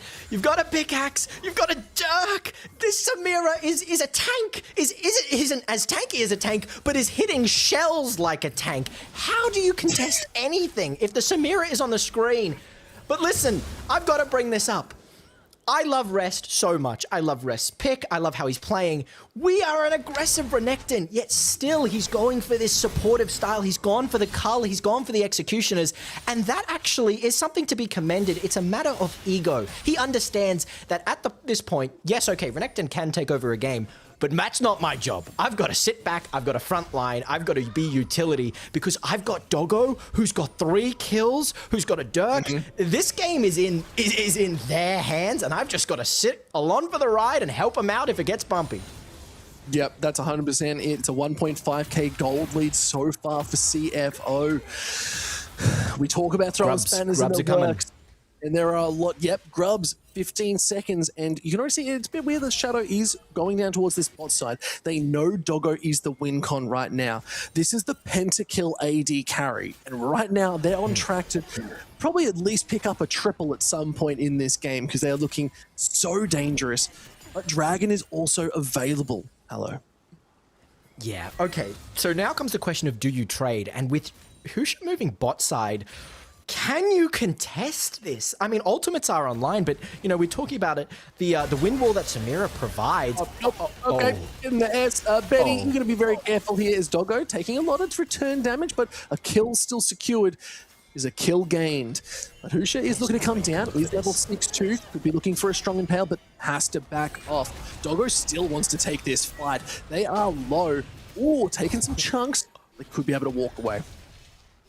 Yeah, and I mean, with a kill like that, there's no chance. I mean, you do have... The Samira is low, and you could potentially squeeze out a dragon, but Skarner is not a fast objective taker. He really isn't. So it's going to buy... There's going to be a lot of time as we can take a look at what happened down here. An aggressive step up from Kaiwin, opening yourself up. Did you see that cleanse from Doggo on the Enchanted Arrow? A beautiful little play there. It was barely had any effect, and they do get that Skarner collecting that dragon. But, I mean, Doggo's now 4-1. You're trading for the Grubs. Grubs not as useful for the side of CFO compared to the dragons, but once again, you're still smiling so much with this fed Samira Collector online. It's a boon, that's for sure. Yeah, look, I think you can definitely trade the Grubs. It's not the end of the world. GZ obviously looking to stack these dragons instead, but Grubs regardless for both these sides. Like, we are seeing Rest get consistently pushes in. If you can hit the tower a couple times, those Grubs are going to be putting in the work. And it's always better to have Grubs than not have Grubs. You know what I mean? Like, it's always nice. It's a good thing. Getting the passive off is always good. So we'll have to see now with Pound's looking for a bit of a fight. I don't think Uniboy took any damage. Yeah, this is it's such an interesting pick, the Silas into Galio, because it creates this sort of stalemate where if Galio decides to go help a team fight, Silas can just do the exact same thing. Oh, stuns are good. World Ender is being used. Stun always confirmed, but Yizhang's just gone. There's nothing you can do, and it's picked up by Shadow. Dominus was used as well, but this game slowly, not even slowly, is just getting out of hand as it's a 2.7k gold lead here, Hallow, CFO. Yeah, and CFO have pretty much all their sums up. They want to take as many fights as possible, and they can just afford to look, honestly. I mean, I see this Galio slightly roaming in the bot side. You know, yes, getting some vision, but has the potential to come in for the hero's entrance. Even if Galio comes in, if played perfectly, not actually by Doggo, but by Kino, they can 2v3 with ease, and Doggo can clean up 3 kills. So it's a really messy situation where Uniboy is finding it so hard to find an angle. And yes, okay, this lane is going okay, but the impact that the Galio pick that you want to have, it's hard finding a foothold. The slippery rocks have changed to the other side, that's for sure for GZ. Yeah, I've never really liked walking on slippery rocks. Usually I fall. So we'll have to see how that's going to work. It's actually not me walking on the rocks, thankfully, so yay. But still, game's going forward. Little chicken's been taken. Not the end of the world, but Shadow is probably going to find a Scorpion waiting in a bush. Usually find them underneath a rock, funnily enough, but who knows? Do we have Scorpions in Australia, Pike? Is that a common thing? I think so. Sure. Pretty sure. In the desert? I imagine we do, and I'll tell you this much. Surely we have them. But this Scorpion has got his Heartsteel online. Gonna be starting to pick up some tank items, gonna be a bit more of a pressure absorber. But once again, yes, okay, you can absorb pressure, but if you're not outputting damage at the same time, all you're doing is giving the Samira more stacks on her passive. So it's really a matter of the game is in Betty's hands, and we need to be, for the likes of GZ, we need to be playing through Betty, or yeah, honestly, Betty is the key to this game. Usha being taken as the Crystal Arrow does go forward, but Usha just getting smacked every bit of damage. Hero's entrance is coming forward. Oh, untaken, but no, Doggo picks up the kill, has the essence to go forward, looking for multiple members. The Trigger Inferno gets the double kill, and it is just looking even better for CFO. The Reset City is good. Doggo is getting stronger and stronger as the game goes forward. But there was no objectives on the board. No, so it's just honestly, it's payday for Doggo, really. This is just not a pointless fight. I mean, we did collect that Gromp. It was a rough fight, that's for sure, and especially because Betty was decently far away. We can't stack up that lethal tempo. We can't even enter, because take a look, Doggo has a big ol' S. You can't enter this team fight while that is occurring. So we can't back up Uniboy. We don't have the necessary reinforcements. This gap, and now we're looking at a 1.3k gold lead for Doggo, Pike. Look, they've already picked up the BF sword. They've already picked up the boots. I think they're making their way to an IE. Do you think an IE second could be the answer? I think it is a crazy answer. It is a risky answer, and it's the exact answer that Doggo is bringing. It's the confident answer, and it's the answer I have and everyone wants to see, and I truly think that is going to be an IE. Something that I said in the draft that I'm a little bit sad of is this top lane hasn't seen much action, especially when we're picking an Aatrox, but it's just back and forth. I'm gonna heal, you're gonna heal, the Conqueror's, the Grasp is gonna heal the Conqueror, and it's been a very peaceful one, but peace is not something akin to the bottom side of the map, as we might be looking to fight again. Yeah, Kino is already pretty low, but Husha has to be careful as the TP now coming back in. A lot of damage coming out. Doggo wants to get it, but the Impale is really good. They can lock down Doggo. It should work in their favor. But no, Doggo does not care who you are. A double kill once again keeps them alive. They are 8-1, looking so fierce.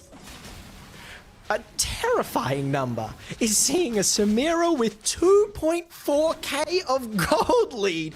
There's a chance on this back. I'm so interested. Let's see this back. It's the pickaxe. It's the cape. That's an IE getting built before our very eyes. And what occurred there, by the way, is exactly what we talked about. Yes, okay, Skarner got a great Impale off, but not before being the sponge for this Samira. Watch. Okay, sure, we're very tanky. We're a lovely Scorpion. Boom, we got the E rank. On that first hit, boom, it's coming again. We can just keep stacking. There's the D rank. Stack, stack, stack, build it up.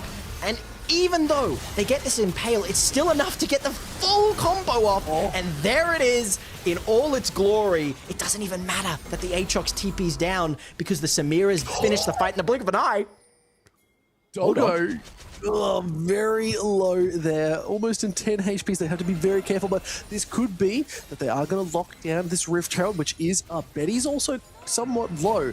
Shadow's in the wings, so is Pout. They could look for something here. It's 5 members strong for GZ. Looking at this Rift Herald, see if they can make the play work for them. Fun fact, before we get into this play, there are actually 100 different types of Scorpion in Australia. Just have to get that out there. Wow. But now, the Rift Herald is being looked at, seeing if the damage can be good. Crystal Arrow does hit Husha, but Rest is on the backside, looking straight on Betty. There's nothing you can do. The hero's entrance is good, but Rest has the damage. Once Skywing, the slice and dice is good. Here comes Doggo once again. Fierce form picks up another kill. They've gone godlike, and now they're looking to pick up Husha. CFO, they're running away with this game, and it's a double kill again. Doggo does not care, and CFO, they're running away with it.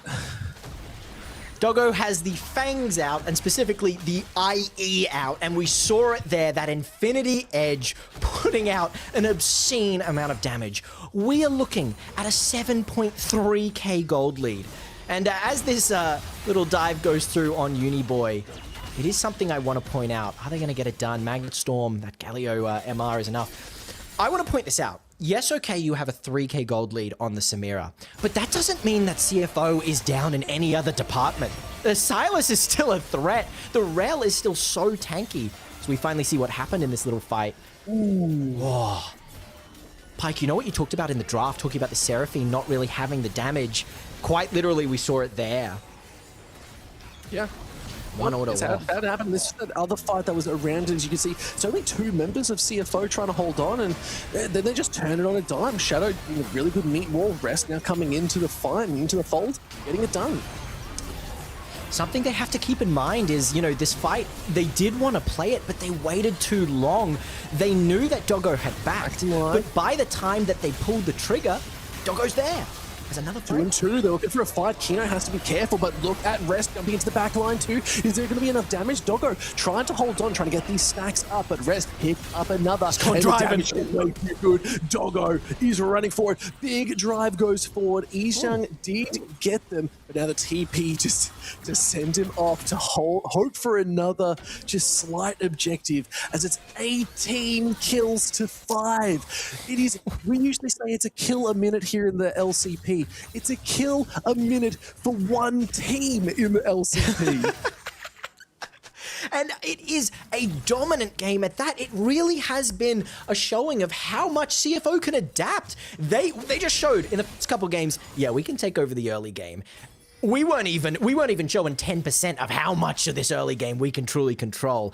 Doggo is off to the races, truly. Pout is in almost every one of these team fights and putting in the utility and the attention that Doggo needs to then sweep house.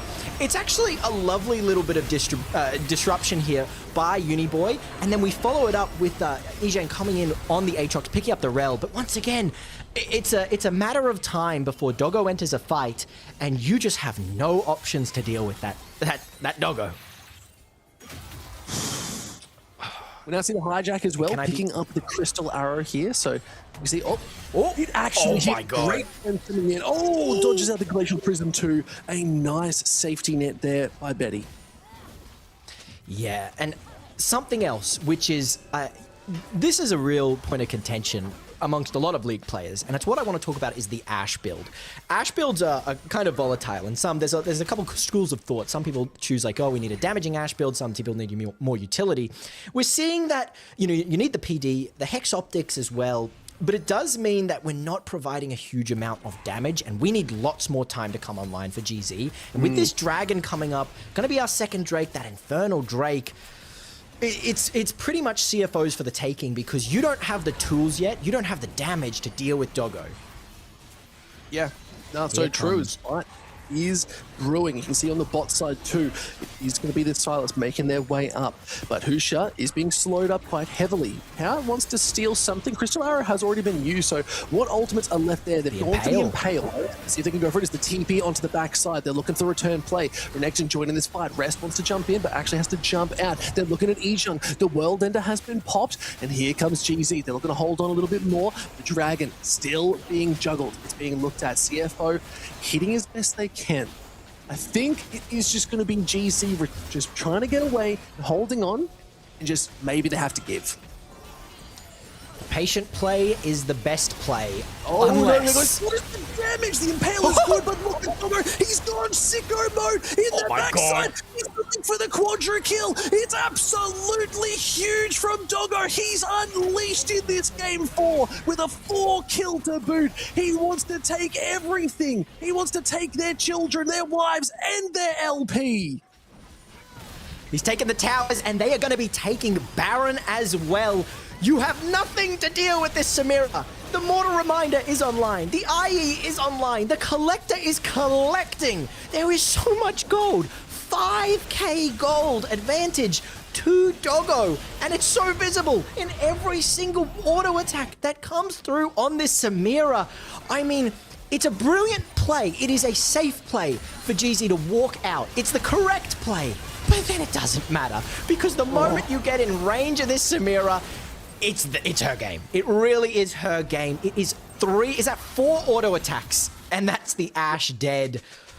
It is an insane push potential with this Baron as well. Look at the damage. Wow, look at that damage. 7k damage, Pyke. 7k damage.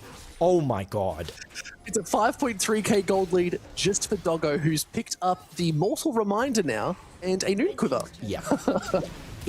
Listen, so that is... Oh my god, no. You're not going to get a chance to talk. Husha has to flash out, but straight on in, Doggo picks up another kill. Legendary status is just being maintained as the Encore is now being stolen away. Yizhang off to the side, but being spotted out on a ward. There's just nothing GZ can do. The Encore hits, but they're not going to be able to follow it up. This Baron play is looking so good, but there's the fight. Rest on the backside. They want more. It is Red picking up Betty. Hero's entrance is going to land. Trying to get a good taunt off Uniboy, trying to keep them in line, but Doggo does not care. He's absolutely huge, and he's going to go 18-1 in that last fight. Another double kill. This Samira pick was undeniably the dark horse that is going to solidify a huge series win here for CFO. They got taken out in that first game. It was looking so good, but they will not stop, and the unique picks are all too good here. Hello, 27 kills, 16.7k gold lead at 23 minutes. It's 23 disaster. They do not care, and they will end this series with a bang. What a game! That was a bang! That was a nuclear bomb that Doggo just dropped straight onto Ground Zero's head. It is a mastery, a collection of mastery of champions. It's a collection of mastery of macro, of micro, and I want to say a mastery of drafting by CFO tonight. These last 2 games showed the potential that CFO have and the true skill that they contain. It was a rough, and I won't lie, it was a rough first couple games. It really was. But they learned, they adapt, they survived, they held on, and they grew into a mountain that Ground Zero just could not overcome, collecting these early game leads and transferring them, holding onto them into an unstoppable snowball, which every member of CFO is a part of. What a game. And absolutely, we just saw there GZ taking a bow as they will not be able to make it back into anything as they did lose out. It was a rough turn of events, but wow, Rest, you know what? You're an absolute demon up in that top side. Shadow 2, he's got news. He's like, it's all good, guys. Do not stress.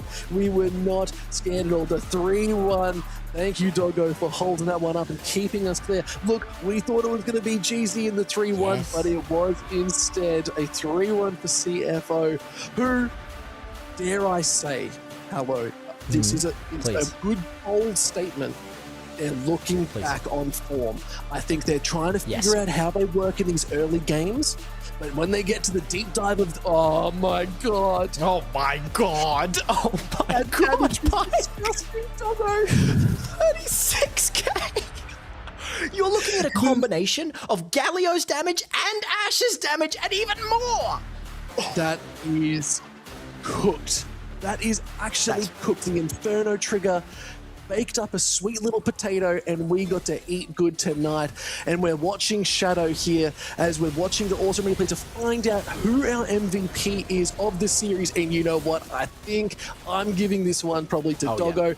I don't get to pick, and I think it is because that Samira for performance outshines anything we've seen all week. An absolute stud muffin there, picking it up. Even the Vayne game and Dilution, it was aggressive, it was nasty, and the Corki game too. We cannot forget getting that final dragon, securing that win. Doggo, take a bow and hold your head up high. You were looking absolutely fierce. There is a reason that is seen amongst all ADCs as one of the best in the LCP, and this game, this series, is proof of that. See, the thing is, you can play ADC well, and you can play, you know, maybe you can play, the Lucian well, maybe you can play the Xayah well. Doggo can play every well. Even these incredibly unconventional, rarely seen over the Corki. What can't this? Look, and that's exactly it. He is breaking up. Look, he's doing a really good job getting everything done, and every single fight here is just so hard to deal with. But we're watching as well. The Galio Uniboy was trying to make this work, and this play, it looked like a bit of a redemption. Doggo dying here. You could even tell their reaction was not what they wanted, but they did get the wins. It was enough, and you can see the disappointment going, not again. But they came back strong. They came back good. Hello, there's a lot to break down here, but we only have so long. But this is so back in a really good position and willing to try something different. It's really nice to see. If we're getting mages back in this bot lane, why not throw something else at the wall? And you know what? It's sticking. Oh yeah, and I mean that's the fact. It really is showing you that yes, CFO is back in form and really dominating because we're not just playing those classic picks. We're in form in every aspect, and it is the perfect counter to these majors, bringing in these unconventional picks that these other teams aren't truly aware of, and they don't know how to shut down and how to stop. And it's just Doggo's playground. It's Doggo's henhouse, and all the chickens are at the mercy of this ADC giant. Yeah, look, sometimes the chicken's going to come home to roost. At the end of the day, every single member of CFO was playing so incredibly well. Shadow having a fantastic performance too on these junglers. Look, you can't win all the smite fights, but just enabling the team was so big. Kino, this was the support one. Play too. Kino played so incredibly well, and if I was going to give the MVP to anyone else, it would definitely be going over to Kino too. The support plays they made, and even at the start of this game, this Rel getting so much agency on those flash knockdowns, they just looked so good. And honestly, as the game went on, GZ just had no answer. They couldn't do anything, and fair enough, like it is bound to happen. But there it is, today's results here. Hello, it is going to be the 3-1 to CFO, knocking GZ out, and well earned. Absolutely. I think this was a real hard-fought victory, but a well-deserved one without a single doubt in my mind. Every player of CFO on form, learnt, showing off their skills, flexing their muscles, and in the rightful spot at 3-1. I mean, this was a showing of how the day went. We had our predictions. We thought about what the draft was going to be. It's completely different. And now CFO coming clean, 3-1. Looking good, which does mean the next best of 5 we're going to be seeing is the 2-2 matchup. It's going to be DCG versus GARM, which is going to be an awesome series because DCG, they had a bit of a rough time. Like, they lost out to the Vikings in that best of 5, but went all 5 games. But GARM doing a good job just taking out DFM. So I'm excited to see these two teams battle it out on the Rift once more. So Thursday, guys, you'll be joining me as I come back for the cast for this series, as I think this could be a big one. Who would you put as the winner for this one, Hello, real quick? If I'm honest, GARM. I love GARM so much. I'm a GARM supporter. I'm going to go GARM. Is that crazy? Is that wild? No, it's not. It's not. I'm a big fan of DCG. I'm a big Florin fan myself, but you know what? Garm's been looking really on point. I can't deny that. So you know what? There's a lot to go down and break down, but we're going to have to do it next week. Now, hello. That is the end of the show. It's the end of the night. Anything you'd like to say before we close it out? No, I want to say thank you so much for having me. Thank you to all the players. Thank you to everyone involved. This was such a fun night, and I'll treasure it forever. Mate, well, thank you for jumping on. It was an absolute joy casting with you tonight. Maybe we'll get you back. Who knows what the future holds? But from all of us here at the LCP production, viewers, and myself, and of course, hello, thank you so much for watching. We will see you next week on Thursday for that DCG versus Garm. Until next time, we'll see you on the next adventure. Good night.